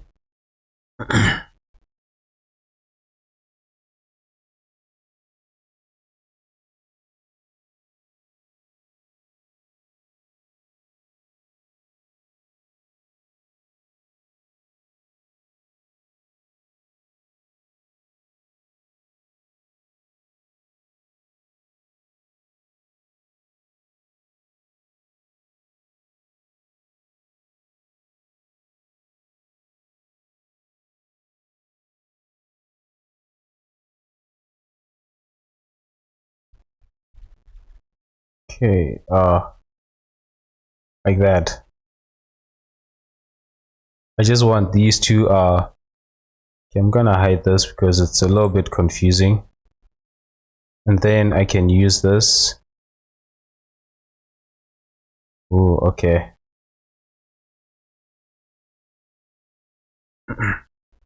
Once I apply this, I'll push those inward.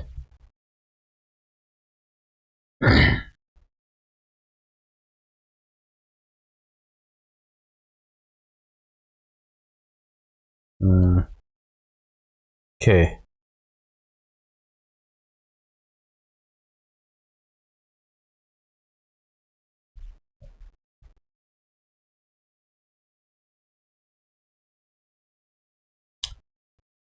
Actually, what I can do is, okay, I'm gonna just move this to the cutter and add a plane. I think maybe this might work, I don't know.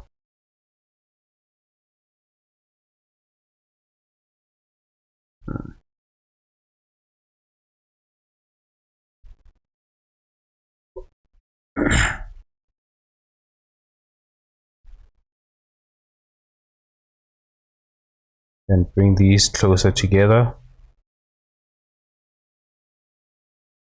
and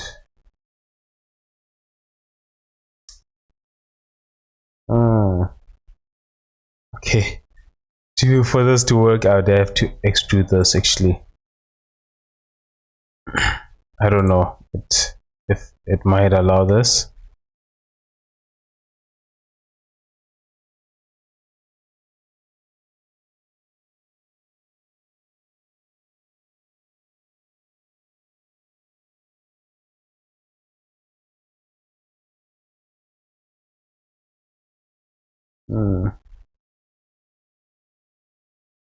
I actually wanted the other way around.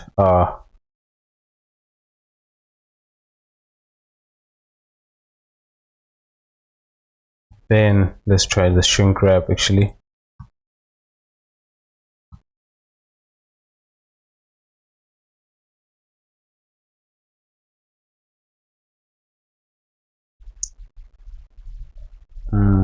Okay, I'm going to hide this and move this to the cutter and let's see.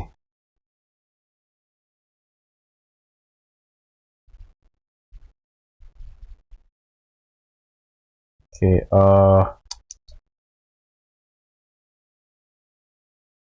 delete that. Oh shit, that's what I actually wanted to do. Yeah, there is the solution. Actually I'm gonna have this one and just increase these.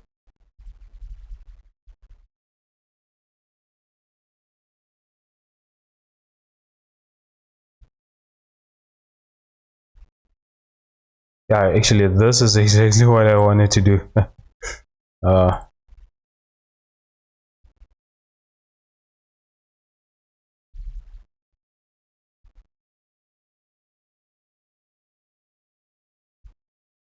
And then I can just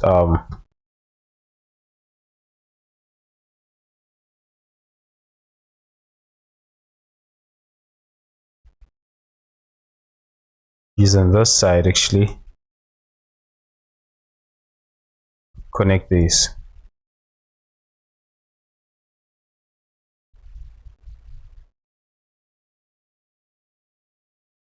Ooh, okay.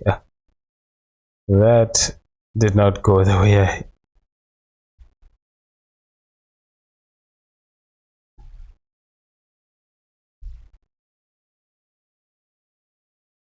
Okay, that was it. Oh, okay, that explains why it's not everything.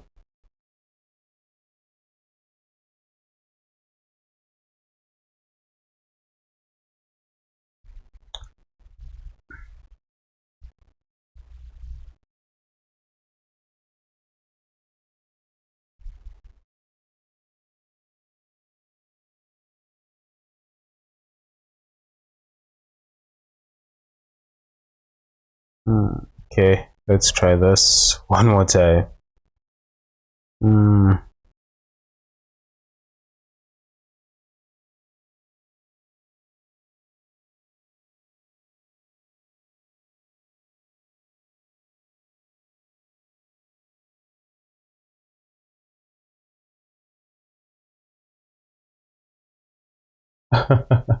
You got it. Yeah.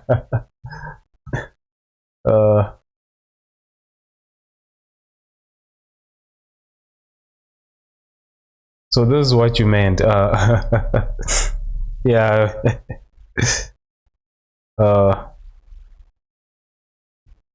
Yeah. Well, if you missed what, I just shaped it like this and just try to see how it will be actually.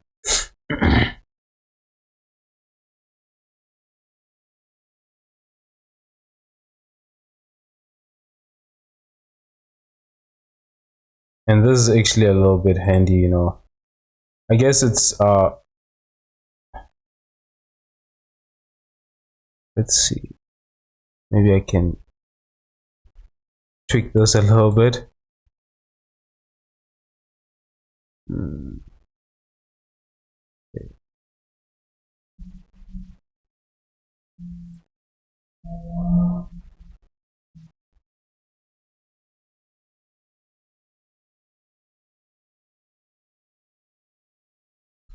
All right.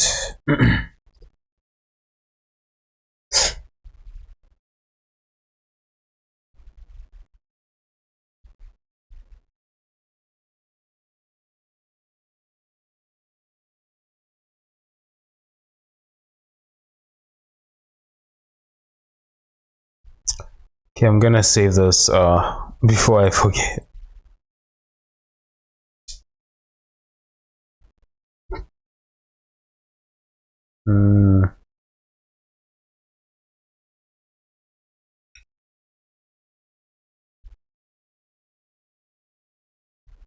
Okay, I think I was too busy here. Just gonna fill this part up because it's the only part that's actually, oh, also this, mustn't forget this part. Just close these up.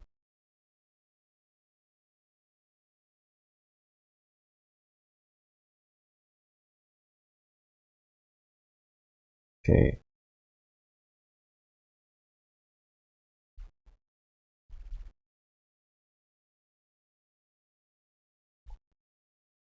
Okay, I'm just gonna bring this here and make this an instant. Move it to the side, and here I can rotate it like this.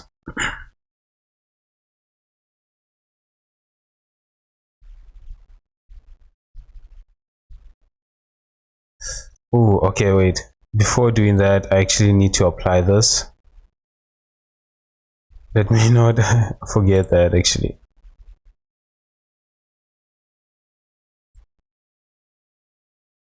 Okay.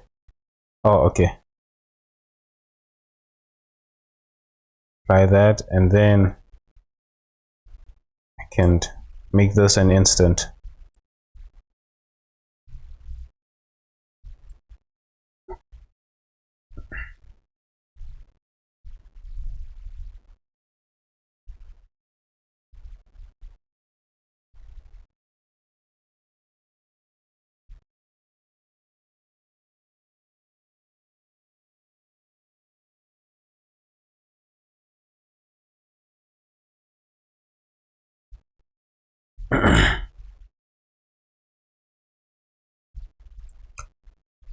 Okay.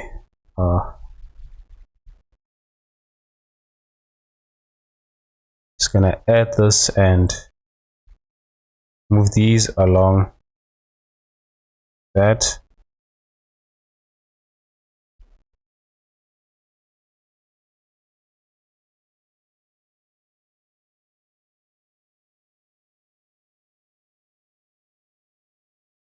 Actually, not. Okay, I'm just gonna move them along the y-axis actually.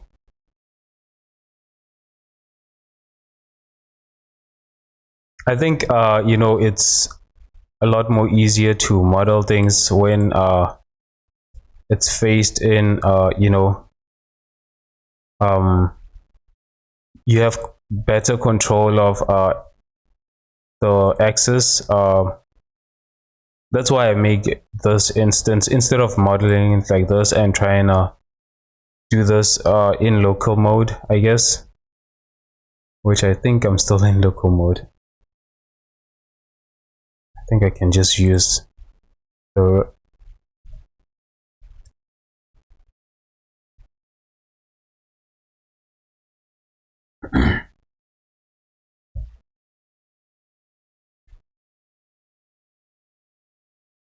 yeah, it's a it's a neat trick, interesting trick actually.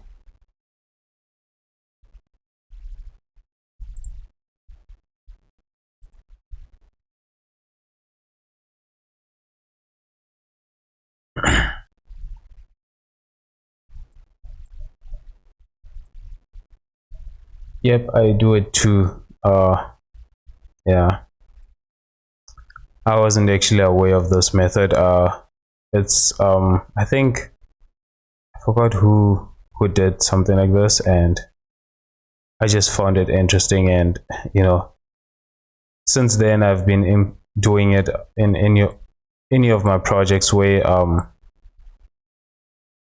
uh I'm like, if anything that is uh what is this, metallic, that I want to add to any hard surface modeling that I want to add to an organic shape, I usually do this. Okay, I'm actually gonna pinch this part.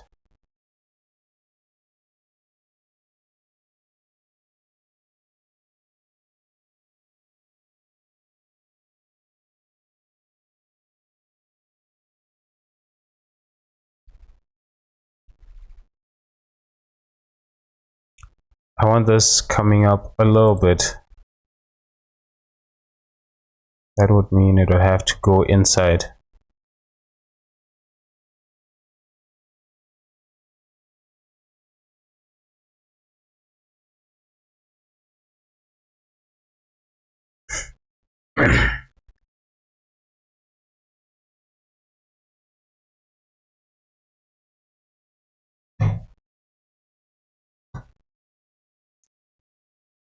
Okay,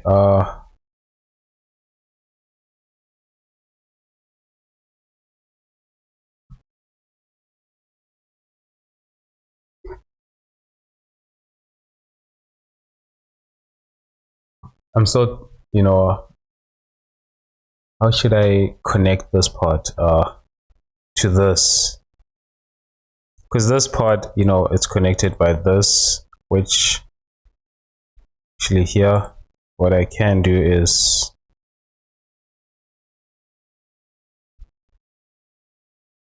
add a couple of segments here, then take these and bevel these. Actually, no, I only need these ones.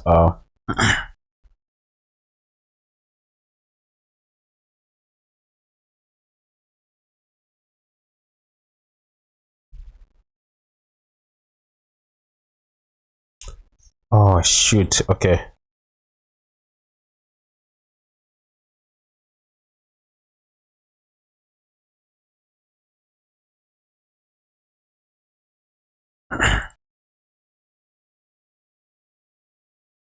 Yeah, that rescaling of things, if only Blender had a way to every time you know, a setting where every time you rescale something, it just sets back that uh the scale to every time you scale something, it resets the scales back to a 111, because I always forget about that. Okay, this actually, I am going to have to scale it.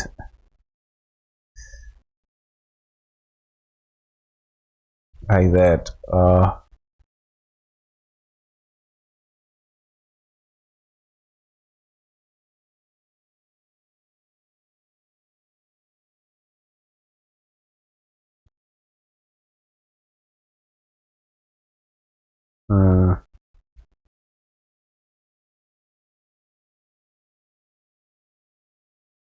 I'm going to take this plane and let's see.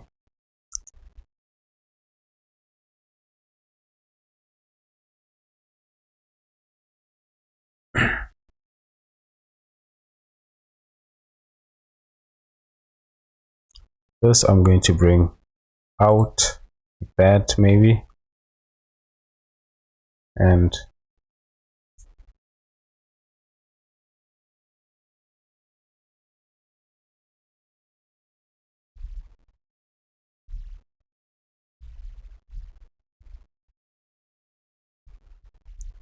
does it make sense? I feel like it's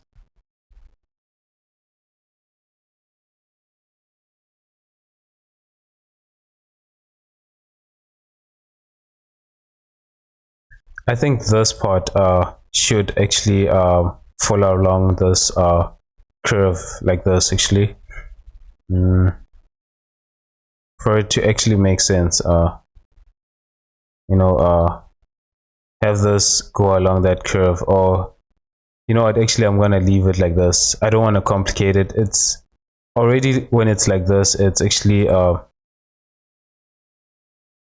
don't have to make it like that exactly. Already when it's like this, you can get the sense that, you know, it's almost like it's following that path, I guess.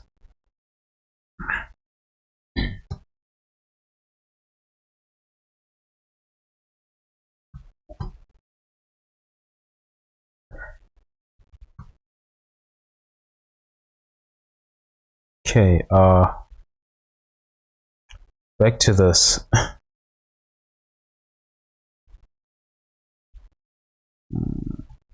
Okay, I definitely need to hide this.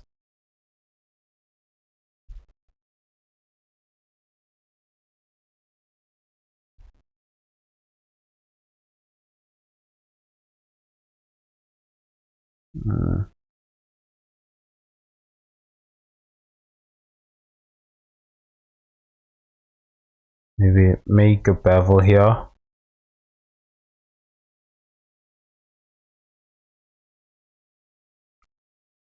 I actually want to see how it will look once I subdivide this, because I want these corners to actually maintain the shape, especially here actually. Oh, okay.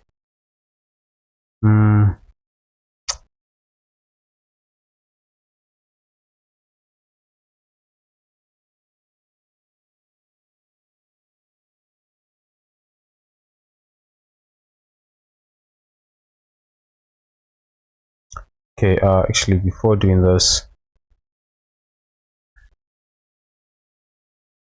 what I can do is this.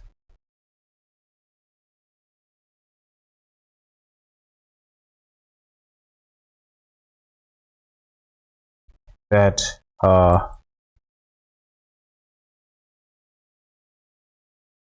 then bevel this part.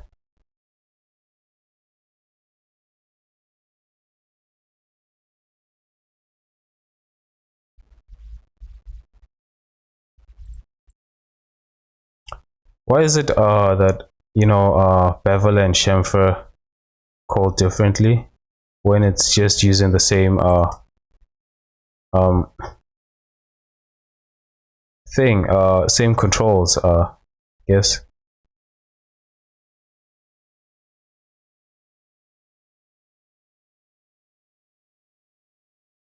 Because sometimes, you know, someone would say don't bevel chamfer, and then I'm like, you know, I'm just doing the same thing.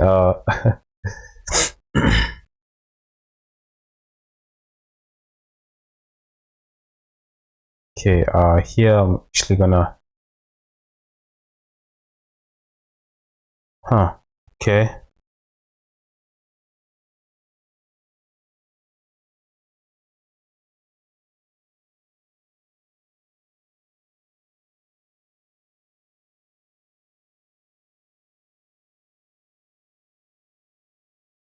Subdivide,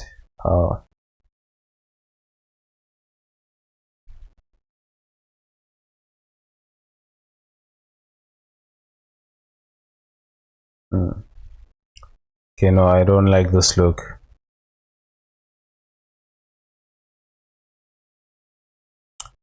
Okay, I will think about that because it's the right now it's not giving, it's the way it's looking, I don't like it. So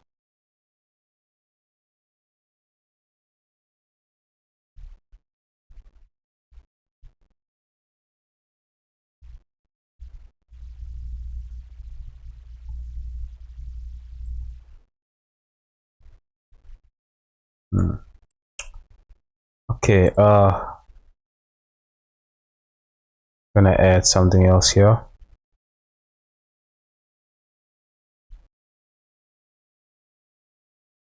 Where is that cylinder? uh yeah, 64.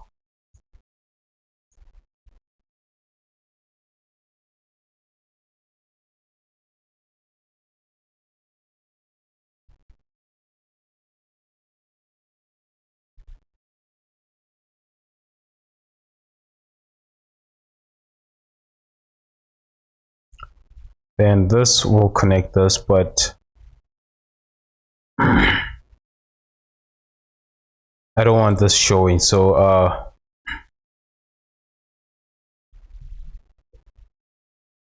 what I will do is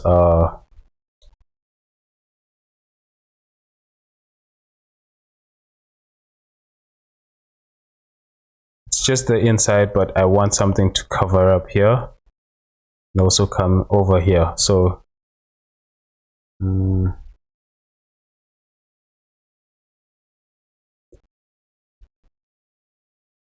let's see.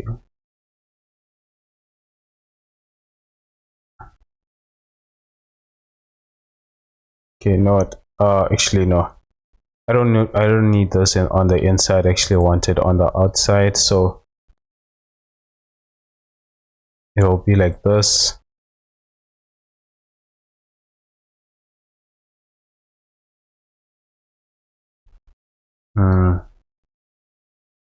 Okay, I'm gonna not duplicate that. Okay, I'm gonna apply the scale first, then make this, move this here. Okay.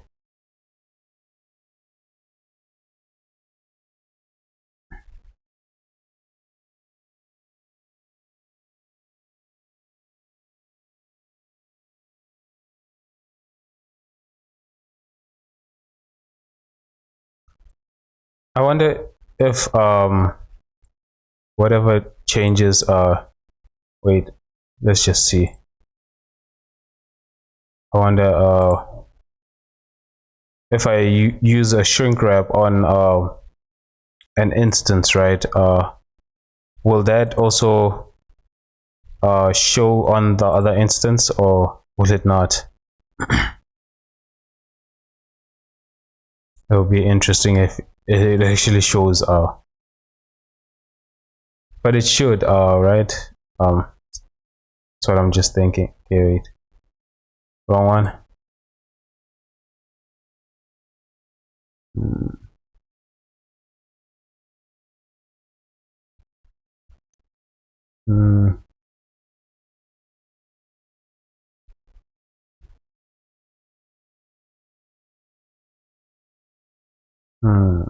Okay, let's just remove this one actually.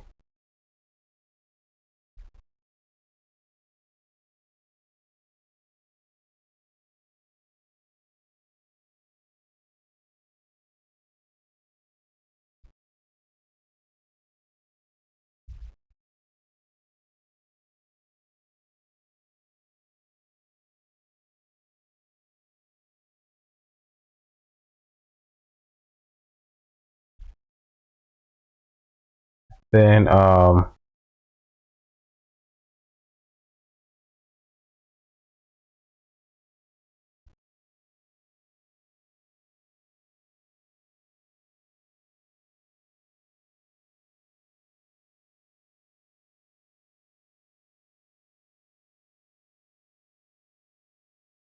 will bring these ones a little bit up.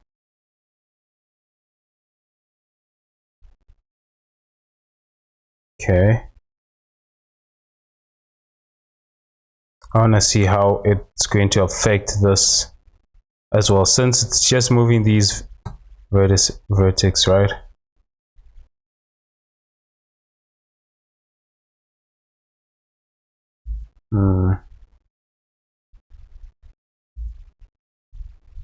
Okay, that did nothing. Okay, seems like it actually doesn't affect this at all. Sorry. Yeah, this is what I was actually trying to do. So I wanted to see that by applying this on this modifier. I mean, creating an instance, right? And then applying this on this, it only affects this, but it doesn't affect that. Reference it.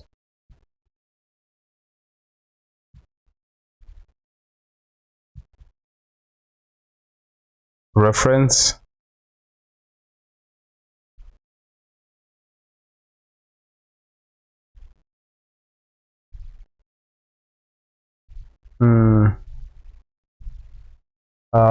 Select the one on arm. Okay, select this one, and is there a mod of that's called reference? Then add array modifier. Okay,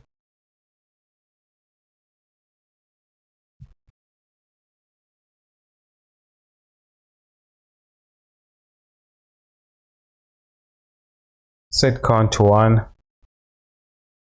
Okay, and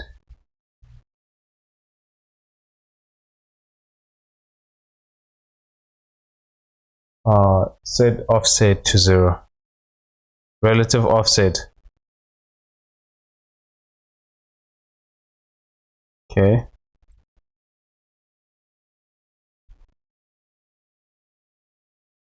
either, it doesn't matter. Okay, and then select the other cylinder as a cap. Okay,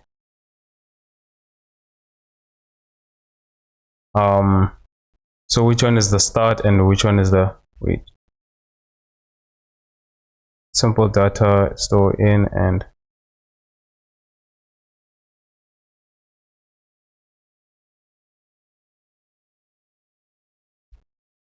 oh, okay, there it is. It's doing something. It seems.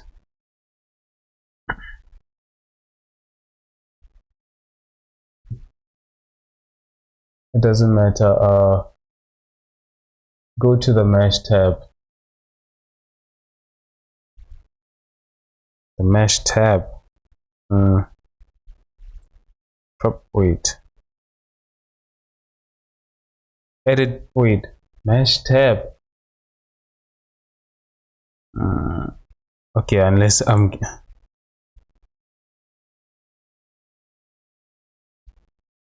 What was it?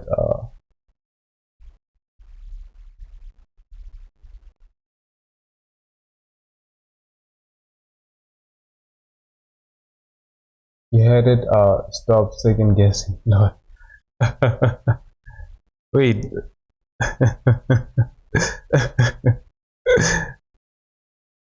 Oh, object. The mesh tab. That's the thing. I'm trying to understand what the mesh tab is. You also always get it right and then do something else. The mesh tab, now it's up top. See where there's 3 names next to the name.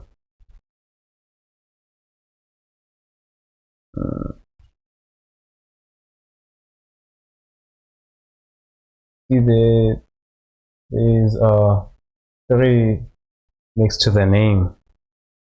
Oh, okay, yeah, I can see it. Take the 3, okay.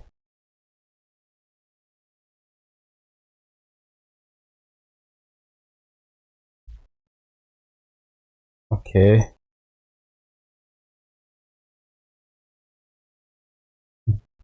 Now you're done. Really? Okay, wait. Wait. uh, Go into edit and delete all.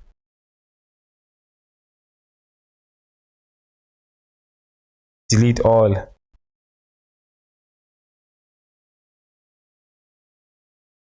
Edit. Do I select? Wait. And delete all. Okay. Let's just delete. Oh, damn. Okay. That actually works.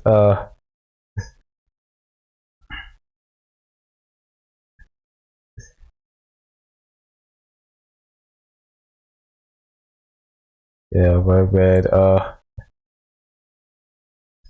Yeah, that actually did.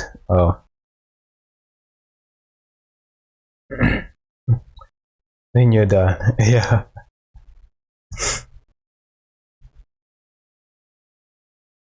Then now whatever changes I also make here, it affects that.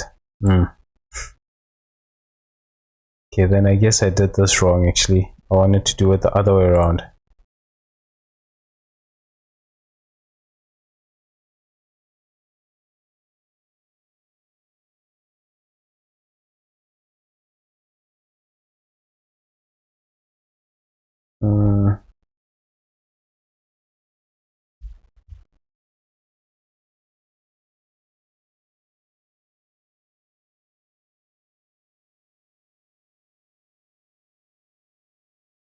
Okay, and then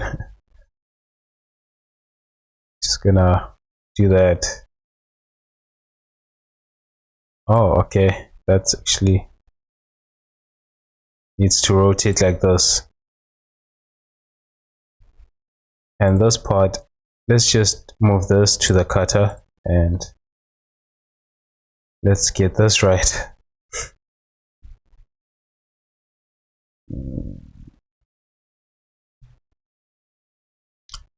Yeah, my bad. I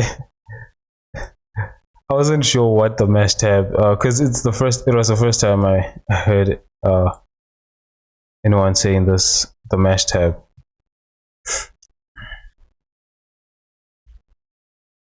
Okay,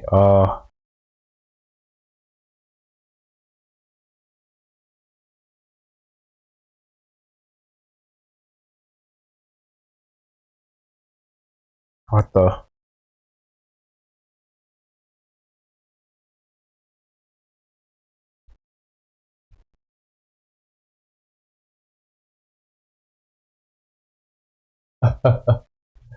You went right to that tab first though.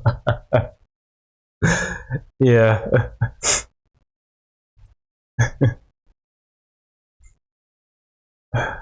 Oh shit, okay, wait, I forgot to delete this. That's why this was.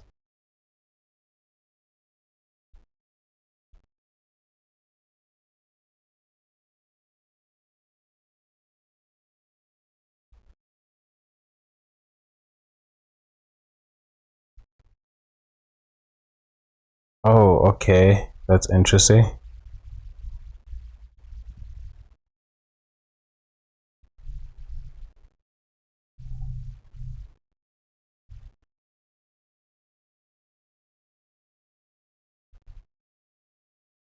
I don't know, I guess it was probably just you know, reflex. When you say the mesh tab, you know, I just thought maybe it's this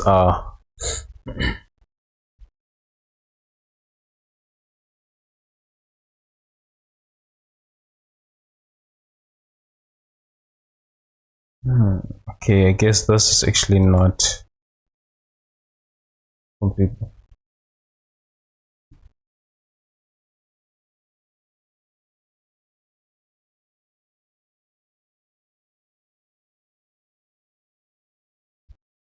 Okay, I'm actually gonna move this to the side because it's not matching the other side.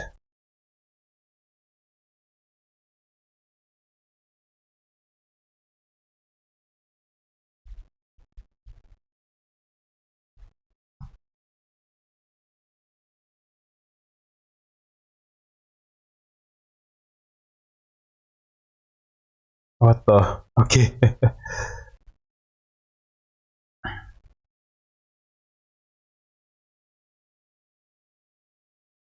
And now I can do this. Just gonna hide this.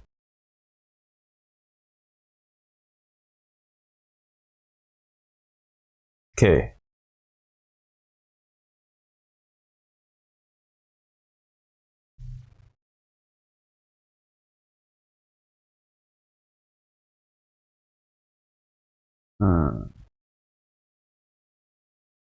Okay, I'm just gonna fill this up and okay.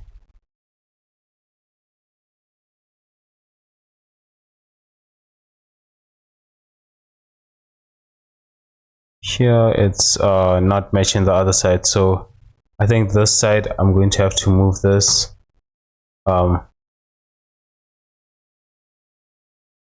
this part to this direction maybe, so that it matches that side. And oh, I just made it worse.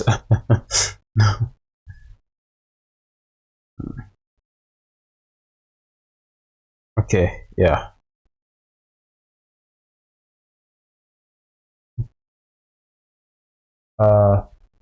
Add mirror modifier to the cut plane. Okay,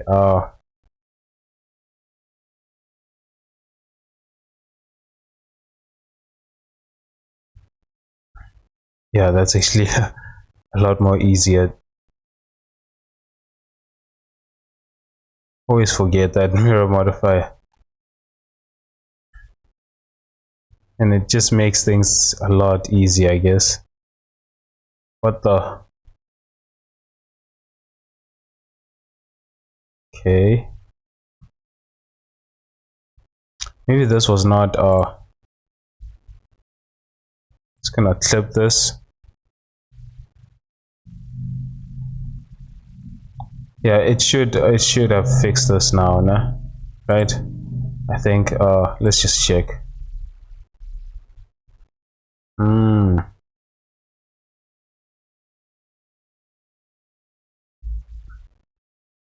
Okay, that is weird.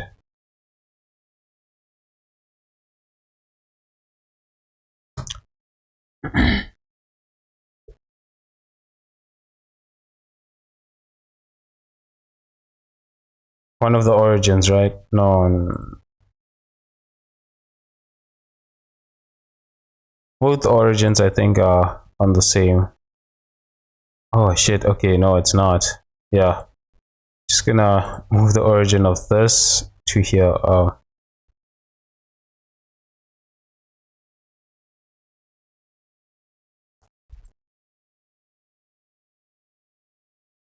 Yeah, there it is. Then that should have, I think it fixed it maybe. There it is. Yeah, just that origin actually. Although this part,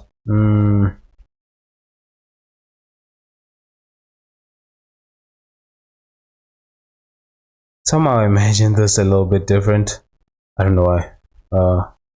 Maybe I didn't do this cut properly.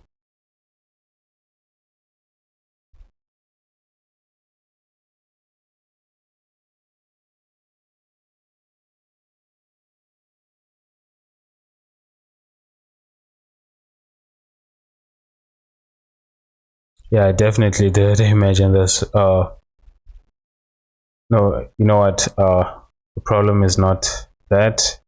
It's how I actually close this up. Should have done it from this side actually.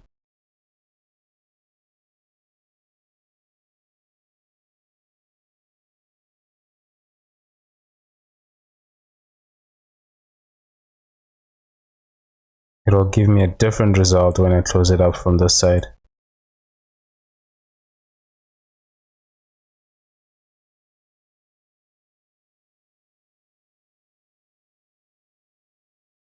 Whoa, okay.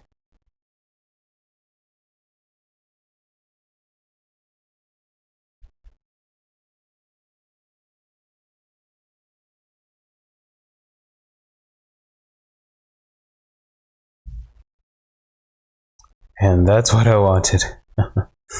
Hmm.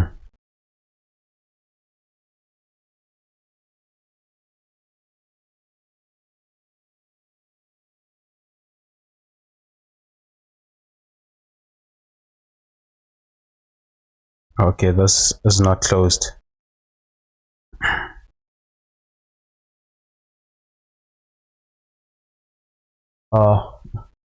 Now it will be right. Instead of deleting, you could have just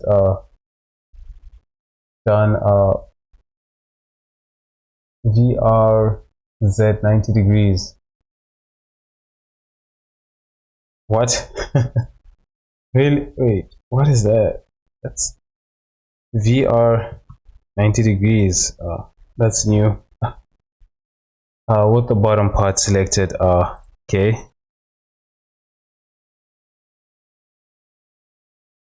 Just selecting these and pressing VR 90 degrees.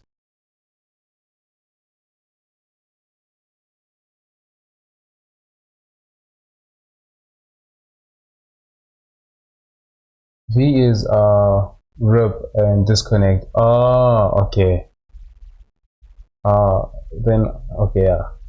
90 degrees. Okay.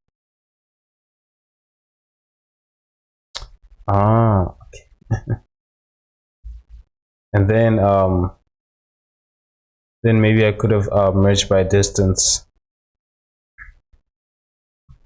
Once, yeah.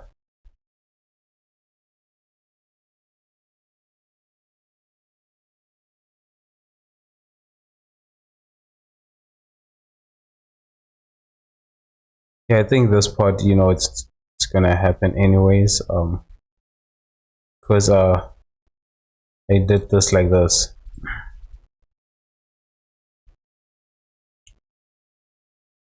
Yeah, instead of having to fill all that again, but mirror thing.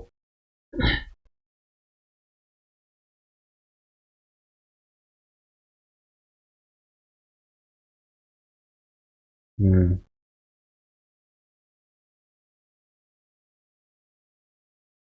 Or minor thing. Minor.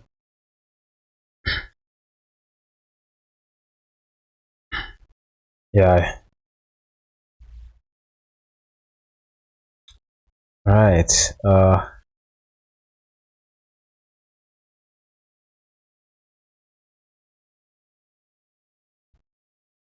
With this,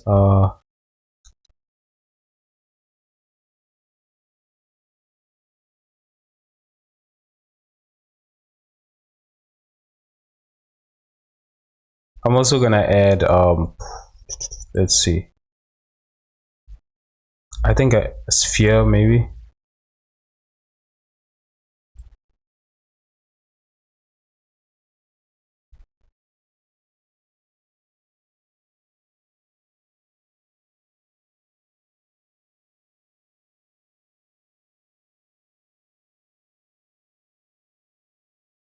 Hmm.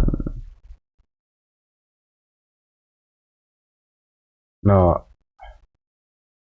not how I imagined it. Why? Still not how I imagined. Okay. Oh man, not a sphere, cylinder actually. Hmm.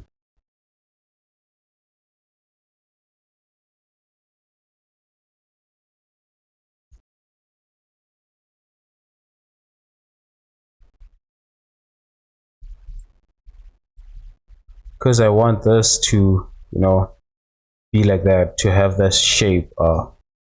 So the bottom does that, and the top gives me this shape.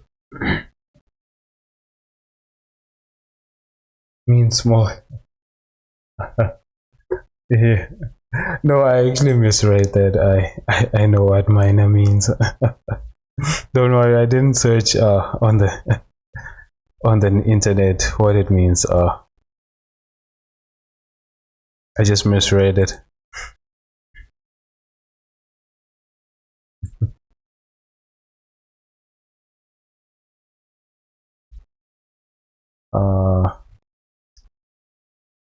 Shrink wrap.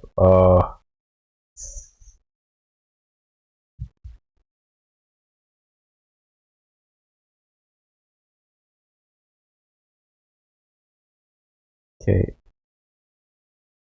Z and target.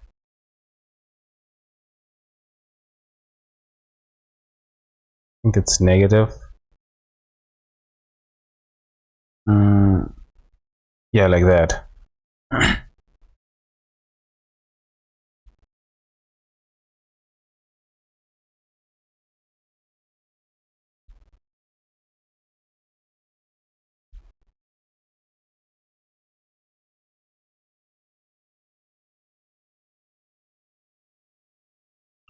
Yeah, right now I'm using the shrink almost like a new toy. I've discovered a new toy that I can play with.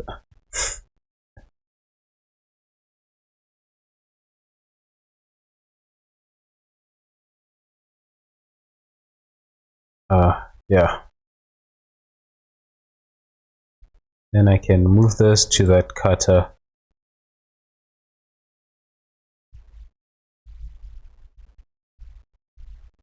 And also can actually bevel these.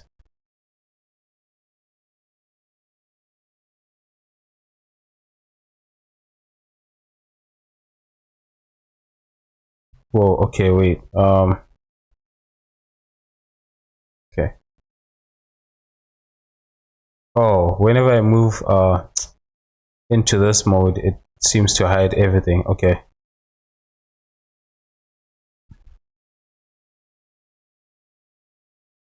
It seems to hide the array. Actually, I think what I can do is do that. Maybe that might.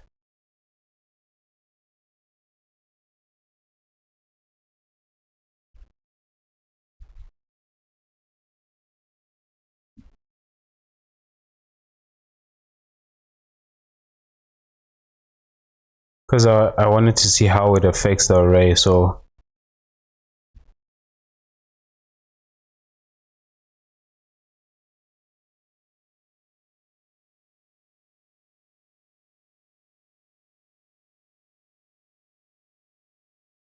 okay.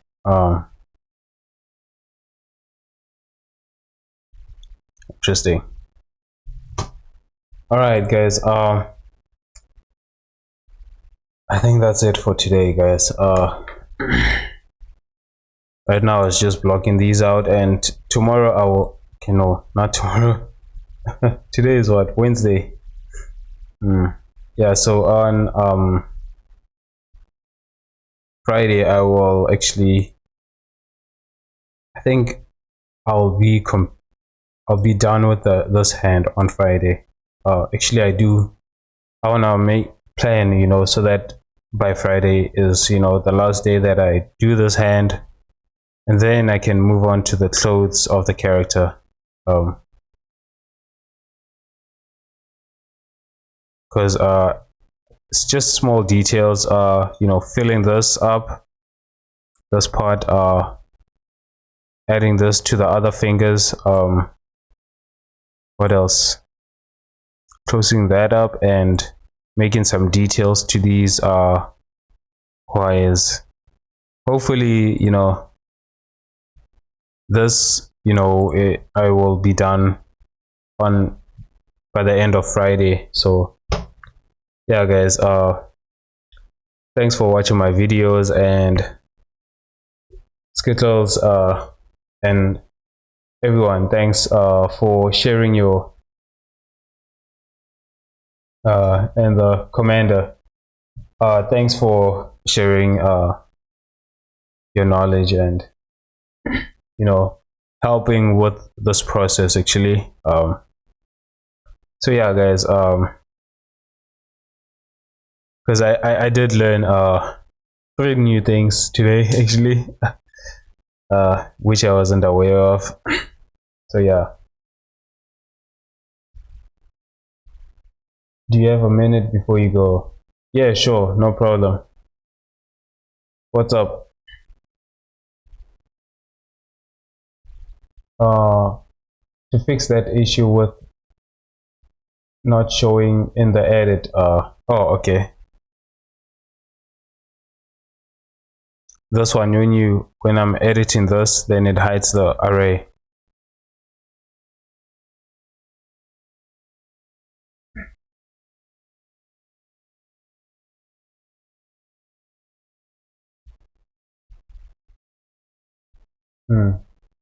Delete the array. Okay, deleted.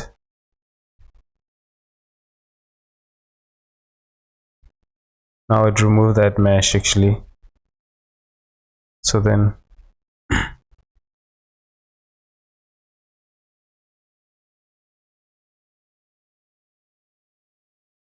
go to GeoNode workspace. Yeah, I'm just gonna GeoNode workspace. Okay, we are learning GeoNodes. I'm gonna assume I'm adding this.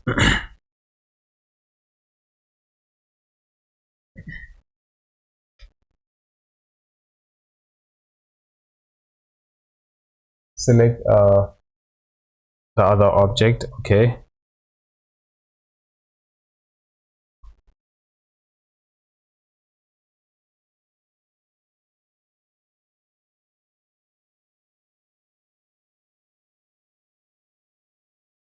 and remove the GeoNode modifier you added to the wrong thing.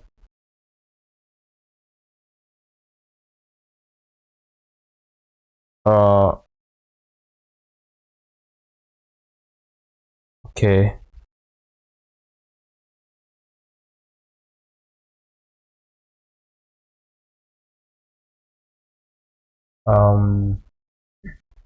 By clicking new, you added a modifier to this one. Oh, okay. So select the other part.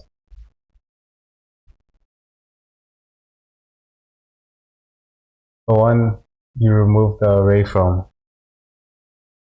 Yeah, so where is it? Because it's okay. It's deleted.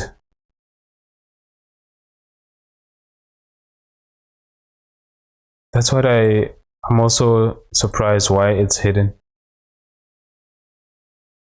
Oh, it's still in the list. Oh, okay, there it is actually. Yeah, it's this one. Did you click it away?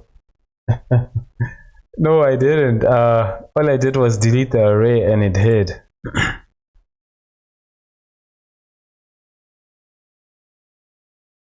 It's just an empty. No, it's not that one.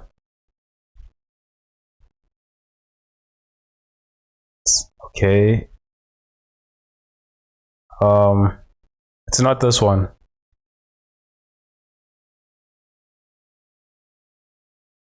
Okay, I thought it was this one because keep looking. Okay, I thought it was this one because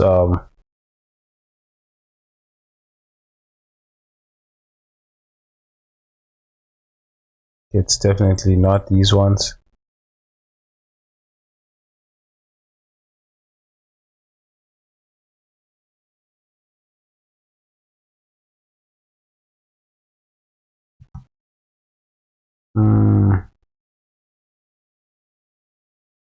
Cylinder, not this one. Not this one either.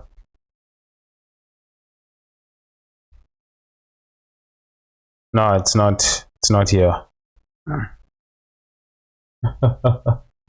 It will be on. I think it's this one. Because look, there's this insert, right? That I did over here.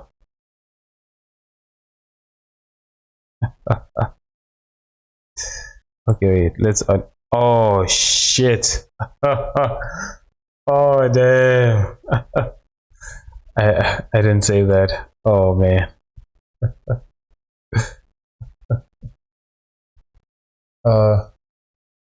It's not, trust me. It will be on the list, but you won't be able to see it.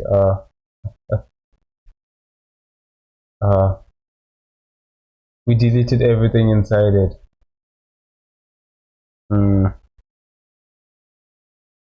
Okay, so open.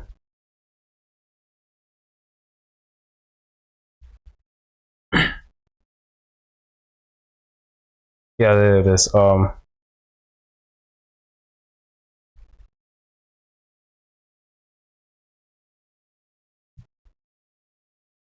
It will be listed as one of the hidden ones. You have to select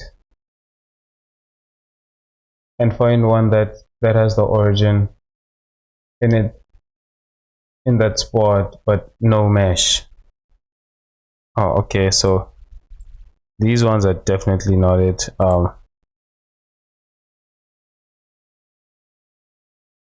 These are the cutters that I was using, so I'm gonna hide that.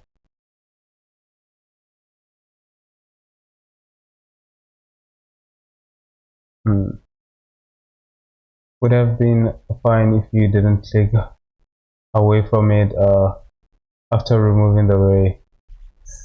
Oh. Okay, what I'm actually going to do is open up an old file, I guess. Maybe that might help. I don't know. So I'm just gonna save this.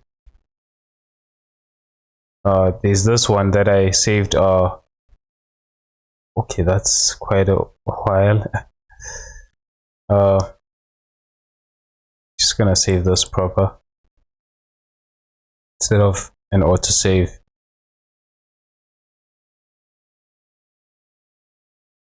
Okay. Then I'll open this one right before I messed with the array. Okay, so here it is, right?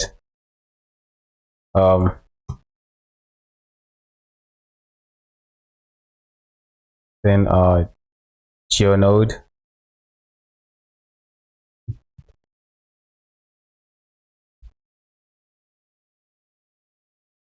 Okay.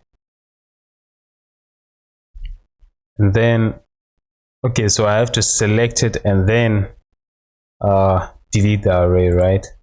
But then, oh, there it is. It's there, it's definitely there. Ah, there it is. Okay. Now we know where it is.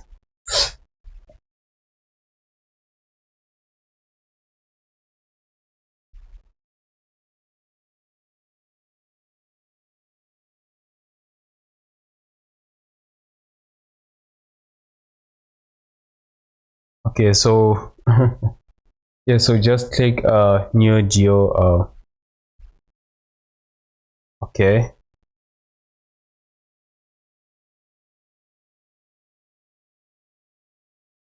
And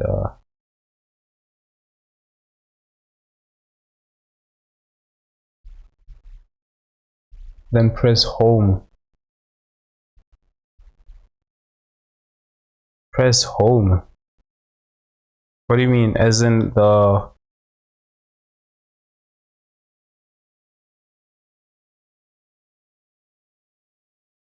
home button?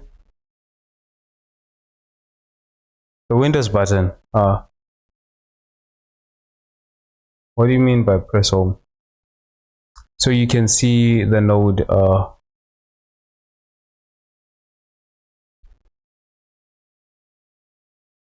Wait, I actually don't understand.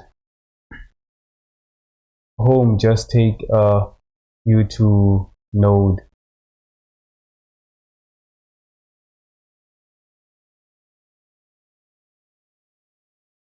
Oh, home. Wait. So I can just only see the node. Oh, the button.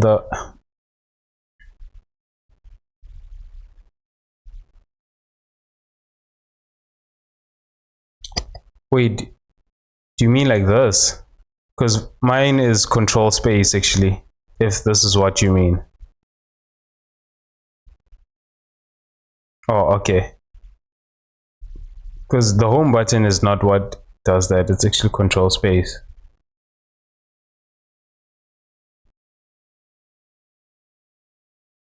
If you move the grip, the okay, wait. Oh, okay. Just focus on them. Okay.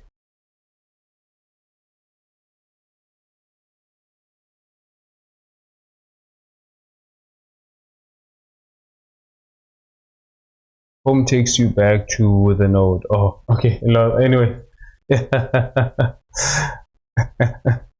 My bad.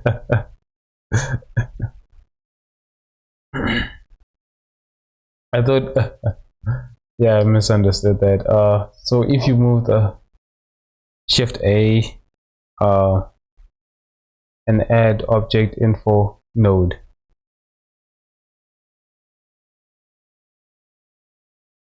Object info node. Okay.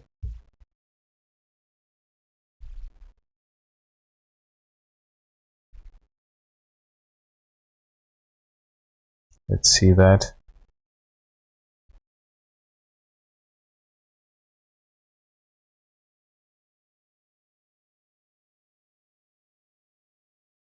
Okay, and now it in the node se select the other. Now in the node select the other cylinder, the one that was set as array cap, and that's it.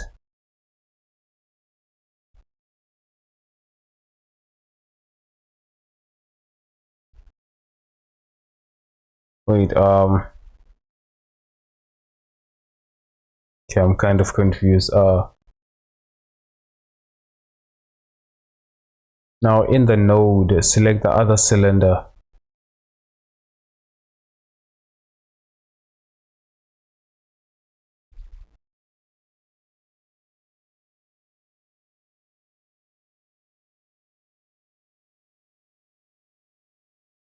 uh in the node there is a box to select objects. Oh, in this, wait,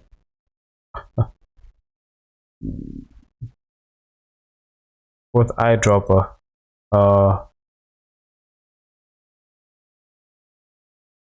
wait, I'm a little bit confused.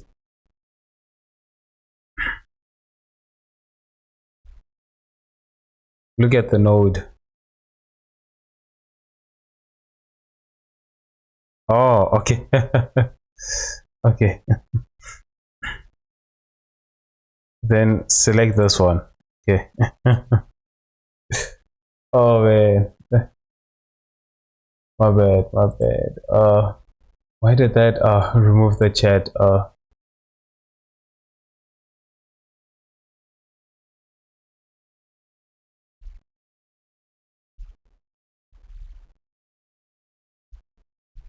Okay, the object info node.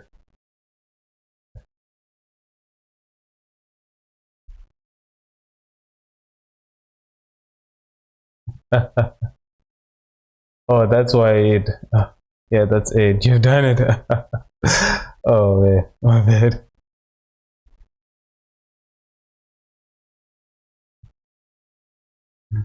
It will work the same. Okay, there it is. It will work the same as the array, but you will be able to see it when you edit in the other one. Oh, okay. Let's see that.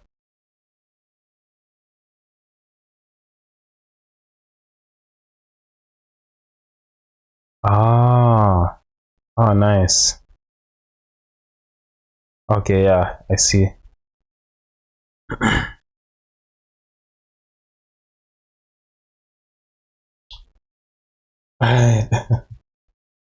Yeah, I'm sure that must be frustrating. But thanks for the help. Yeah, you know. No, it won't. Yeah, it won't. Yeah. Oh, good. Anyways, guys. Yeah. Cheers. See you on Friday. And thanks for the help one more time. Cheers, guys. Have a good day.